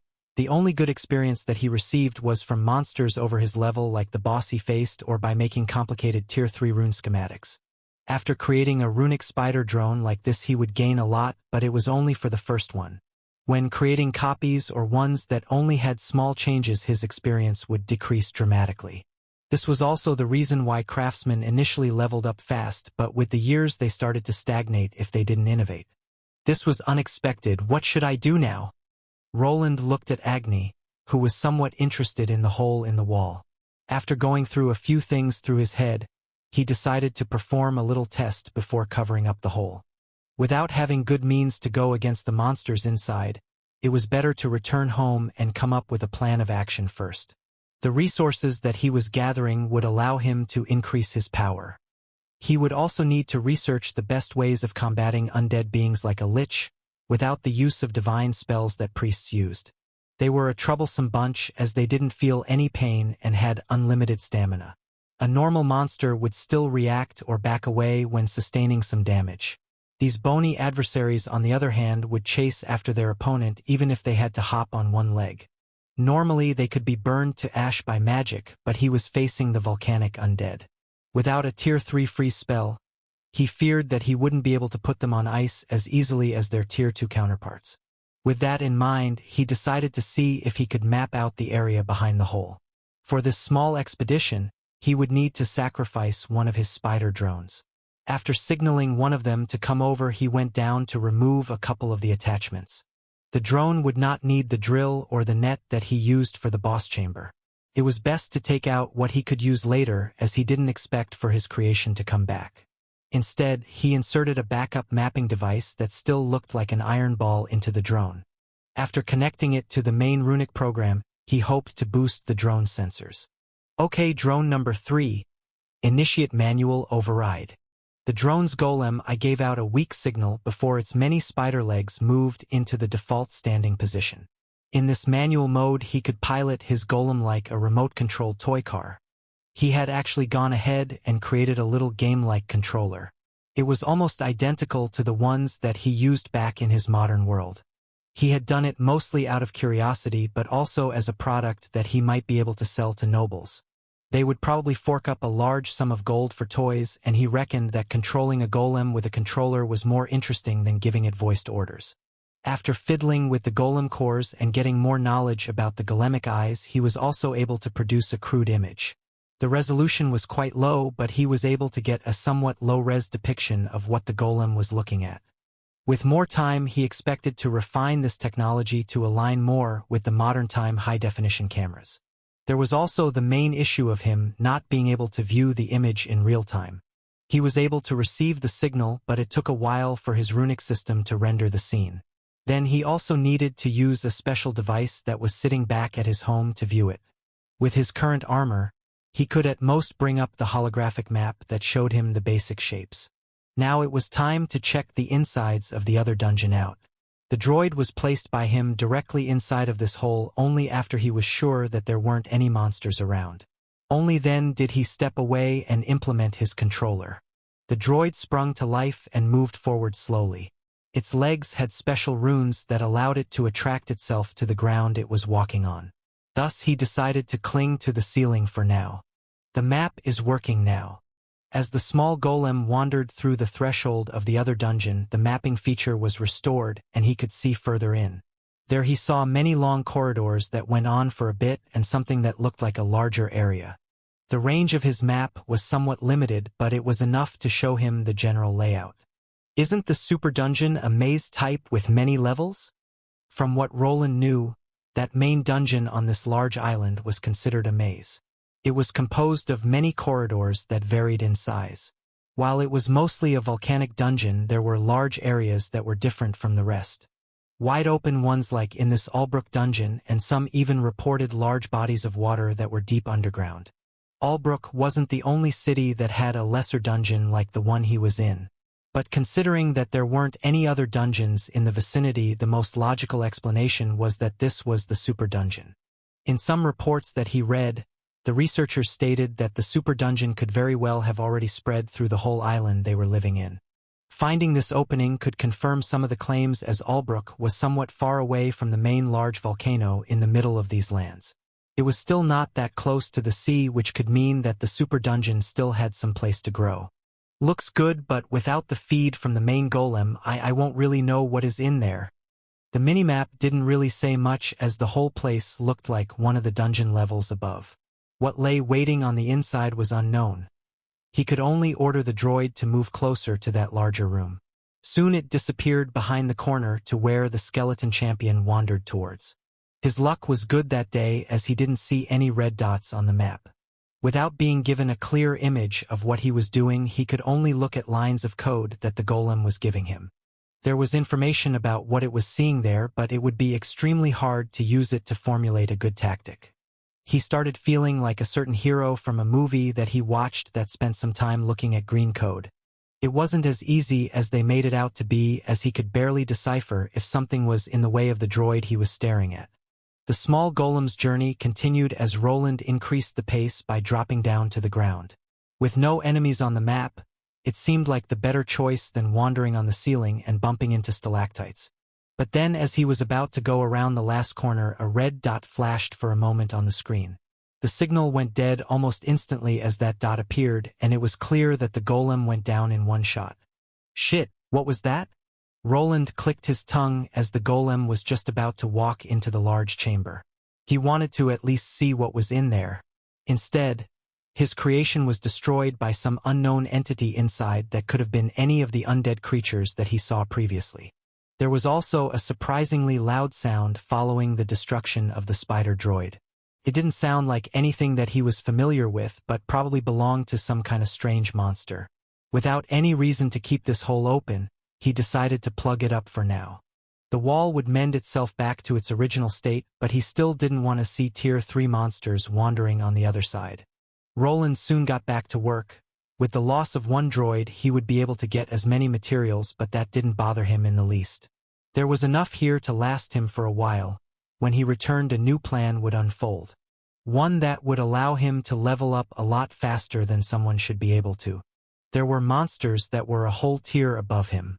Managing to kill one of them would allow him to gain a massive amount of experience. With them being stuck in another dungeon, his escape route was assured. He could just waltz in, throw a few spells, and quickly duck back into this cave if something went wrong. This was something that he intended to use to further his strength even more. Before that, he needed to improve his gear so that he was actually able to damage a Tier 3 foe. Thus he increased his pace, his heart rate shot up, and he felt something that wasn't usually there, a pinch of excitement. That will be enough. Roland slung a large sledgehammer over his shoulder that he used to break up some rocks. After spending a few days in this cavern filled with precious metals, his mining skill actually got some use and leveled up several-fold. Having a crafting class allowed people to gain some gathering skills to a certain degree. The mining skill would allow him to spot weak spots in some of the rocks. It would also somewhat make his hits penetrate into the rocks. This, in turn, caused the rocks to shatter easier. While he already had the basic mining skill, this was the first time that it was properly leveled up. It seemed that when using better quality tools and mining rare materials, it was leveling faster than usual. After spending 4 days in this cavern, he had managed to fill the golem up to the brim. This was not due to him managing to gain so many metals and minerals. It was mostly because he had to cut around the ores, which increased the chunk sizes. This meant that most of the items that he had mined were just simple rocks that would need to be properly treated. Luckily, he had a proper assistant that could take care of such things, and his wife was also a bonus worker that he was slowly opening up to. Roland's shop had grown through the years. There were even situations of people walking up to him to ask for a job. though most of those quickly disappeared after hearing that the Dwarven Union was still not being favorable to him.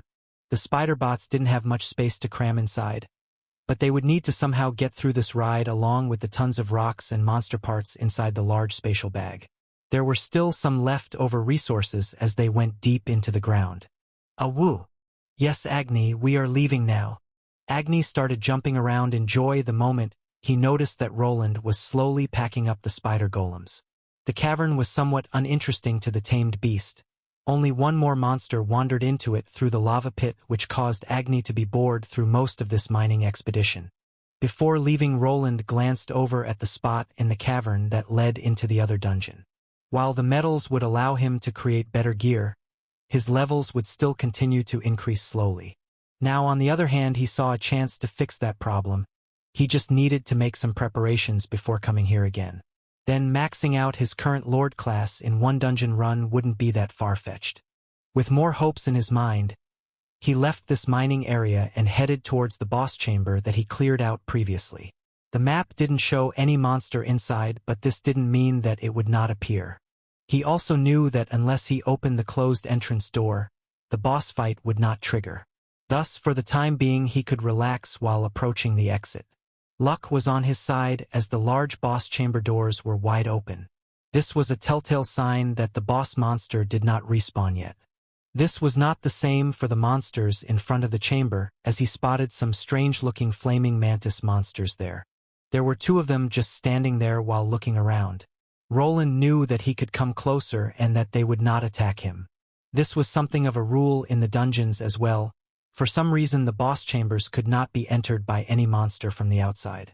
Thanks to this strange rule, he was now able to pelt these monsters with spells while they could not attack him. They went down rather quickly, as at this point Roland's stats were already something that a high-level gold adventurer would have problems with. Any monster below the 100th level did not stand a chance. With a couple of concentrated ice arrows, they were out of commission. Roland continued through the corridors as he did before, but this time around Agni could aid him against the monsters here. Even though Roland was over-leveled for this section of the dungeon, he still needed to be careful. There were many hidden areas where he could be ambushed by monsters, some traps here and there. The only reason he was able to progress fast was thanks to his inbuilt map, through which he could see most of the hidden enemies. It showed him how much more good information was important as opposed to pure battling strength. Not far from home now, Agni. Let us take a small break. There are people above us. After about a day of walking, he arrived at the larger area with the exit section. He used more mana to widen his scanning range, and thus he discovered some dots above. These were clearly people going through the Laval Lake. Woof! They both sat down on the ground while the mule golem slowly lumbered behind him. If Roland popped up now, the adventurers outside would surely discover him. His suit also came equipped with a working timer, so he knew the best time to make a run for it.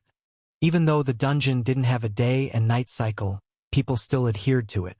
The best moment to make his move would still be at about 1 a.m. when everyone was already asleep. The adventurers that stayed here slept at this time too and camped out at a few well-known spots that were far away from this lava lake. Without anything around him that he could fear, Roland decided to remove his helmet.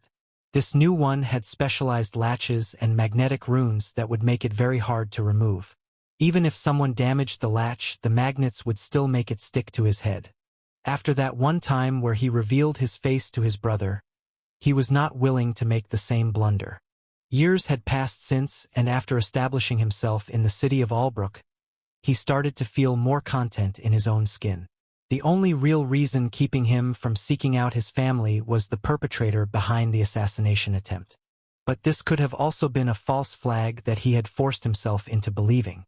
The air inside of this cave was not the best, hot with a smudge of sulfur. His helmet possessed a filtering feature that he could expand to a smaller area if he gave it some more mana. Roland looked somewhat tired after spending almost a week down in this dungeon. His eyes were also somewhat strained. Even though the sleeping resistance made him less sleepy, it only elevated the symptoms of being sleep-deprived. The longer he stayed like this, the worse he would feel. While sitting and waiting, he took out a canister with some water to drink and a bit of dry jerky. It was bearable to eat this, but ever since Elodia showed up and gave him proper meals, he was unsatisfied with these rations. He wasn't sure what it was, but the closer he got to his home, the more he thought about the girl working in the store instead. There was a lot of crafting to do, more weapons to build, and more gold to be earned. But for some reason, spending time with that woman felt like the bigger prize here. Heh, maybe I've just gotten old. Roland smiled weakly while looking to Agni, who raised his ears at the statement. Even though he looked like a 20-year-old young man, he would be past 40 if he counted the years from his old world. Normally a person at his age would already be married and have a few kids. This was not something that he was against, but it wasn't a realistic option for Roland here. At least not in the past. Now, after a long period of peace, he wasn't sure if settling down was off the table anymore. I wonder if OL Pops would blow a gasket if he knew that one of his noble sons was together with a commoner. He wasn't sure what his father would do. Getting together with women that weren't of noble descent wasn't totally out of the picture. The only real rule was for the first wife to be a proper noble. No one really cared if the rest were concubines if an heir was already here. This was the same for his family. The first wife was a daughter of a noble house, while the second had been from a merchant that was more in line with the commoner heritage. The third wife was a mystery, though. Was she also a noble or some wench that he picked up along on the military expeditions? When he was in the Arden estate, he tried gathering some information, but he couldn't find any about his mother's identity. It was as if the Baron made sure that no one would figure out who she really was. There were no records of her lineage or any paintings left behind, just words and rumors that pointed to her being a commoner. If that was the truth, was anyone's guess. Time started passing while he tried to focus on more productive things like thinking about improving the golem design. Many ideas floated about, mostly ones with a larger design that, with the current resources, would finally be possible. Agni, get ready. The ruby wolf perked up as Roland finally stood up from his spot. It was past 1 a.m. at night, and there hadn't been any movement above for quite some time. Finally, the moment of truth came as he grabbed the larger golem to make a run for it. With his helmet back on, Roland could scan the area for heat signatures. With it, he was able to exit at the right time when the lava lake cleared out. Just like before, he grabbed the slow-moving mule golem and made a run for it. The only difference was that he instantly closed the entrance behind him. With the new armor allowing him to run faster than before, he was able to get to the shore even before the lake started closing. After leaving the golem down on the ground, he continued to look around. "Do you see anyone, Agni?" Without spotting any dots on his map, he turned to Agni, who had a tracking skill. The wolf started sniffing at the air for any current close-by smells. While he was able to pick up the scents of many people, there didn't seem that there was anyone in the vicinity. "Awoo!" Agni gave out a howl before snorting with his nose, as always to indicate the fact that he couldn't spot anything. "Good. Let's go. Be vigilant, we aren't out of the dungeon yet."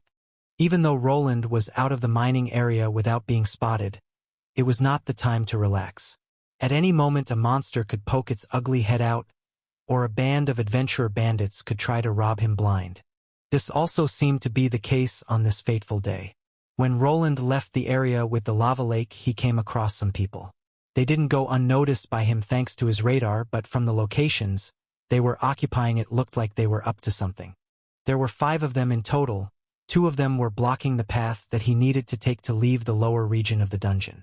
3 others were on high ground and probably armed with ranged weapons. Something like this wasn't out of the ordinary.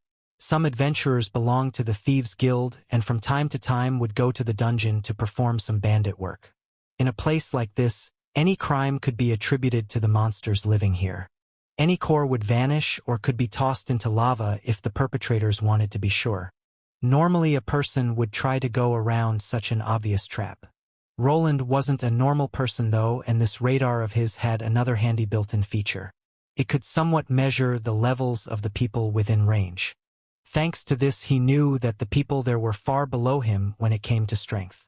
There were 3 options for him here. First, he could just backtrack a bit and wait for them to go away. The second option would be to take a roundabout way to the exit that would increase the travel time by an hour or 2. Then the last option was to go forward and just fight them. "Agni, we have a couple of idiots waiting for us. Be sure not to get hit by any of the arrows.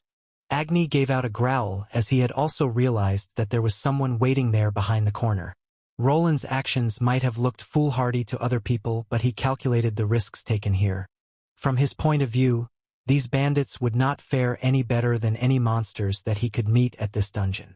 Halt! Don't take another step. The enemies shouted at him the moment he entered their trap. One of the three that was previously on higher elevation jumped down to cut off his escape route.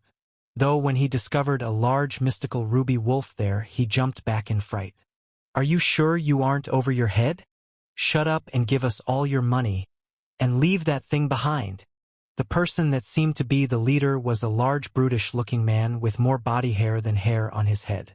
The other four looked like your typical party composed of mostly archers and warrior types.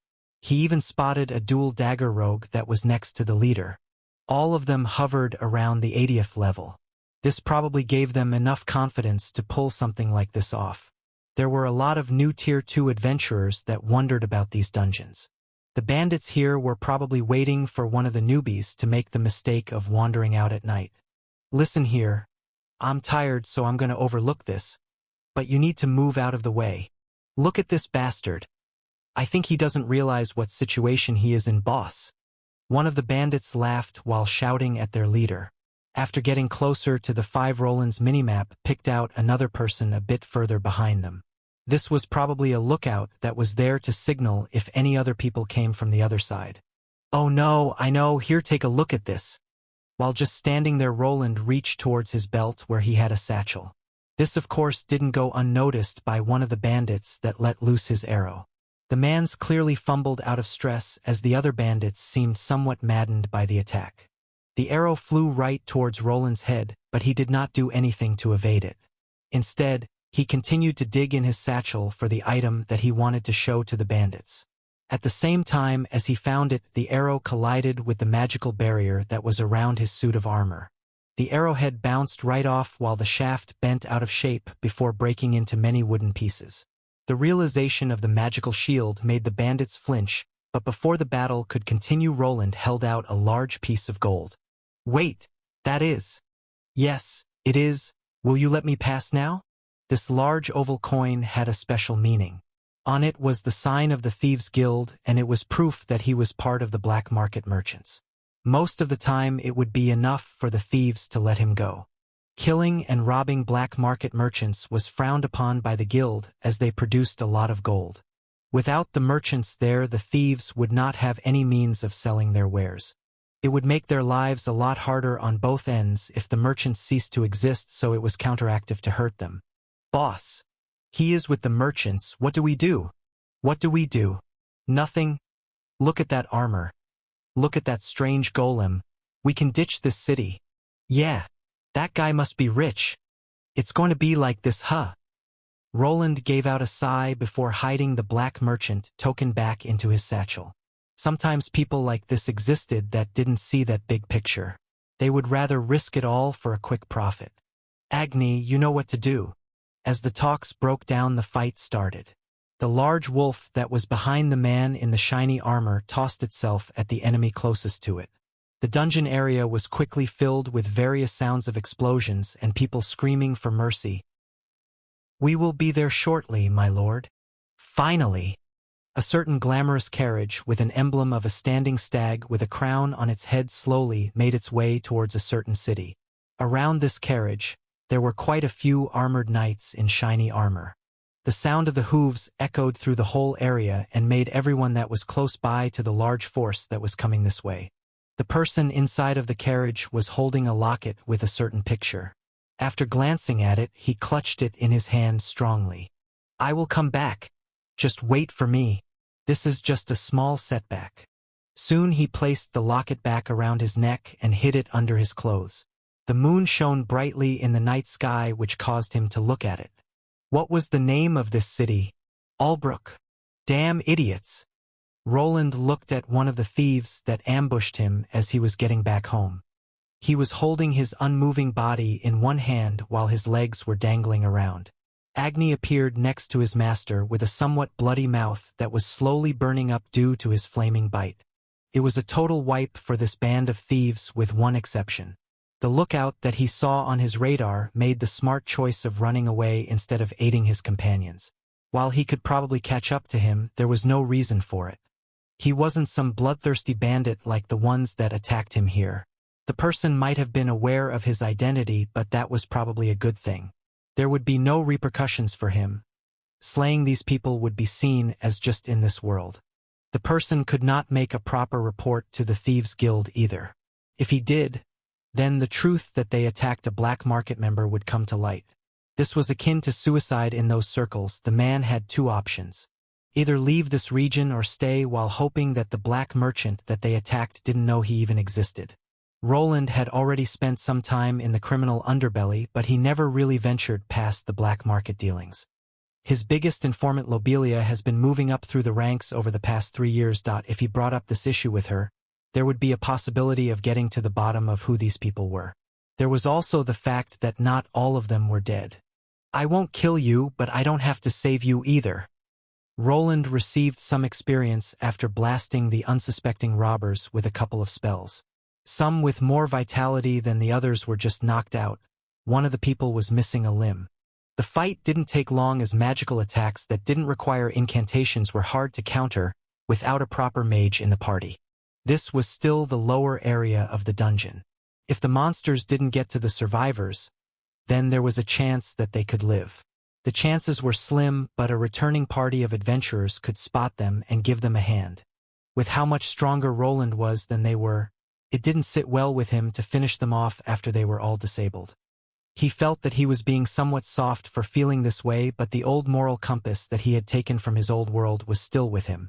Killing people during a fight was one thing, finishing them off after they didn't pose a threat was another. Their chances of survival are low. Roland called over the mule golem that was on standby during the whole predicament. The spider golems weren't needed for low-leveled adventurers, so they were left inside of the spatial bag. As he walked away, he recalled some of his previous close calls. While trying to avoid any type of confrontations, he managed to get himself into hot water every time. Even this attack was proof of his bad luck. If he came out a few hours later, the bandits would probably not be there. But not like he did anything to avoid them. The radar clearly showed him that they were there, and he decided to confront them while knowing well that they were below his level. At least that helped me to level up. Name: Roland Arden, L117. Classes: T2 Runesmith Lord, L42. Primary: T1 Mage, L25. Secondary: T1 Runic Mana Scribe, L25X. T1 Runic Blacksmith, L25. Tertiary: the boss monster that he faced was above his own level, but even it didn't push him through the threshold. Only now, after slaying a few bandit adventurers, was he able to reach the 117th level. With his Runesmith Lord class now being at 42, he only needed to level up 8 times. Only then would he make the jump to the next class.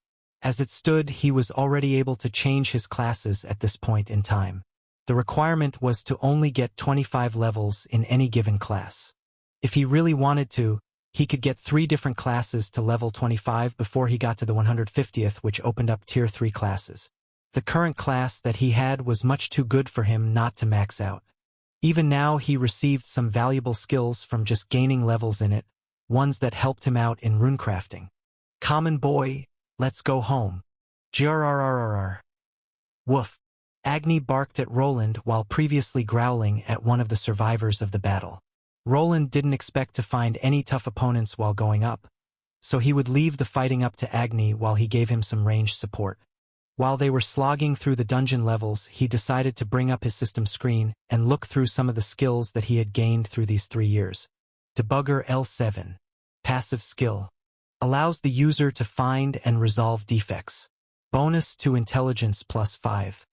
His most precious skill had seen a big boost since he started working at the Tier 3 schematics that the kitty professor had given him.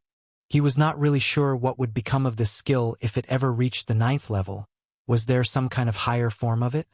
The black card that he could not examine was also still on his mind.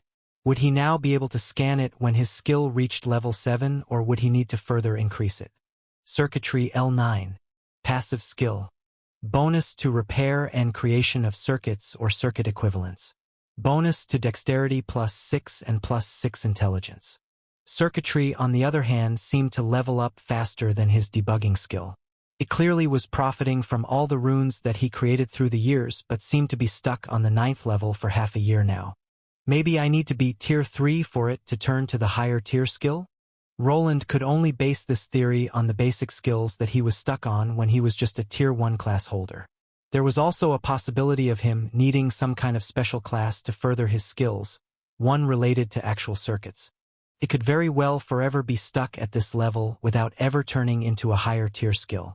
Expert Tinkerer L3. Passive skill.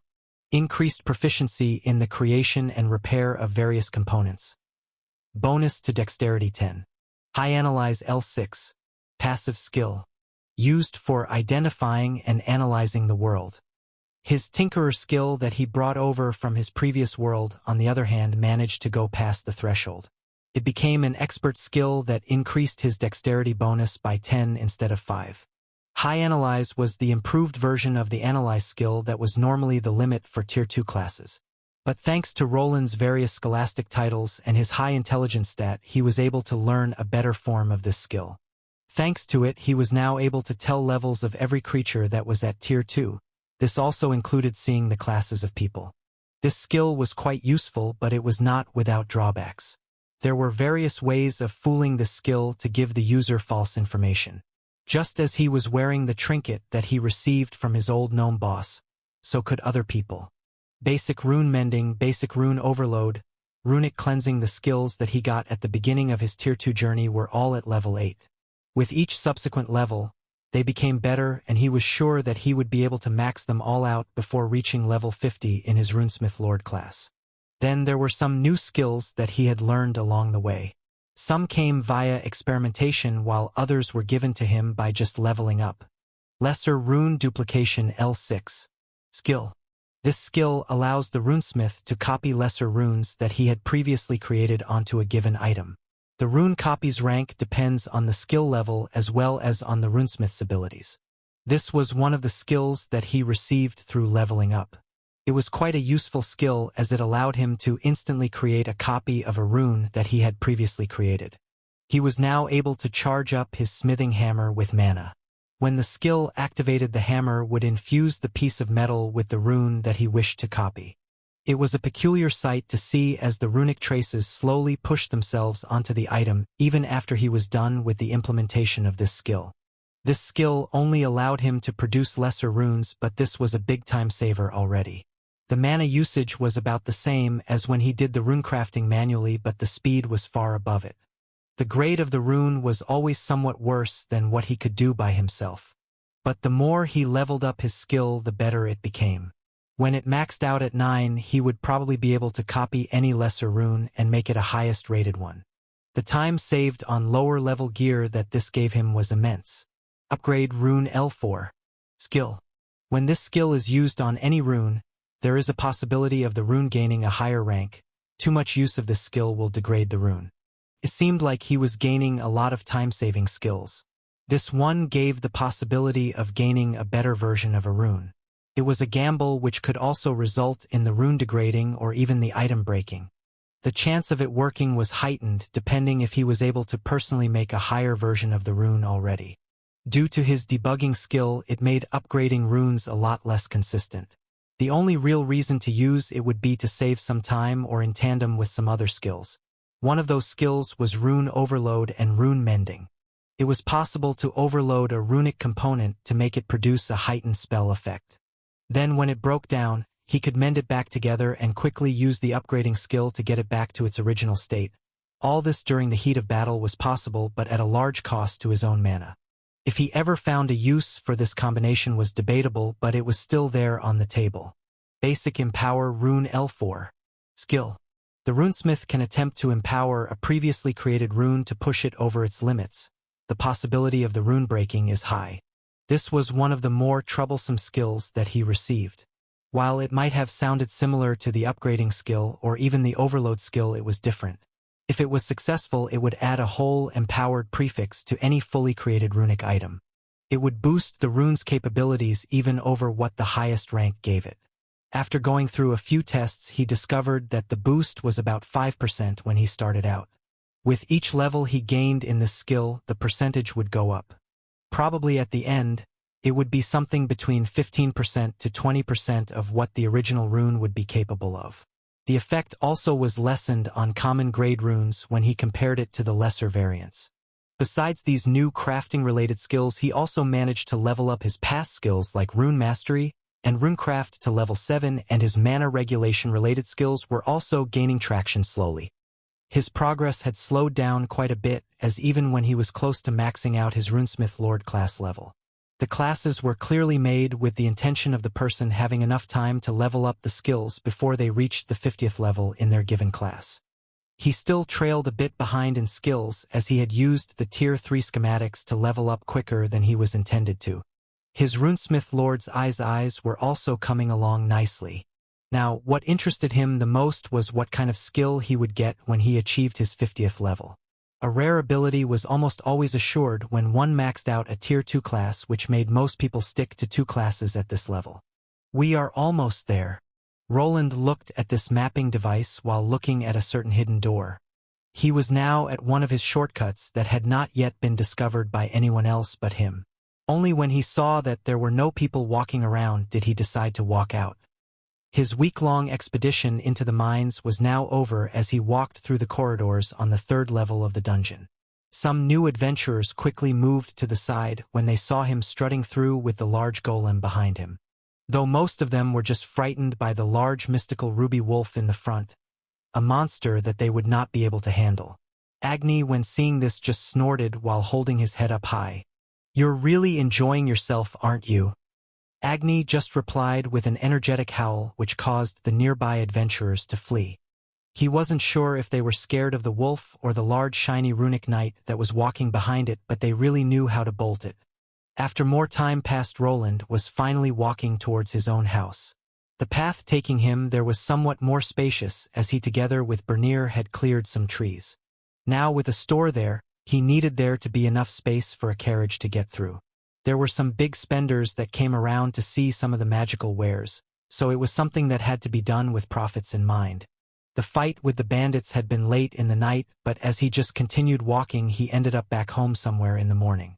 It was just in time to see his girlfriend sweeping outside along with a bored guard that was not of the green skin variety. "Woof! Agni!" Elodia called out the moment she heard a certain wolf howling towards her. The moment she did, a red blur appeared out of nowhere. She never stood a chance. "Hey! D'ya get off me? Stop licking my face." She started squirming on the ground while being totally overpowered by the large ruby wolf. Roland just smiled while taking off his helmet as he approached the scene. It seemed that tamed beasts showed favor to people their master liked. Thus Agni was always fine around people like Bernier or Elodia that he had bonded with through the years. "Wayland, help." After giving Agni some time to slobber Elodia's face, he finally decided to grab him by the collar and yank him back.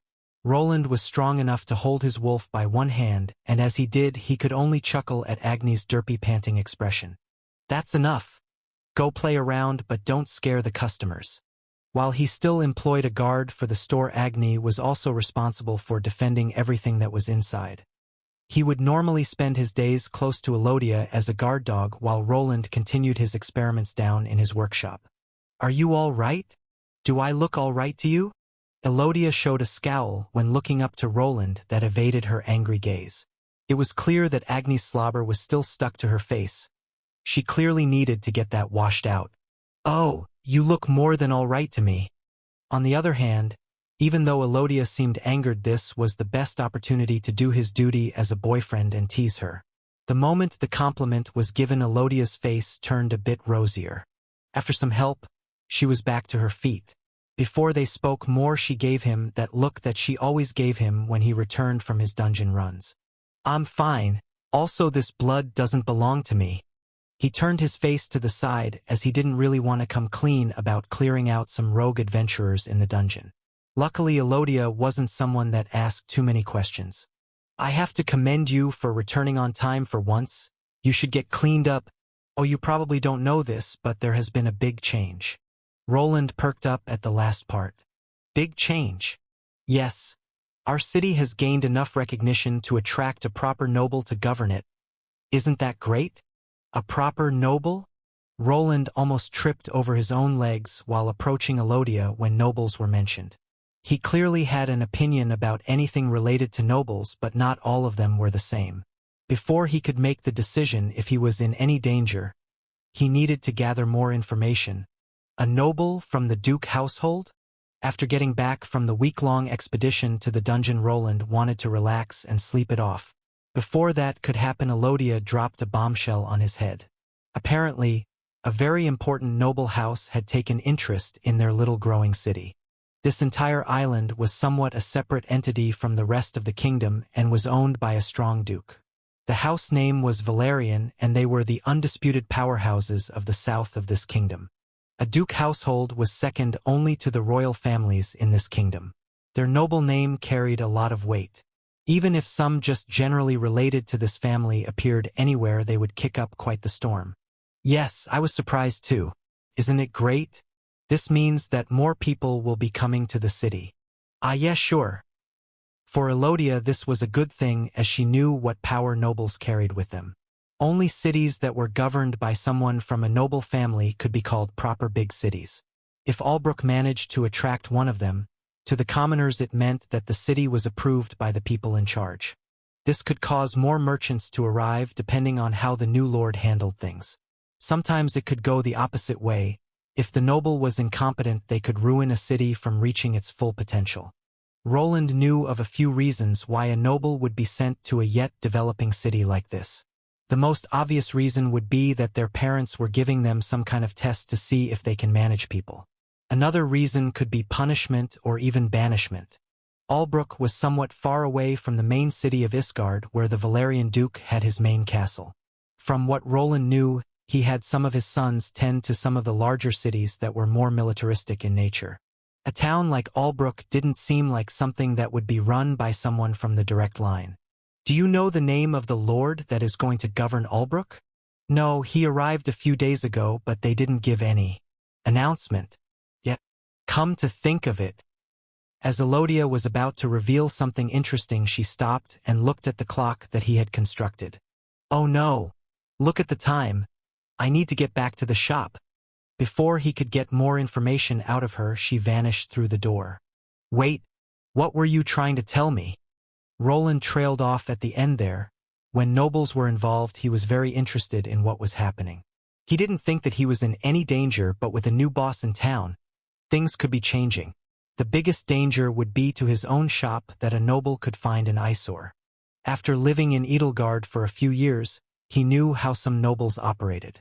Even if they couldn't legally go against the contract that he made with the city, there were other ways to make him capitulate. It would be best to get into the good graces of this new wild card that came into the city.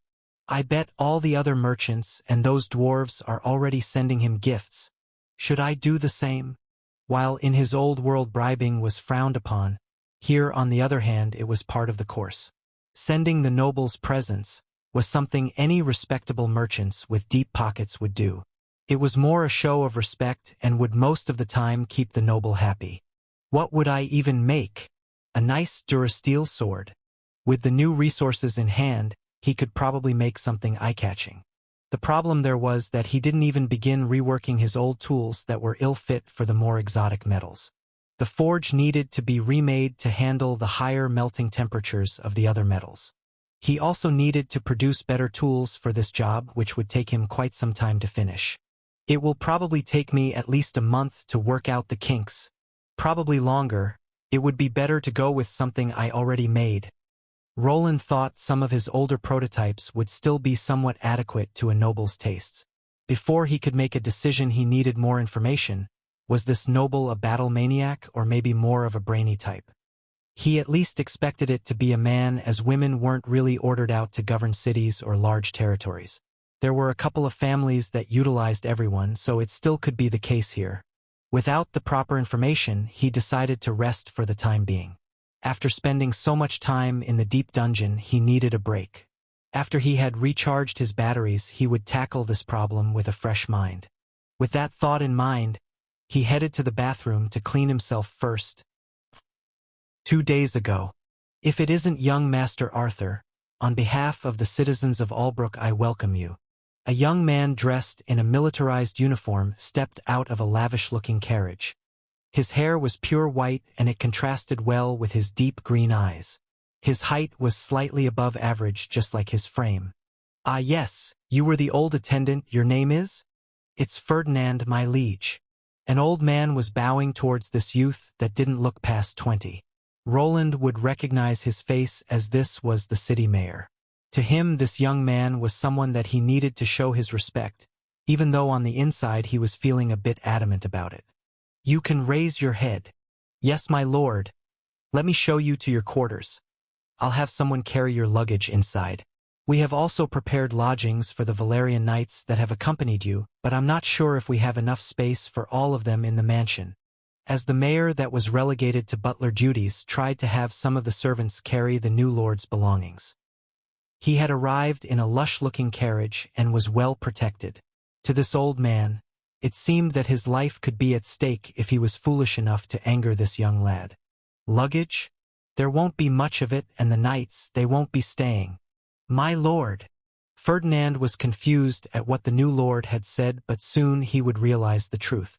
The man in charge of the knights, who was an older-looking fellow with a grand stature and a big gash on his forehead, approached with heavy steps. Young lord, we have fulfilled our duties of bringing you here. As the Duke ordered, we will now depart. Is that so, Captain? I guess if it was a direct order from father, you should move along. Arthur Valerian smirked a bit as the knight captain did the kingdom salute and departed. The large force that consisted of 50 heavy armored knights on horseback slowly removed itself from the inside of this compound. What was left was the young lord, his personal maid, and 2 young-looking knights. This is. As you can see, Ferdinand, you don't need to worry about me too much.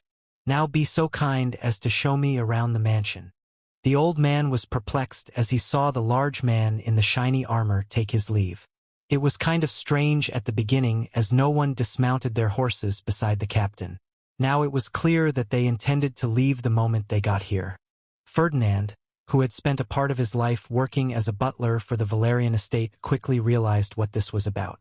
The young lad that he was interacting with was clearly not someone favorably looked at by the Duke. At least that would be the most obvious reason for such a predicament.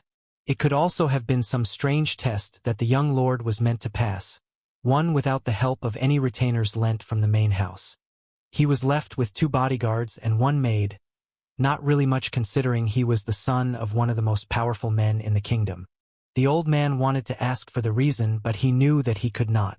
For the time being, he decided to wait while getting in contact with some people from the main house. Yes, my lord, please walk this way. Soon the small group of people walked into the large mansion that was previously occupied by the city mayor. Since someone from the main house was now here, it would belong to him. Ferdinand, the old mayor, would be relegated into a smaller room in the same house as he was still the head butler. As the main butler of this Albrook estate, he still had many duties that he had to adhere to. Normally, he would be responsible for the estate expenses and for disputes between the citizens. Now, with the lord being here, it would be up to him, but if he was somewhat lazy, he could delegate everything to the current servants. This was a rather common occurrence, as many nobles saw it beneath them to tend to commoner problems. If the young lord turned out to be on the lazier side, he might very well abandon all his duties and just relax. The city was already operating by itself, and the people living there were not ones that liked changes. The power struggles had all been finished, which made this young lord's appearance an eyesore to the winners. These are your bed chambers, my lord. Ferdinand gave a quick tour to the Duke's son. This house might have looked big from a commoner standpoint, but it was a rather low budget compared to some of the more lavish-looking abodes. The Duke, for instance, lived in a grand castle with thousands of soldiers defending it. In comparison, this looked like a mansion used for vocational purposes. It still had all the facilities that were needed to govern the land here. A large dining area, a kitchen with several servants and chefs that possessed expert culinary skills. There was a training area for the knights and soldiers in the back and also a proper library to keep all the notes.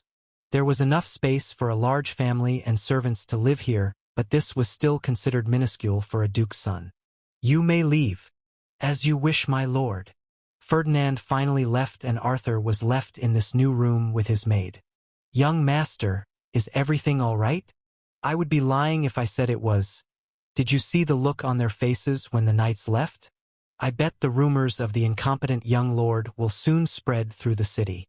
The maid lowered her head a bit along with her ears. At first glance, she seemed to be a normal human maid, but after a second look, her cat ears could be spotted. "It's fine, Mary, I'm used to it, not like I intend this to be the end. No, this is only going to be the beginning. You should go visit the other maids. We'll be spending some time here." The cat maid nodded weakly at what her lord said and promptly removed herself from the room. She needed to prepare the young lord's wardrobe for the next day while making sure that the other servants didn't mess something up. As she left, the young man that went by Arthur was left alone in the large room. "This is it, huh?" He moved towards one of the windows that gave him a good look at the city landscape. There he saw smoking chimneys that indicated people working and going on with their lives. Arthur gave out a sigh before sitting down on a somewhat uncomfortable chair. This would be the place that he either rose up to the challenge or was left forgotten. While sitting there, many thoughts went through his head, but soon he just gave up as the stress of the long journey was getting to him. "I could never get used to sleeping in that carriage." His eyes were red from staying up most of the night during the bumpy ride. The journey here was long as they constantly stopped at other cities to stay for the night. Now he would need to get used to another new bed that he might throw out later. "They don't expect me to do much here. It would be best if I just stayed here forever." The locket that he had previously looked at was open again. Inside of it he could see a small picture of a beautiful woman with long silver hair. Her ears were a bit longer than what a human's should be. Next to her was a child of about the age of 5 with the same hair color, just with a different set of eyes that were green instead of sky blue. Arthur moved his gaze towards a small mirror that was on the desk. There he moved his hair out of the way to look at his ears that were also slightly pointier than they should be. Due to his long flowy locks, they were hard to spot, but they would certainly be an eye-raiser if they were seen by other people. "I should get some sleep. There is a lot of work ahead of me." Back to the present. So they just left? Yes, it was a sight to behold. I haven't seen so many shiny knights before in my life. They were also all high quality, and that one the leader was wearing was clearly runic in nature. Roland was back into the world of the living after sleeping through most of the day. It was close to night time, and he was having a conversation with Bernier that had been lucky enough to see a small battalion of knights leaving the city. "So this Arthur Valerian, know anything about him?" I think he is the 6th, or maybe the 7th son. What was that duke's name again?" Right, Alexander Valerian. I heard a rumor about that guy. Apparently, he had gained a certain nickname." "A nickname?" Roland asked while gulping down a warmed-up sausage that had been gotten fresh from the butcher. Elodia had closed down the shop and already left to tend to the orphans. Now, wanting to wake the tired Roland up, she decided to have Bernier fill him in on the noble situation. "Ha! Get this. He is called the Duke of the Bastards. He just can't keep it in his pants." Bernier started laughing while describing the Duke's legendary escapades.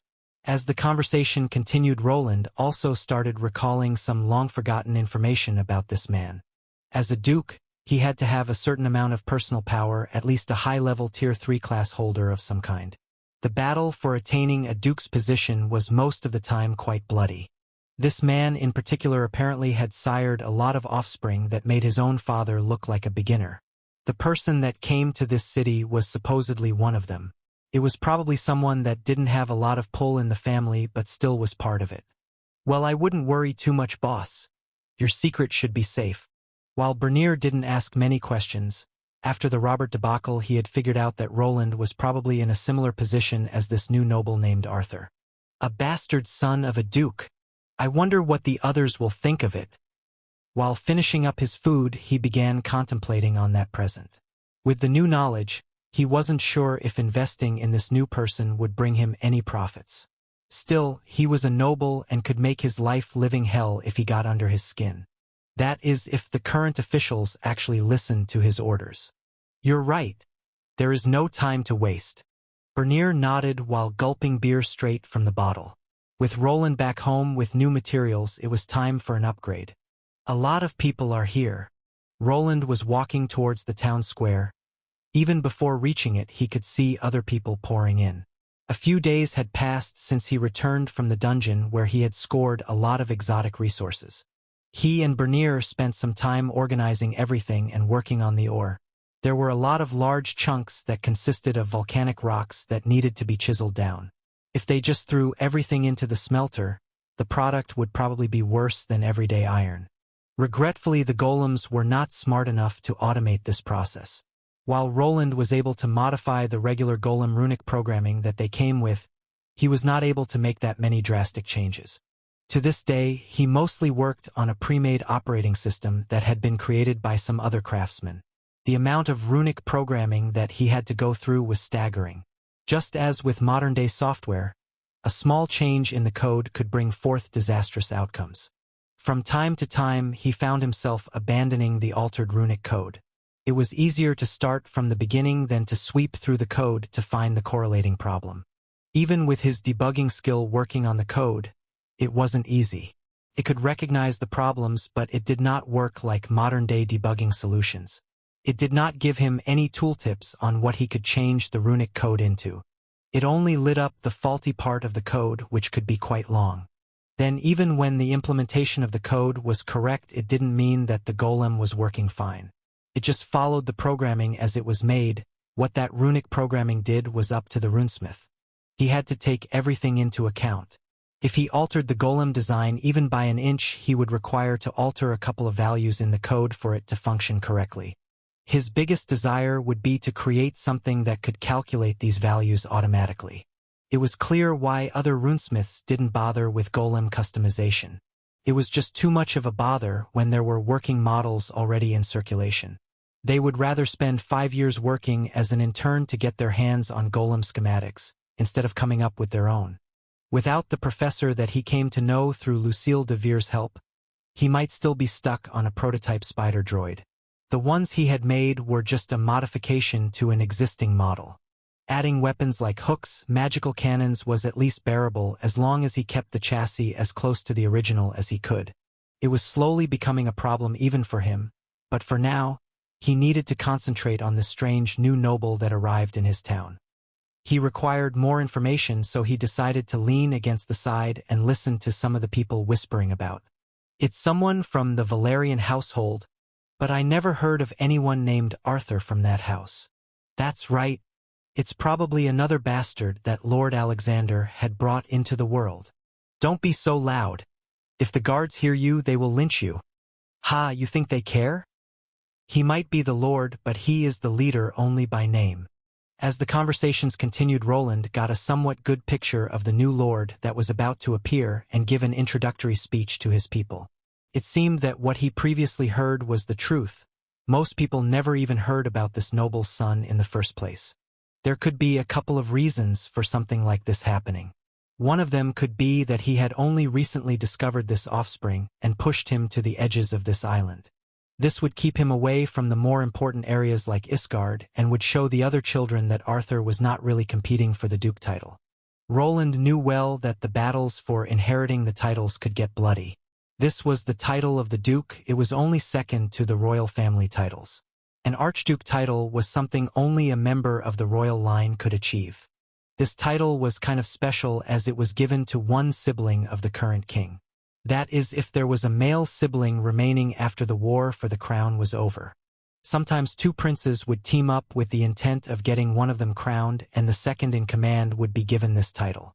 Even though the title was called archduke, it didn't mean that this forever prince had more power than a noble duke. The dukes were already powerful individuals that were at similar footing as the king.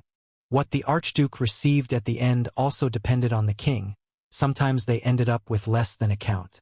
What do we even need a noble for? Albrook has been fine for years now. Why do those blasted nobles only show up after all the hard work is finished? Damn bastards probably only want to tax us more. If that dungeon never appeared, they would have let us starve. The various conversations continued as he noticed some older Albrook citizens that had gone through harsh times started talking.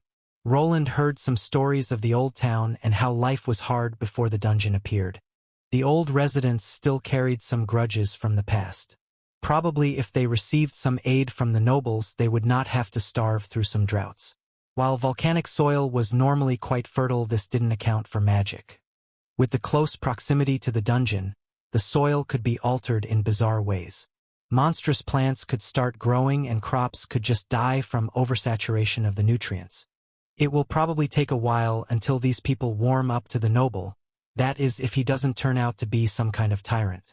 What Roland feared was not the person called Arthur, but the title that he was bringing with him. While he might have been some low-standing sixth son of a duke, he was still part of a prestigious family. If something happened to him, it would be surprising if the whole city didn't get blamed for it. In these troubling times, the nobles were still law. If they for any reason hurt someone from a duke's house, there would be consequences, bloody ones. That is, of course, only if the duke cared enough about this Arthur person. Sometimes the high nobles would distance themselves from their offsprings. Even if they perished, they would be considered real noble family members. In this case, there would be no repercussions and this noble would be relegated to nothing more than a figurehead with no actual power. There were some cases where low nobles were even imprisoned in their mansions while the knights or servants kept everything running. As long as the noble was alive, everything was fine. Their family members abandoned them, and without their approval, they could not leave. This was something that Roland was afraid of as well. Now being a proper successful runesmith, he somewhat feared getting hauled off to the old Arden estate. There he might be forced to work for the family like a mule without any say. Though with his current strength, he wasn't sure if that option would be even possible anymore. With his armor on, there weren't many high-level Tier 2 class holders that would be able to go against him. His father, on the other hand, was the biggest threat, as Roland didn't think he was anywhere close to that battle maniac that spent most of his life out on the battlefield.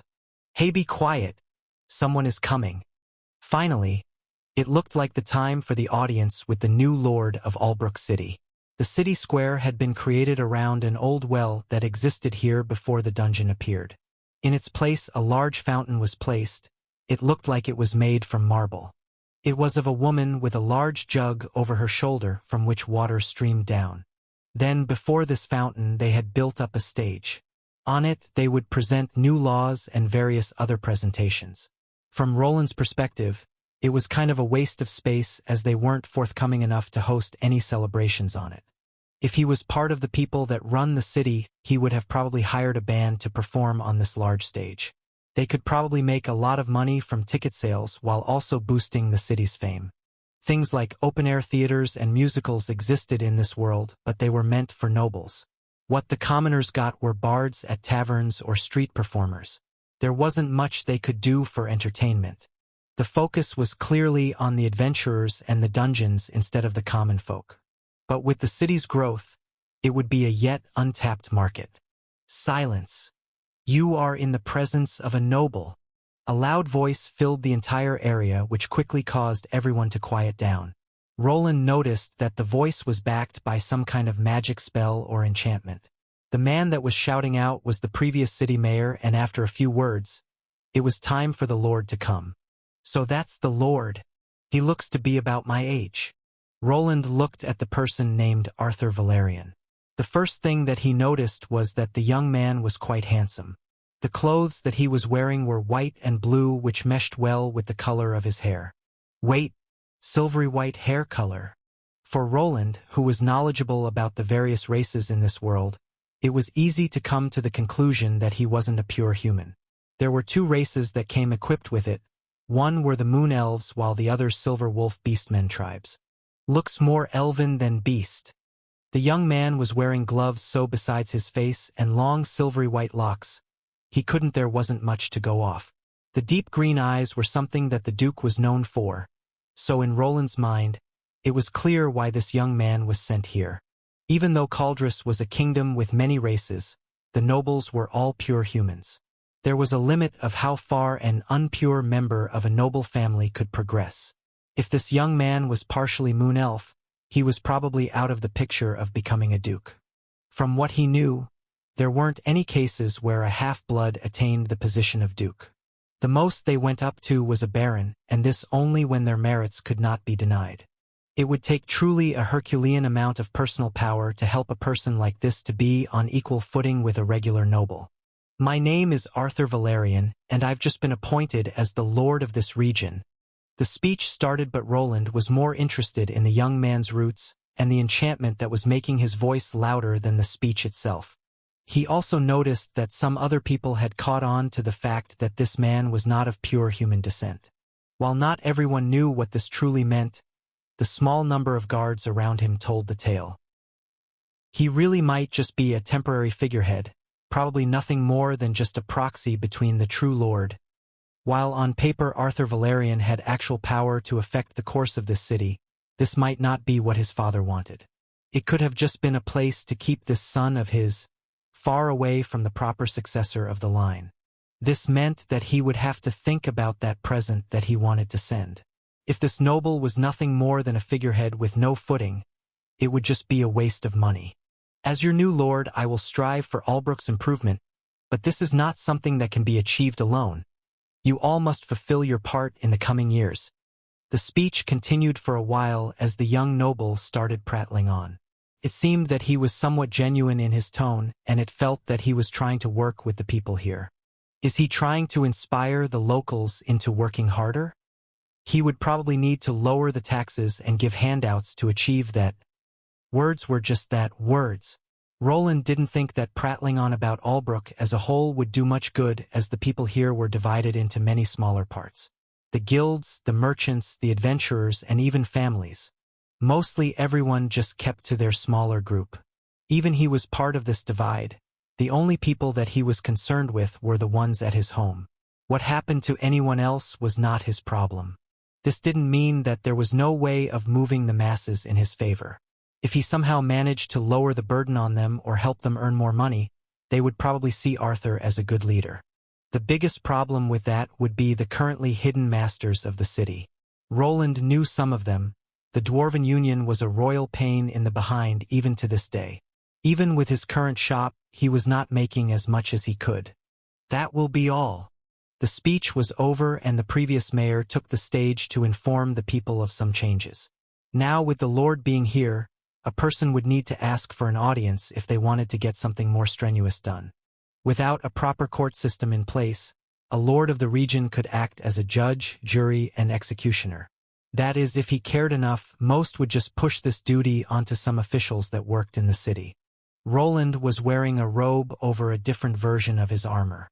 His face was covered as he was not sure if the noble here would be someone that he previously met. With the help of his helmet, he could somewhat focus in on the noble and his retainers. What he spotted were 2 knights and a maid that stuck closely to this young lord. All the other guards were more concerned with the mayor. This was enough confirmation that he needed to see that the young man didn't have much pull. I'm not sure if he will be the quiet type though. Judging by the long speech and how the young man was speaking, it seemed that he was trying to gain the approval of the people here. Maybe he would attempt to gain some power through the city, but if he achieved his goal, only the future would show. Interesting. That maid's level is higher than that of the 2 knights. With the help of his radar, he was able to somewhat put numbers on the Lord's retainers. Thanks to the color coding, he could tell that the 2 knights were around level 100, while the young woman was closer to his own level. While she was up there, she was not a Tier 3 class holder. Now that the inauguration speech was over, he turned away. This didn't change anything, it was time to upgrade his wares. Months of hard work awaited him when he returned home. Bernier was already informed about the hectic schedule and was willing to work overtime. While the crowd was dispersing, the young lord looked to the people around him. It didn't seem that his heart-filled speech got through to the populace. This did not deter him in the slightest. This was only the beginning.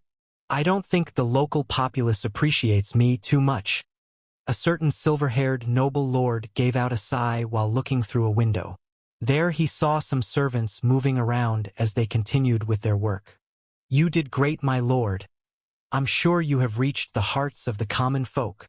Mary, you can drop the honorifics. We aren't in Isgard anymore. Not like anyone really sees me as a proper Valerian. The young man waved his wrist around while slumping into a large chair by his desk. After coming to the city, he had done some research before doing his inauguration speech. When he thought back to it, the speech might have been a bit too flowery for the people living here. From how bored they looked, he had to reconsider doing any other long speeches ever again. Now that the announcement was done, he needed to get informed about the region that he would be managing. It wasn't really much land. To begin with, the only points of interest were the growing city and the C-rank dungeon that was here. His siblings had also received similar plots of land with other points of interest. Lord Arthur, I'm sure that with time they will learn to respect you. You just need to show them that you are on their side and not like the other nobles. The cat maid that was with him was one of the few people that he could trust. She was a few years older than him and was raised as a bodyguard. But considering that she was a maid instead of a butler, her position had been lowered. Arthur knew Mary since they were young, as she was one of the maids in training when he was growing up. She was the only servant that was willing to go with him. Even now he felt somewhat bad for this turn of events, as from his point of view she was getting a bad deal here. With how skillful she was, Mary could have gotten the position of a head maid at one of the larger estates. Instead, she was stuck with an impure member of the family, which would probably cause her future prospects to disappear. Not like the other nobles? I wouldn't be so sure about that, Mary. Just like them, I want to use the common people to further my cause. He didn't fool himself into believing that he was any better than the other nobles just because he felt slightly more sympathetic to the plight of the common person. Through his life as an unlawful member of the Valerian line, he had gone through a lot of prejudice from his older siblings. This was due to his mother being part moon elf. It planted a target on the son that came from this unorthodox match. While his father was proper enough to allow his mother to live a good life, she was nothing more than a bird in a cage. Without any real power to speak of, he would not be able to do anything about it. Thus he needed to prove himself. His goal was to aid his mother that was locked away in the mansion, just withering away without the freedom to leave. She was seen as a blemish on the good name of the Valerian household. She was not allowed to attend the noble get-togethers as his father's wife. She was nothing more than a commoner-born mistress that was not to show herself to others. His and her existence was not something that his family wanted to admit. The best option for the Valerian household was to keep them at arm's length.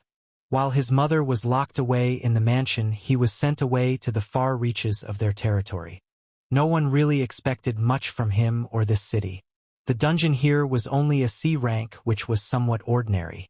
There were many such dungeons sprinkled through the entire kingdom. Only when it was B rank and above would it pull in interest.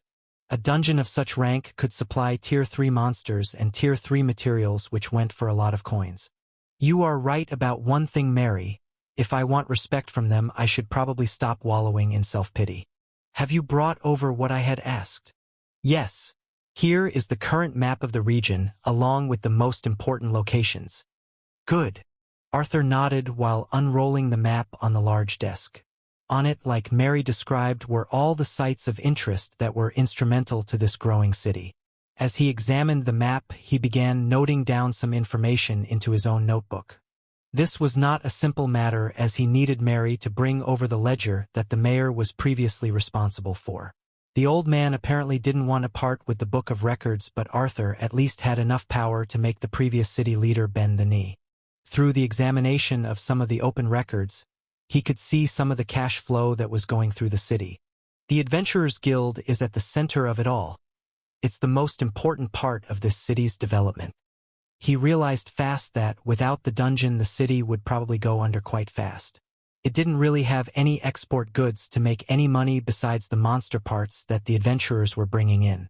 These adventurers also put their hard-earned coins back into the city. Pubs, inns, and brothels were on the rise as the sellswards spent an exorbitant amount of their earnings on alcohol and women. Without the adventurers, Arthur couldn't see the city existing as it was. There were some old records pointing that before the dungeon appeared here, Albrook was just a dying village with a dwindling population. Now, after the dungeon existed here for close to 5 years, it was quite booming. I can't really do much with the Adventurers Guild. It has its own autonomy. Even the king would have trouble making it move.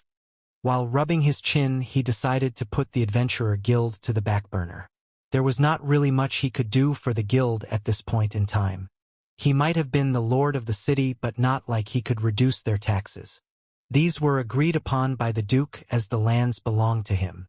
Part of the money that was created in these lands would then be put to use for further development of the kingdom. Each noble needed to relegate resources to the country's war effort. This could be done in several ways: sending troops, sending food, or just plain money. Some of the nobles that lived in poor regions were forced to send their sons instead if they were not able to pay. Everyone needed to pitch in, if not they would be in danger of having their noble title revoked and their lands seized by higher-standing nobles. This was also a reason for marriage proposals always going to the nobles with rich lands. A tactical betrothal could save a dying noble house from certain doom. Arthur was quite a good-looking young man. He was also offered a choice of being married off to a daughter of a rich noble. For the time being, he was still confident in managing the issues by himself, but if all failed, he might have to sell himself off to gain his mother's freedom. What if you offer them some land instead? I don't think there is any left for me to give. While he couldn't really affect the tax percentage as the lord of the lands, he could lend it out. In reality, people that bought houses and land in this kingdom didn't really own them fully. They were mostly paying a set sum for a time deal. While normally even the common people would be able to pass over houses to their children or siblings, there were ways that the kingdom could take back the previously bought parcels. One of the reasons would be not paying taxes on time or committing some kind of crime. Arthur, as the lord, could dictate where specific partitions of the land could be sold to. In a developing city like this, the land would be auctioned off to the highest bidder. That is, if the lord agreed to it. He could outright sell it to whoever he wanted to, thus some underhanded dealings could surface. It wasn't odd for rich merchants to line the pockets of nobles out to get their hands on the best spots for their shops. The money the nobles gained in such a way would not be taxed as they never showed up on the record. They could also do it in a less underhanded way by giving the nobles gifts of jewelry, various goods, or lowered prices to their wares. If we need money, why don't we just increase the taxes a bit? Mary asked while Arthur just shook his head. While increasing the taxes would let him take the surplus for himself, it would make the citizens angry. This was still a developing city that was attracting new people. If the taxes were too high, the new citizens would find it hard to sustain themselves in the new environment. When in such a situation, it was not rare for the common man to turn to the life of crime, which in the long run might cause them to lose more money. They would need to invest more into security and would also risk the ire of the merchants. If the city wasn't safe for the merchants, they would just pack up and leave. With fewer people to tax, they would need to increase taxes even further, which could lead to an even bigger collapse. Let us move on. The biggest asset that our family has here is still the auction house. While the Adventurer Guild produced the most money in the city, the auction house wasn't that far behind. The allure of auctioning something off in a bidding war was still quite something very addicting with the people in this kingdom. Not everyone had time to become a merchant and heckle the prices up or gather the right customer for the best possible offer. Thus, auction houses had been created for this purpose in mind. It was a place where the masses gathered. With more eyes on the items, the sellers were hopeful of getting a better deal than directly selling them to stores. This didn't mean that the auction house was used for low-quality items. The goods were always checked by a person with a high appraisal skill. Only if the item brought in a good profit would it be auctioned off. It's the only real asset that I can use now if I manage to increase the sales. The auction house belonged to the Valerian household. As the new lord, he would be given part of the monthly earnings. With more profits, he would be given some pocket change through which he could slowly build up his power base. By showing that he was making good profits for the family, he would show his worth. We need to see this auction house. Schedule a meeting with whoever is running it, and I will pay them a visit personally. While normally the lord would not have to do something like this by themselves, Arthur didn't trust the people in the city. They probably saw him as an eyesore that could alter the power balance. No, wait. Let us not schedule a meeting. Oh? Want them not to be prepared for your visit? Yes. Let us see how they really handle things here. Mary nodded while grinding as she had an idea what her lord was thinking about. Should I do the usual? Yes. I'll be counting on you, but try not to cause any problems in the city. My reach is very limited. The maid chuckled while shrugging. Don't worry, Lord Arthur. I will be very discreet. Good. While you tend to the problem, I'll have a look through all this paperwork. Arthur looked at the pile of record books that he had nabbed from the city hall. There was a lot of information about the dealings happening in the city, and he wanted to look through them. He didn't expect to learn much through them, but he needed more information about the biggest factions in the city. The Adventurer Guild was something that he couldn't really touch, but the merchants were another thing. He could make life really easy for them or really difficult if he wanted. While the guild could not be replaced, the peddlers could. What he needed to see was who was in bed with whom. Going through the records would probably give him a clue, but he didn't expect everything to be in there. There were various ways of doing business without involving any written-down proof. He didn't think that any of the merchants would attempt tax evasion, as the penalties for that were quite severe.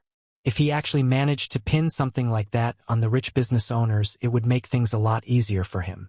This might take a while, Mary asked while moving towards the exit. I'll give you a week.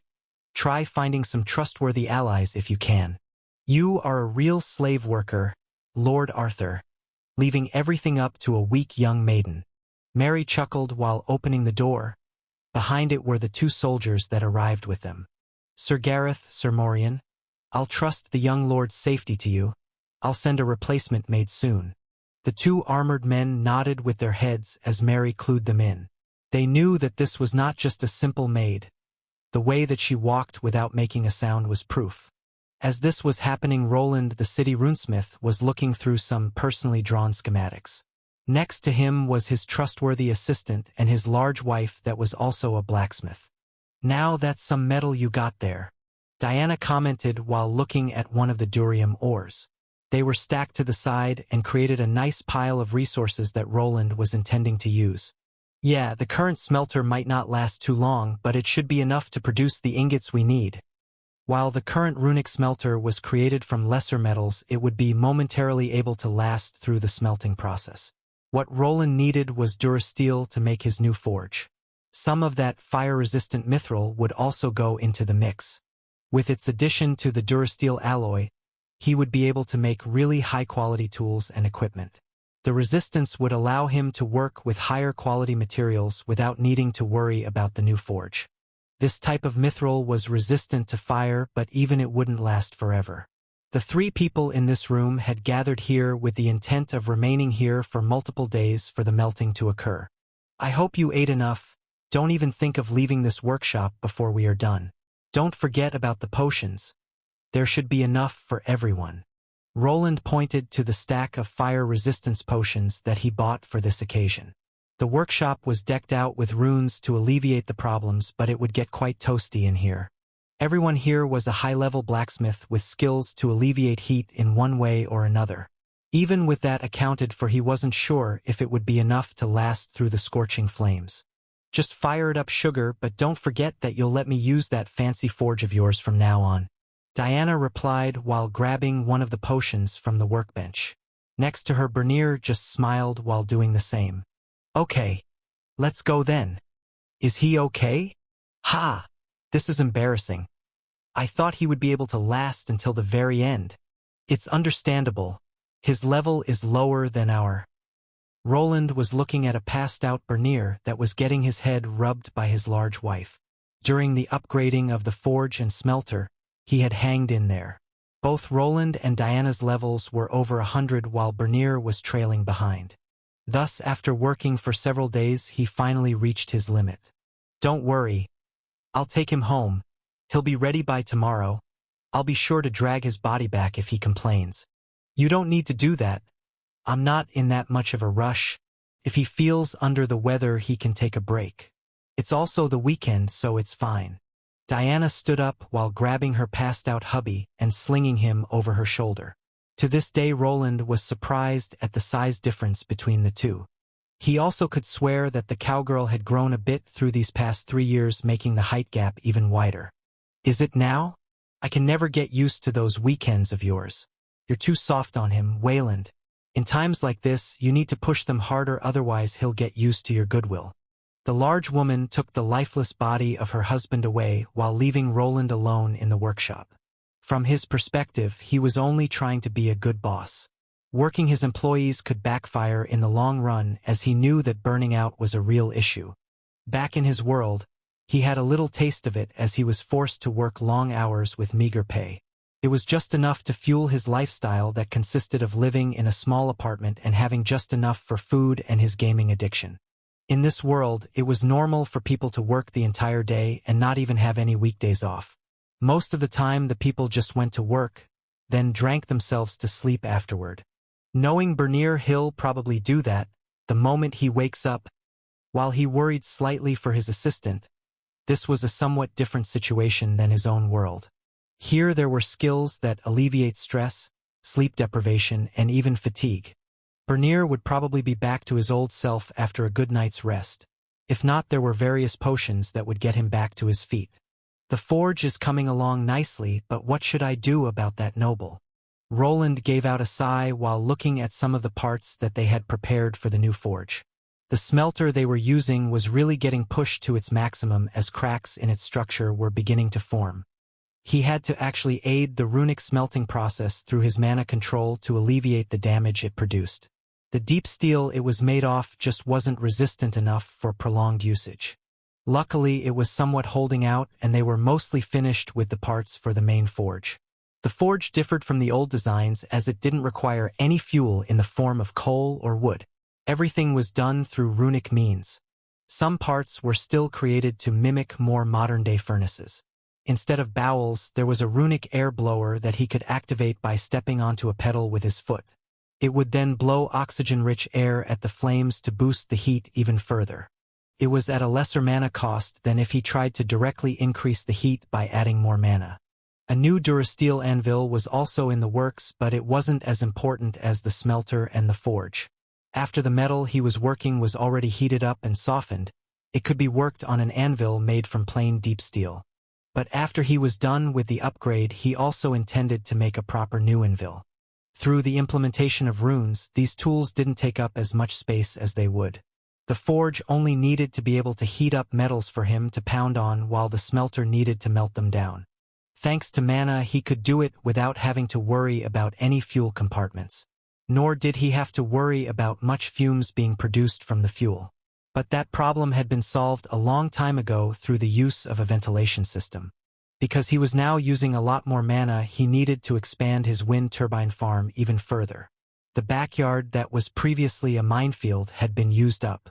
Now it was filled with only wind turbines and a small empty section for some testing. Luckily for Roland, with the help of earth magic, it wasn't that hard to build down and to the sides of his land. A large testing area for the golems was built down below as he continued to drill into the earth below his house. By reinforcing everything with earth magic, there was no worry of it ever collapsing. The walls were quite thick and could even take the force of an explosive rune without cracking.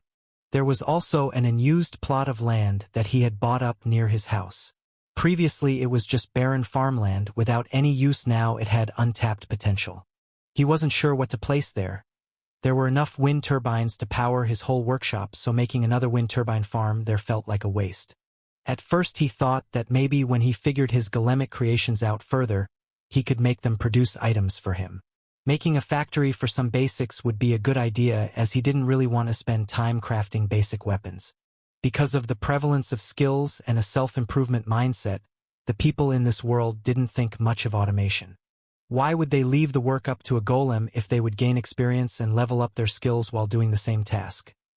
If the people on the top required more goods to be made, they just hired more craftsmen. With a long-lasting contract, they wouldn't lose much money, and the leveling system made these people work almost as fast as modern-day machines. On the other hand, Roland was kind of forced to go with the automation route. No one would really want to be hired by him when there were businesses run by the Dwarven Union there instead. Why would they trust the no-name runesmith with their monetary gains when there was a more trustworthy element there? His mind wavered towards his own workshop, but the noble named Arthur was on his mind as well. Ever since he appeared, nothing had really changed. Life went on as it did before, and from what he knew the noble had remained in his mansion since the speech that he witnessed. Would a decorative blade be a good gift? Roland picked up an old dagger that he had once made. It was made with his older technique which kept the mana stones on the outer structure of the blade. While it was somewhat inferior to the ether metals, it did look nicer. The mana stones would light up whenever they were used, which would serve it better as a decorative piece. Or should I try investing more into our little lordling? After looking at a couple of old weapons, he turned to one of the spider droids that he had made. It was one of the damaged units that he took back from his previous dungeon run. It wouldn't take that much time to repair, as he just needed to replace the legs and smooth a couple of things out.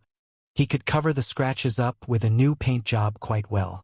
The golem already had the basic operating system which would carry out voice commands from its master.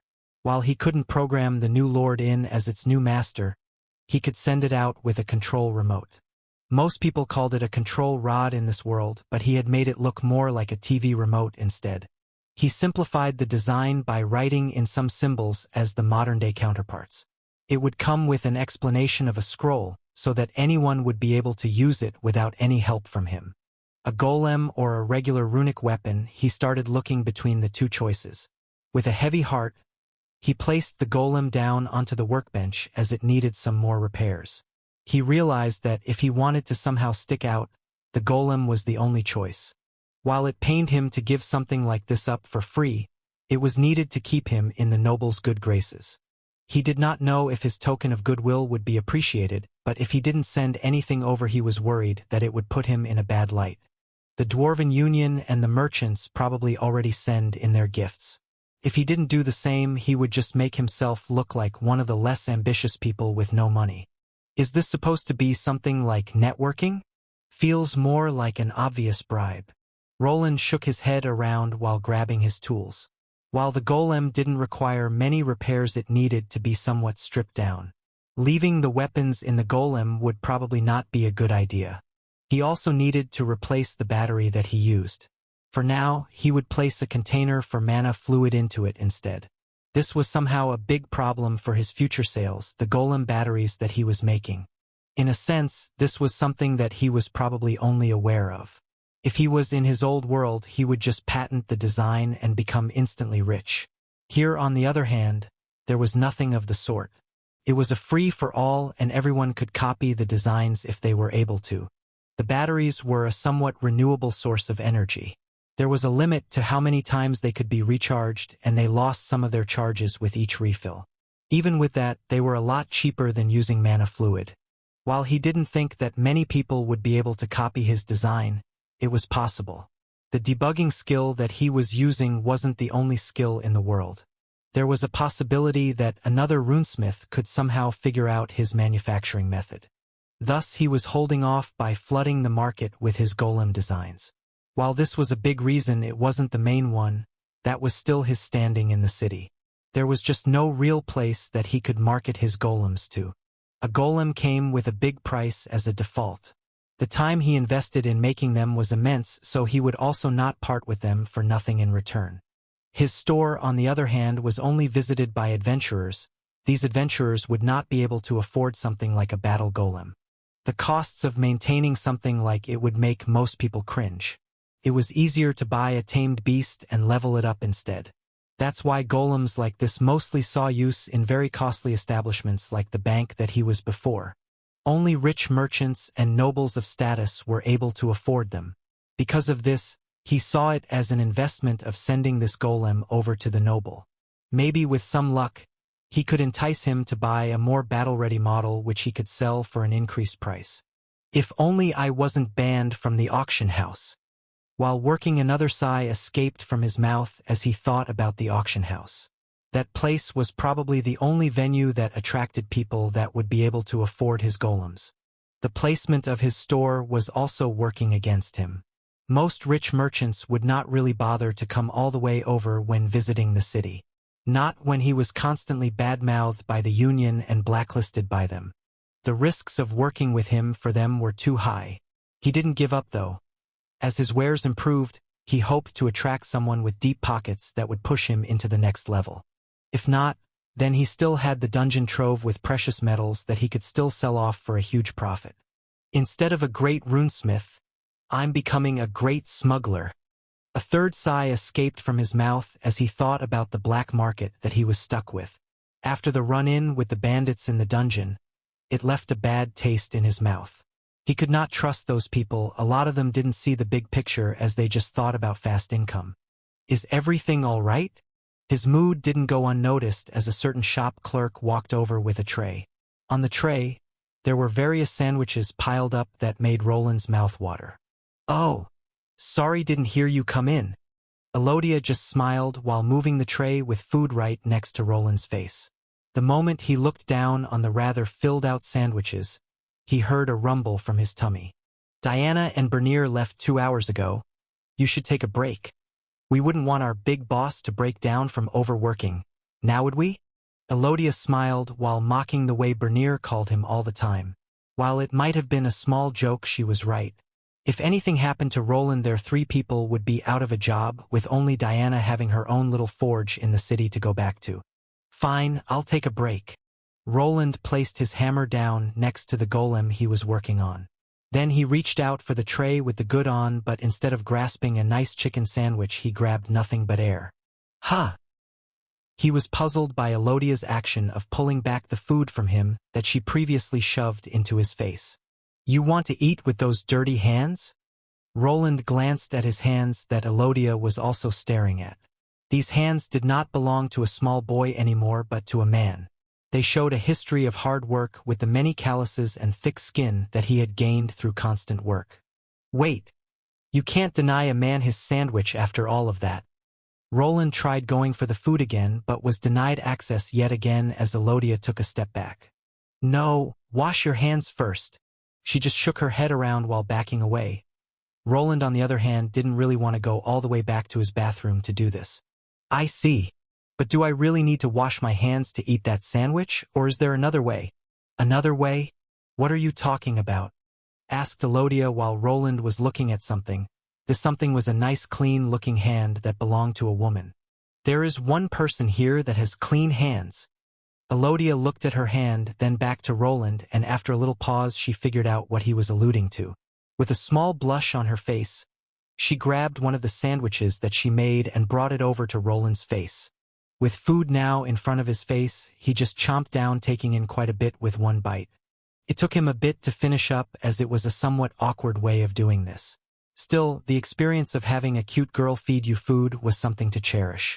Come to think of it, why is she still here? He asked himself while looking at the clock. It was quite late and it would be dark outside. Normally when he was working, Elodia would just go back to the city along with the shop guard and Agni. So when he managed to finish the sandwich, he asked, "Isn't it late? Did you stay longer to make these for me?"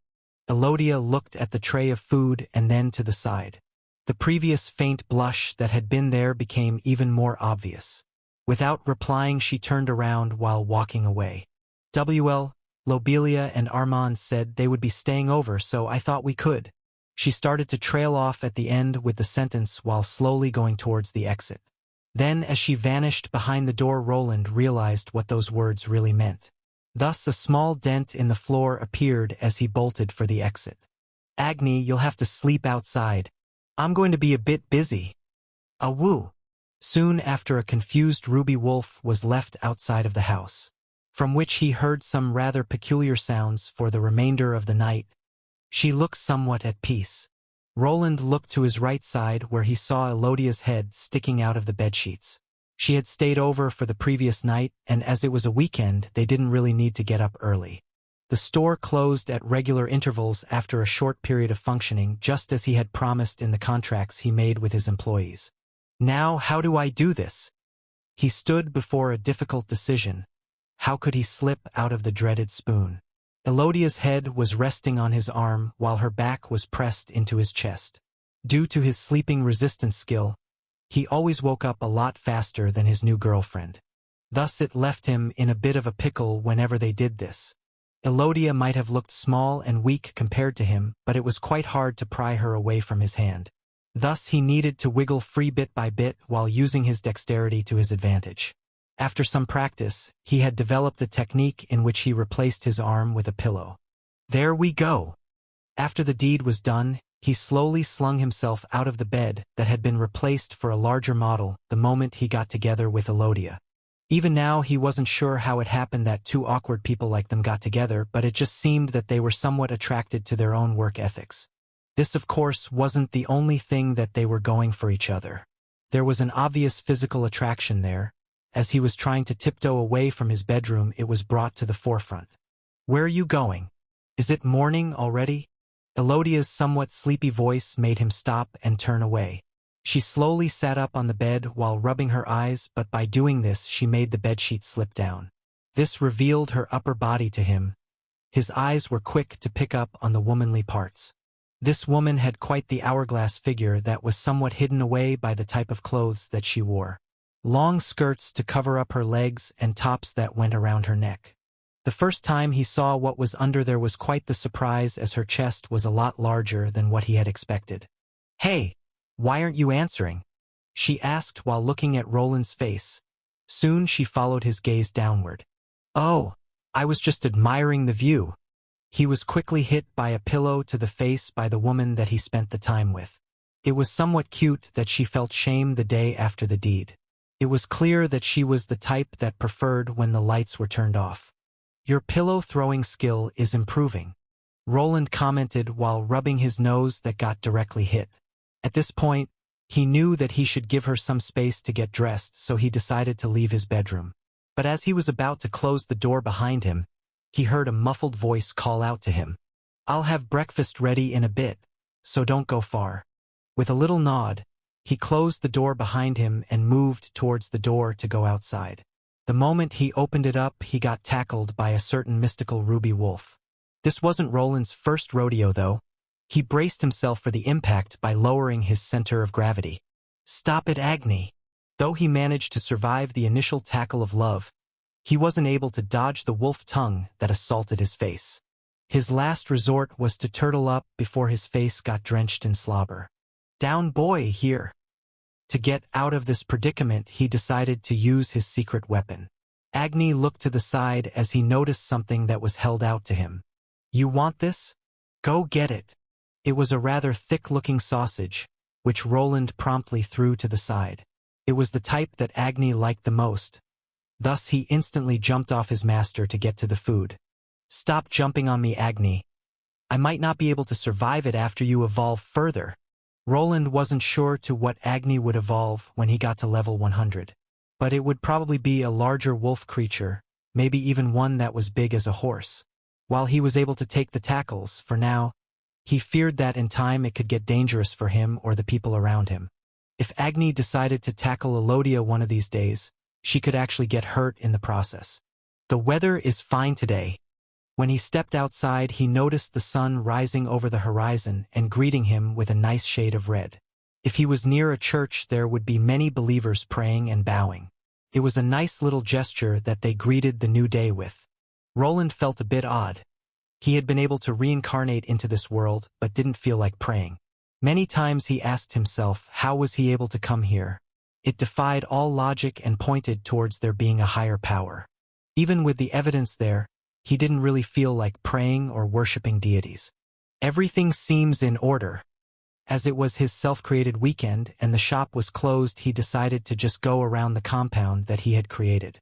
He arrived in the city about 4 years ago and went through some growing pains in the first year. After the store was created, the problems somewhat died down, with only the Dwarven Union remaining. Even with them there, it was somewhat peaceful, all things considered. There were no close calls like with Robert in the dungeon. His brother had also stopped reaching out to him as much. Due to how well he scored at the academy, he was given a somewhat high position in the army. Now he was a true part of the kingdom, just like he wanted. Robert was on a trajectory very similar to his father, but Roland didn't think that he would get that Baron title.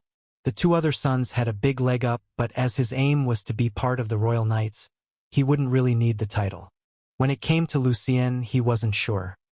His sister apparently was working diligently at the same magical academy that both Lucille de Vere and his helpful cat associate was at.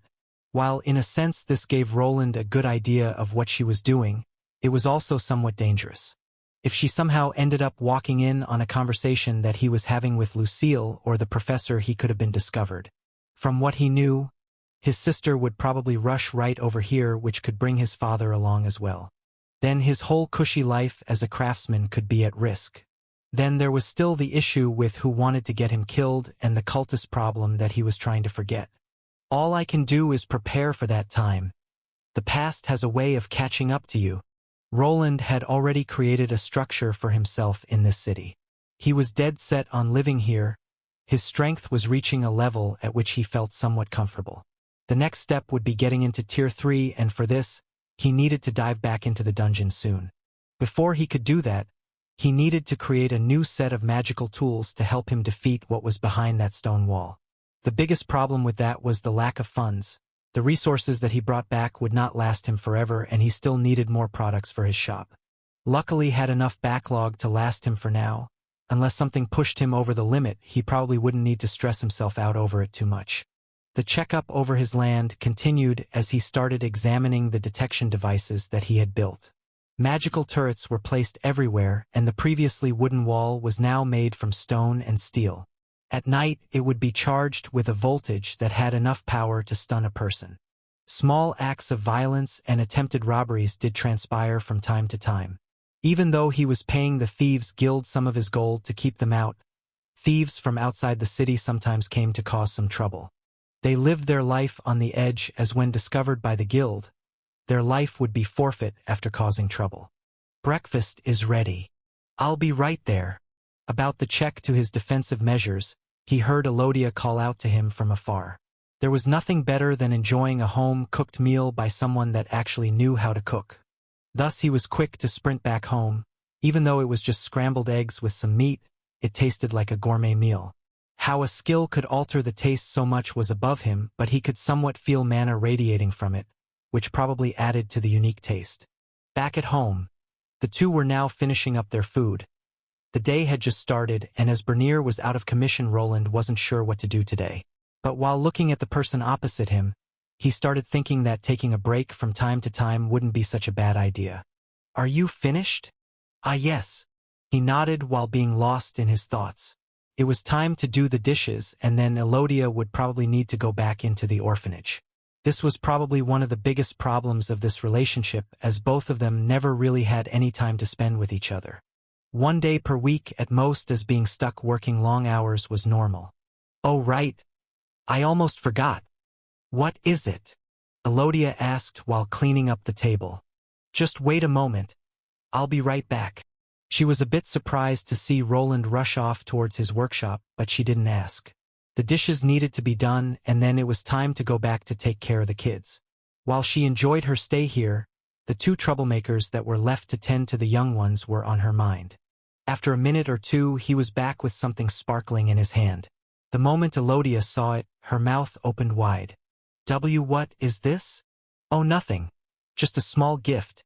Just give me your hand." He did ask for permission, but even when she protested, he didn't stop. Soon a nice, expensive-looking bracelet adorned Elodia's wrist. At first glance, it didn't really look expensive.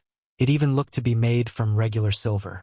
It wrapped around her wrist through a thick chain, and the interesting part depicted a wolf shape. The inside of this wolf was all red with some smaller sparkly stones around it. "Put some mana into it," Roland said while Elodia nodded and followed the instruction. When she injected some of her mana, the red wolf gem started to glow brightly. Soon the glow started to change shape into something that looked like a picture. This is..." Roland nodded, as what they were now looking at was something similar to a hologram. In the hologram, Elodia could see herself, Roland and Agnes standing together. This was a snapshot he had done with one of his newer inventions before. With some fiddling around, he managed to store the image in the runic program and use an illusion spell to present it outwards. This was not some new technique or anything, as he had taken the knowledge from one of his research books. For one reason or another, the other runesmiths didn't bother with it too much, but for him, it was a nice way to show his gratitude. "Try not to use it too much. It will drain your mana fast and you might get a headache," he explained while pulling his hand away. The bracelet was made with some of the rare metals that he took from the dungeon. With this world being how it was, Roland still worried that if it looked too fancy that it would be a prime target for the thieves. You can also hide it under your sleeves. While trying to explain his worries, he noticed that Elodia was somewhat quiet. When he looked at her face, he noticed that her eyes were glued to the accessory that he made for her. It took a few moments for her to realize that she was injecting too much mana into the bracelet, which was obvious as she reached towards her forehead. That's why I told you not to use it too much. Roland placed his hand on Elodia's forehead. With the help of his mana regulation skills, he was now able to somewhat alleviate mana deprivation in other people. Normal people like Elodia without battle classes didn't have much mana and lacked any means of managing it. Probably holding the image for a minute would be the most she would be capable of. Maybe this wasn't such a good idea. How about I make one without that image? What? No. When he asked for a return on his gift, he was given a loud rejection. It was somewhat funny to see the mostly serious Elodia protect her wrist and move away from him. He just moved his hands up into the air and smiled. Fine. Have it your way. Just don't use it too much. For the following few minutes, he noticed that she was looking at the bracelet an awful lot. But the dishes needed to be washed, so it needed to be put to the side for the time being. Even then, her gaze was glued to it, which made Roland a bit stressed, as if she was overthinking the gesture. Soon they were finished, and it was time to go back to the city. While normally Roland would leave the escorting duty to Agni, this time around he decided to do it himself. His house was now a small fortress with actual golems patrolling outside. Even when someone managed to break into the store or scaled the wall, they would be in for it. Elodia was back in her full getup, which made her look like a Victorian maid. Her hair was tied in a ponytail, and with her glasses on, she could pass for a head maid of a duke household. The glasses gave her a very professional look, but they weren't really something that she needed. Only later did he find out that the glasses were just a magical item with the analyzing skill on them. Her eyesight was just fine, but she explained that she got used to wearing them for so long that now it felt strange to not have them on. It was kind of a refreshing experience after his somewhat hectic dungeon exploration. No sleep, paired with the constant stress of something appearing to kill him, was not something he wanted to face every day. With his advanced age, he started to learn to appreciate the little things, just as his slow walk towards the city with a woman hugging his arm. At this very moment, she was chuckling, as instead of his arm she was mostly gripping the cold gauntlets underneath it. You really need to learn to leave the house without those. Better safe than sorry, he replied as they continued. While he had mellowed out after the years, just as Elodia didn't feel comfortable without her glasses, so did he without some of his armor. The gauntlets were something that he wasn't willing to part with, as slinging some quick spells could save his and Elodia's life. But their happy faces would soon change as they approached the orphanage. What seemed to be the start of a nice day quickly turned sour as Roland heard shouting. "Goddamn bastard!" Elodia and Roland stopped while looking at each other and quickly increased the pace. The voice that they heard clearly belonged to Armand, and as they arrived at the scene it was a mess. On the ground, they saw two men in leather armor. They were knocked out cold, but there were two more with raised weapons looking at Armand. Behind the two men was an older-looking gentleman. By his clothes, he looked like some kind of rich merchant. Roland was quick to place himself in front of Elodia that was about to run towards her idiot brother. Luckily, the men that Armand knocked out didn't seem to be proper city guards, but just some hired bodyguards instead. What is this about? The scene felt strange as the old man didn't seem perturbed by the fiasco. By the merchant's side, he also noticed some kind of parchment that was now on the ground that the man was looking at. What is that idiot doing this time? Roland stood there not knowing what to do. Normally he would just wait until Armand and the person he was up against argued it out, not like it was any of his business to begin with. The biggest problem here was his relation to Elodia. She was right next to him, and he could see the concern in her eyes. In the 3 years that had passed, Armand didn't remain stagnant. He had actually improved significantly and became a proper gold rank adventurer. The only thing that he didn't like was the choice of class that Armand went with. Name: Armand L111. Classes: T2 Fist Berserker L11 Primary, T2 Pugilist L50 Secondary, T1 Warrior L25X. T1 Brawler L25X. Just like the name implied, the class caused some anger management issues. Armand was already prone to mood swings. This was apparent during the interactions he had with him 3 years ago. The only reason he took the class was probably due to how overpowered the Berserk skill actually was. While this skill had many faults, the boost it gave its users was truly immense. At higher levels, this skill could actually be offset by other ones and be controlled. It was not such a bad choice for a close-quarters fighter as long as the people from their party kept their distance. As the name implied, the skill user would go into a sort of berserk state. During this state, he or she would focus on the enemies before them. As long as the user focused their anger on a specific target before the skill activation, it would be pointed towards it. The biggest drawback was probably not that there was a possibility of attacking their allies, but the fact that they would abandon all defensive measures. The boost in stats would bloat up the muscles and turn the user's body into something close to steel. But even then, if the opponent's attacking power was high, they would just be rushing to their deaths. If Armand actually managed to master this skill and keep a somewhat clear head, he could easily go against other warrior types that were even 10 levels above his. Wait! But! While he was trying to examine the situation, Elodia started moving forward. He had to place his hand in the way to make her stop. While his girlfriend normally managed to keep a cool head, it was only when it came to business-related situations. When it came to her loved ones and family, she didn't always think things through. I know, I'll step in if it gets out of hand, but if we do it now, we could escalate the situation. Roland feared that there could be more of those guards around. From his first impression, it looked like the men were just hired thugs.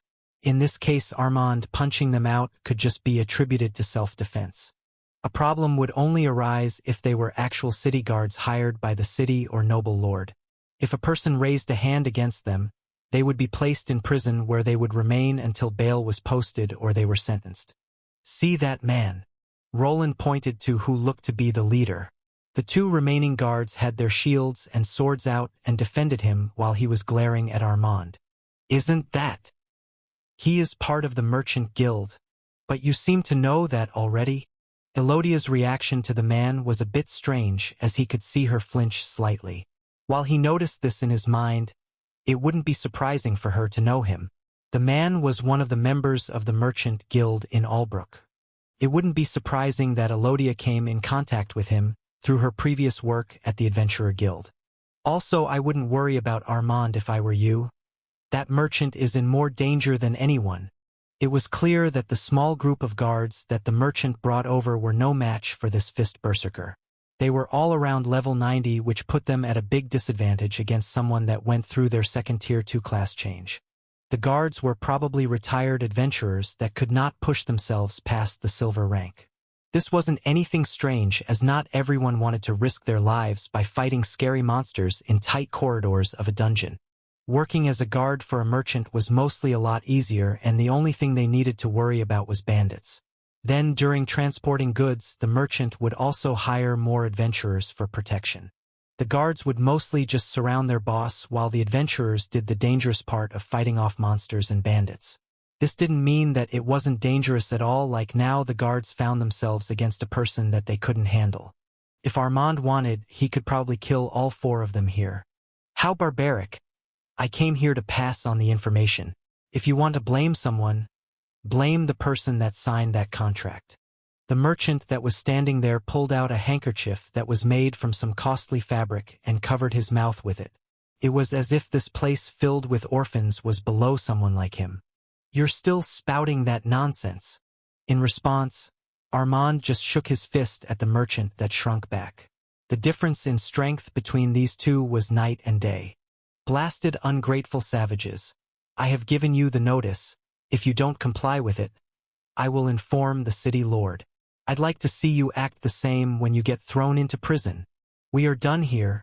Take those 2 idiots. The merchant started shouting back at Armand that remained standing in place. When some kind of contract and then notice was mentioned, Roland was a bit confused. Soon, though, he discovered that there was some kind of large parchment thrown to the side. It was mangled up, but it was there. Luckily, this was when it ended. The other guards grabbed their passed-out colleagues before walking away. When they did, Elodia finally snapped out of it and decided to move towards Armand to ask some questions. On the other hand, Roland homed in on the paper that was to the side. "What is this? You are hereby required to vacate the premises. Failure to vacate will result in..." After getting the dirt out, he started to read through it. There wasn't much, it was clearly an eviction notice. It stated that the contract that they previously signed would be annulled, and it would go per some clause that was in the previous contract. Are they just willing to pay the penalty for annulling the contract, or did they find a loophole to evade it? Roland wasn't really sure about how Elodia came to own this house. She did tell him that the price was quite low as it was a building in an unfavorable location and there were many things to fix. This unfavorable location was probably due to it being close to the Albrook slums that had formed close by. After 3 years had passed, though, a lot of the bad elements of the city had been pushed back into another location. There were even some shops and restaurants opening up close by. If this was the true reason, he would need to investigate further. "Hey, give me that." As he was approaching Elodia, Armand took it upon himself to quickly swipe the eviction notice from his hand. He never saw anyone crumble up a piece of paper so fast. "Hey, what was that?" asked Elodia while Armand just shrugged. "Don't worry about it. I'll figure it out." "Oh, I really hope you aren't planning on storming the Merchant Guild or something?" Roland chimed in as he clearly knew what was down on that paper. Armand was somewhat protective of his older sister. The two almost had a third confrontation with each other when it came out that he was dating Elodia. Luckily, Lobelia was there and managed to talk him out of it. In reality, he attributed this to Armand knowing that he wouldn't stand a chance in a one-on-one battle with him anyway. Even now, after 3 years, Roland had managed to overtake Armand in levels. Everything ended in a contest of strength, which was just a simple arm wrestling contest, which he won. "Elodia, do you have a copy of your house's ownership contract?" "Of course I do. But why would you want to?" "Then that parchment." "Yes, it was an..." Before he could reply, he could see Armand's hand move towards his face. His brother-in-law was clearly trying to cover his mouth before he babbled out the secret. Before Armand could silence him, Roland intercepted his wrist with his own hand. He had already proven that his raw stats were superior, so he didn't have much trouble in blocking this approach. "Armand, what are you doing? Did you go crazy?" Elodia shouted out from the side as she was taken back by what her younger brother was doing. Roland didn't blame Armand for acting this way. He was just trying to solve their problems by himself. He wouldn't be surprised if Lobelia got involved along with the Thieves' Guild to try to force the merchant to capitulate. This would be quite the risky maneuver, though. If they ever got caught, they would lose more than a building. "Give it a rest. This is not something you can solve with brute strength." Roland let go of Armand's wrist as the two started struggling with each other. While he was stronger than the muscle brain, there wasn't such a big gap between them. "Let's go inside before everyone from Albrook finds out." He looked to the side. People started gathering as they clearly heard Armand shouting. If they continued to cause a scene, even guards could shop up. Elodia had somewhat figured out the meaning behind Roland's previous words. Thus, she bolted into the orphanage to go to the safe where the contract was. Armand and Roland, on the other hand, just headed in slowly behind her. "Could you stop glaring at me? Not like I had anything to do with that eviction notice." "No, but if you kept quiet, then Elodia would have gotten involved." "Is there a problem if she gets involved?" Roland replied quickly while Armand never let up with the glare.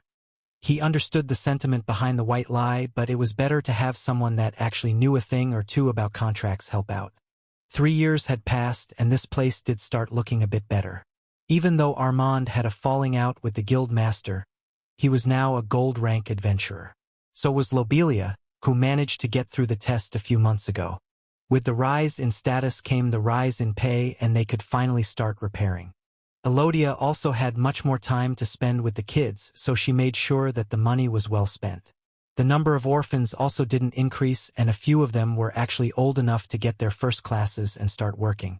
It did seem like this place was on the rise, but apparently, the merchants didn't see it that way. It was still quite loud inside, but even the youngest child was past 5 and didn't need to be spoon-fed. Roland didn't really pry into Elodia's past too much, as it did seem that she was running away from something. Is this it? Yes, will you look through it? If you want. Both Roland and Elodia knew the pros and cons of contracts like this. While it might have been written down well, there were always certain ways to go around it. Roland started looking over the contract together with Elodia as they tried to figure out the reason for the eviction notice. Would have been easier if someone didn't throw away the eviction notice. Elodia grumbled while Armand removed himself from the room. Luckily, Roland was fast enough to go through it. It said something about poor living conditions. I think they are trying to go with that angle to get back the house. There were certain laws in the city that were put on places like an orphanage. One of them was decent living conditions. It was a somewhat obscure law that no one really followed, though, as most people were already living in poor conditions. In this case, though, it could be a potential reason to break the contract. What we can do is go to the city hall and have someone inspect the orphanage. Only then should the eviction notice go through. But it seems. Did they already sign off on it? Roland nodded at Elodia's question, as the inspector should have been sent to the house prior to the eviction notice. But the merchants had deep pockets, and they could potentially bribe such an official to quickly sign off on it. I knew those best. You be quiet. Don't you even think about doing anything stupid. Armand peeked his head back into the room where Elodia and Roland were discussing the current situation. It was clear that if they left it in the hands of this muscle brain, he could get himself in a big mess. Now that there was no guild master backing him, it could go south quite fast. Elodia is right, if you touch a proper city official you might actually become a wanted man, but if you want to start a new career as a bandit, then go ahead. Roland shrugged while getting glared down by the large man. Then what are we supposed to do? Just pack our bags and leave? I didn't say that. We must first see who this inspector is that signed off on that fake inspection. We still have some time, no need to rush things. Roland gave out a sigh, as this was not what he expected when this day had started. Instead of spending some quality time with Elodia, he would need to pay a visit to the city hall. Even worse, if all things failed, the new noble lord might have to get involved, as he might be the only person that wasn't on the merchant guild's payroll. Where did it go? Oh, there it is, that man sure can throw them. A certain cloaked figure looked down at a rolled-up ball of paper. The person was of average build and height, but after closer inspection, there was something off with the hood. There were 2 lumps protruding from the hood, making it seem that there was something pointy there. A few moments ago, the person witnessed quite the spectacle. 2 armored guards went flying before their eyes. It was quite magnificent to watch. It only took 1 punch and 1 kick from the person named Armand to quickly disarm the 2 opponents. Regretfully, that was when the battle ended. The 2 parties just continued to shout at each other before the merchant and his guards left. This left this hooded person in a state of disappointment, as they wanted to see if the brawler was someone that they could hire. But as they continued to watch, there was more to it. Another interesting person showed up next to a woman wearing glasses. The person was quite big and radiated something to what this hooded person was well attuned to. It told them that it would be wise to not get involved with that person. This got them interested. Who was he? And why was he involved with the man that easily dispatched the guards? Were they just a strong party of adventurers, or was there more to it? Hope this answers some questions. An eviction notice. It became apparent that the people there were being evicted for one reason or another. This is getting more interesting, but could this really aid my lord? The hooded person decided to take the eviction notice, as there was more information about the involved party there. If this was something that they could use later was up to debate, but that man was somewhat intriguing. His class was special, but he is hiding behind some tricks. I need to gather more information. The person laughed to themselves before sinking back into the crowded street. Hey, what's all the commotion about? Even some of the kids are crying. Can't you do anything by yourself, Armand? Did you make little Alfie cry again? A concerned Lobelia burst in through the door of the main room of the orphanage. There she saw a silent Armand just sitting there while Roland and Elodia were going through some documents. Good you are here, Lobelia. Could you stay and watch over the kids? I need to take care of some things at the city hall. Big sis? Sure, I can do that, but is something wrong? The half-elf girl was a bit confused about the situation. When she arrived, the door to the room was being crowded by half the kids that lived there. It seemed that they were trying to listen in on what was happening inside. Thus, she took it upon herself to see what was going on, but inside she only found silence and strange looks. I'm not sure. I'll explain after I'm back. Before Lobelia could ask for some answers, both Elodia and Wayland were already walking out. What's going on? The only person that remained in the room with her was Armand. Though he wasn't very talkative either, though it seemed that it was because of the small ears that were listening in on the conversation. Lobelia would not let it end on this. If Armand wasn't willing to talk with the children there, they just needed to find a better place. Come with me and explain yourself. While Lobelia tried to get some information out of Armand, Elodia and Roland were on the way to the city's hall. The last time he was here was when he was buying up land. The large plot of unused farmland luckily didn't increase in price that much, as it was still far away from the city. Roland might have implemented the weekend system in his own shop, but that wasn't true for the rest of the city. Everyone was busy peddling their wares and shuffling their feet around the city. The peddlers were peddling, adventurers in bulky armor and with heavy weapons were going for the next adventure. It was like any other day for them as life went on. Due to Roland's tight work schedule, he didn't really have time to enjoy the sights. He saw the city somewhat differently than its citizens. For him, it was like a slideshow of progress. Each time he came here, there was something new being built, then finished. The never-ending expansion continued, and there didn't seem that it would ever stop. But how this place looked was quite deceiving. The old buildings had been replaced by new ones only in certain sections. The people with no money were pushed into the slums, where not even the guards ventured in at night. Bernier told him tales of people getting robbed or killed there without end. Every day there was at least one brawl where a person could lose their life. He always complained that the guards tended to arrive late to only pull away the person that had lost the fight, as it was far easier than confronting the one that was left standing. The Thieves' Guild continued to prosper, and only people that had enough money to bribe them were on the rise. Anyone else had to watch out. Getting their shops turned upside down for not managing to pay the monthly protection fee was a constant strain on their nerves. While thinking about how life was unfair for the less fortunate, he looked to his partner. Elodia was walking next to him while being quiet. They started the day hand in hand, but now they were just silently treading along next to each other without talking at all. Are you okay? Roland asked, as he knew that Elodia's mind was probably filled with the impending eviction. He was able to look through the notice and the contract. In it, there was a clause of a situation like this happening. Elodia now had at most 3 months' time to clear out the house before the city could force them out. He was sure that in this world they would not have problems in throwing orphans out to the street. The building would probably be turned into another inn or pub to serve the ever-increasing adventurer population. Yes, I'm fine. Her shoulders slumped forward slightly as she looked into the distance with an empty expression. He did not know what was going through her head, but for some reason, he felt like this was the right time to place his hand on her shoulder. Don't worry, we'll figure something out. Roland emphasized the "we" part as he spoke out. At the same time, he brought the smaller woman closer against his own body as he tried to reassure her that he wouldn't let her go through this alone. His gesture seemed to have worked, as he could feel Elodia grasping his robe between her thumb and index finger before meekly replying, "Thank you." The moment she did, there was a strange feeling in his chest. He wasn't sure what it was, but it made him want to protect the woman next to him. For him, who had spent most of his time trying not to rely on others, it was strange. What was the worst-case scenario here? The orphans would lose their home, but what of it? They still had 3 adults taking care of them, both of which were upcoming gold-rank adventurers.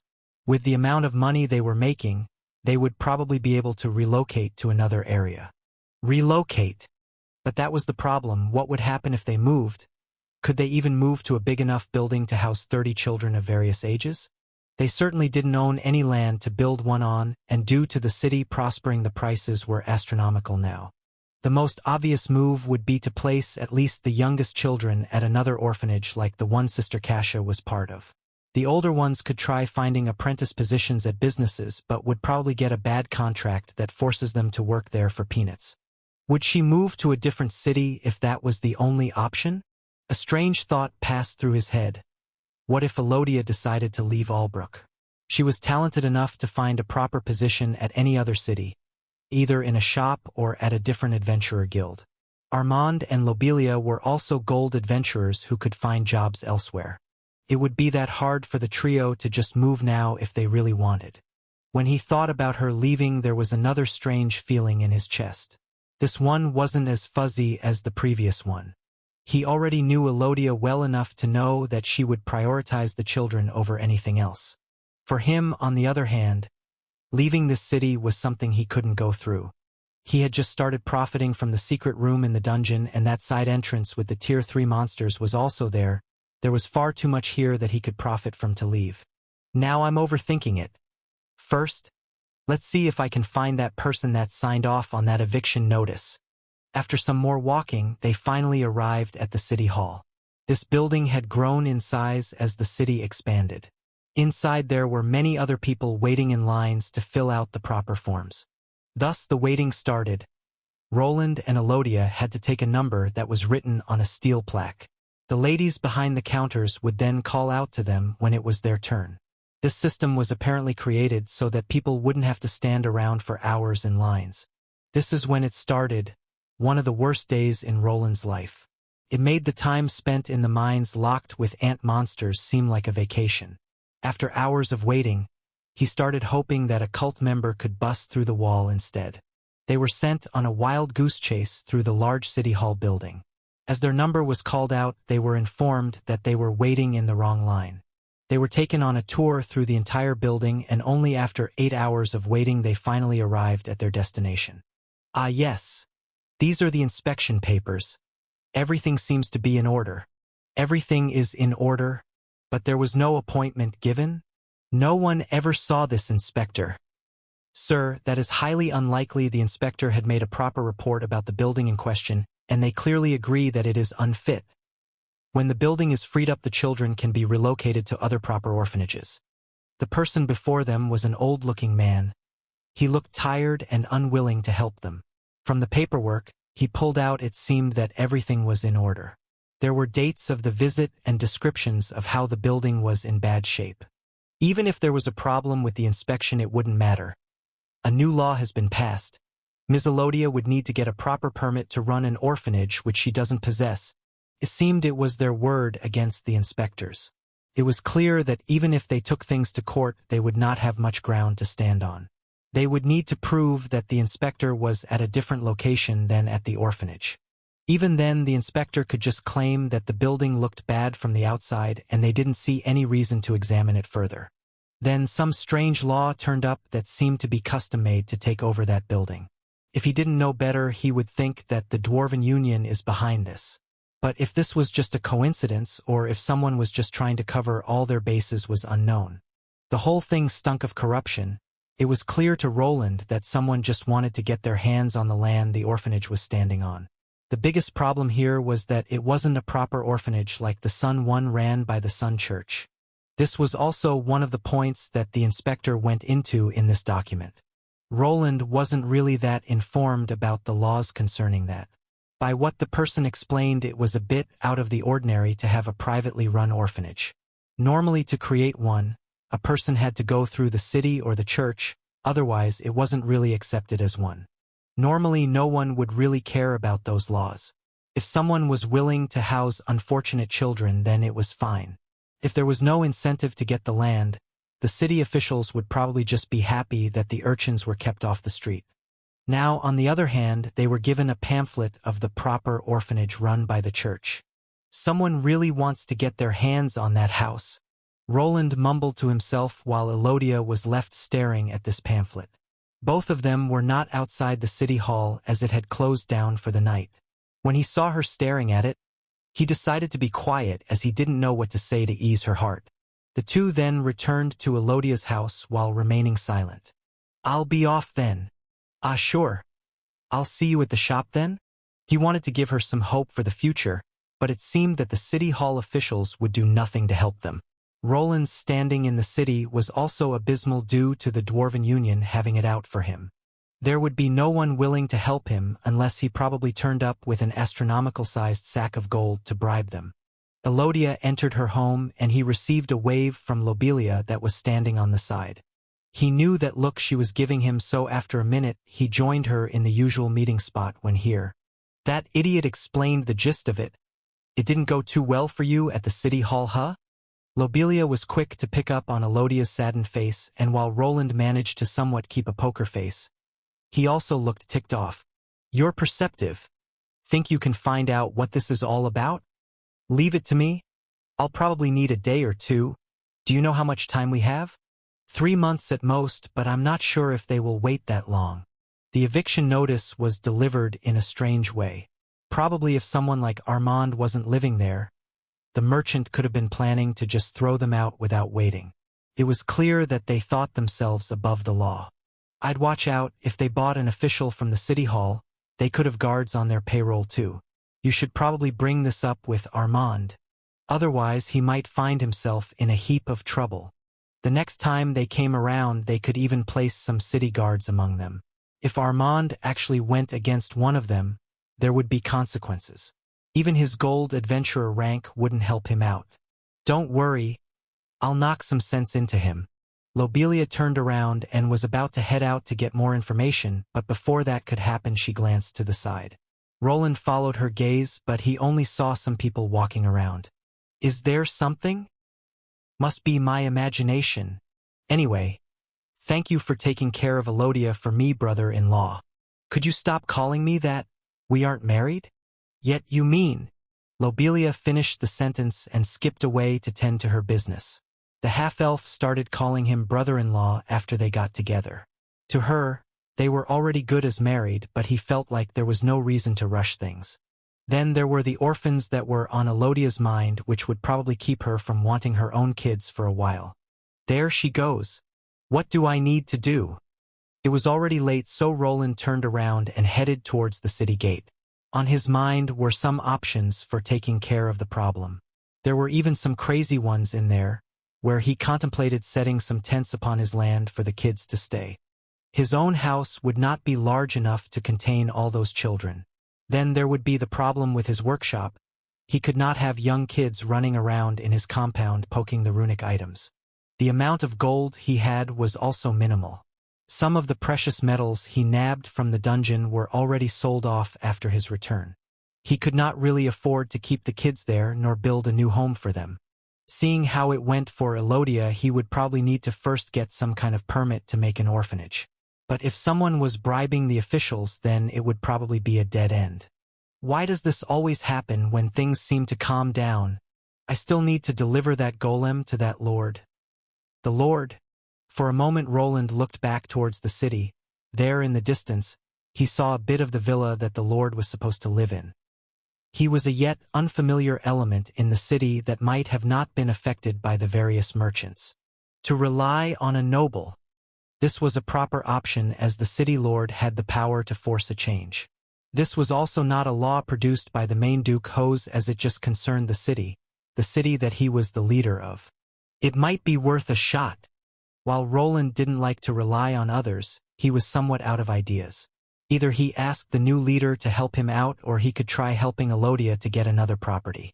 If they didn't manage, the kids could also be moved to the church, but knowing Elodia, she would probably sooner leave the city to go look for another place to stay than to leave the children up to the church.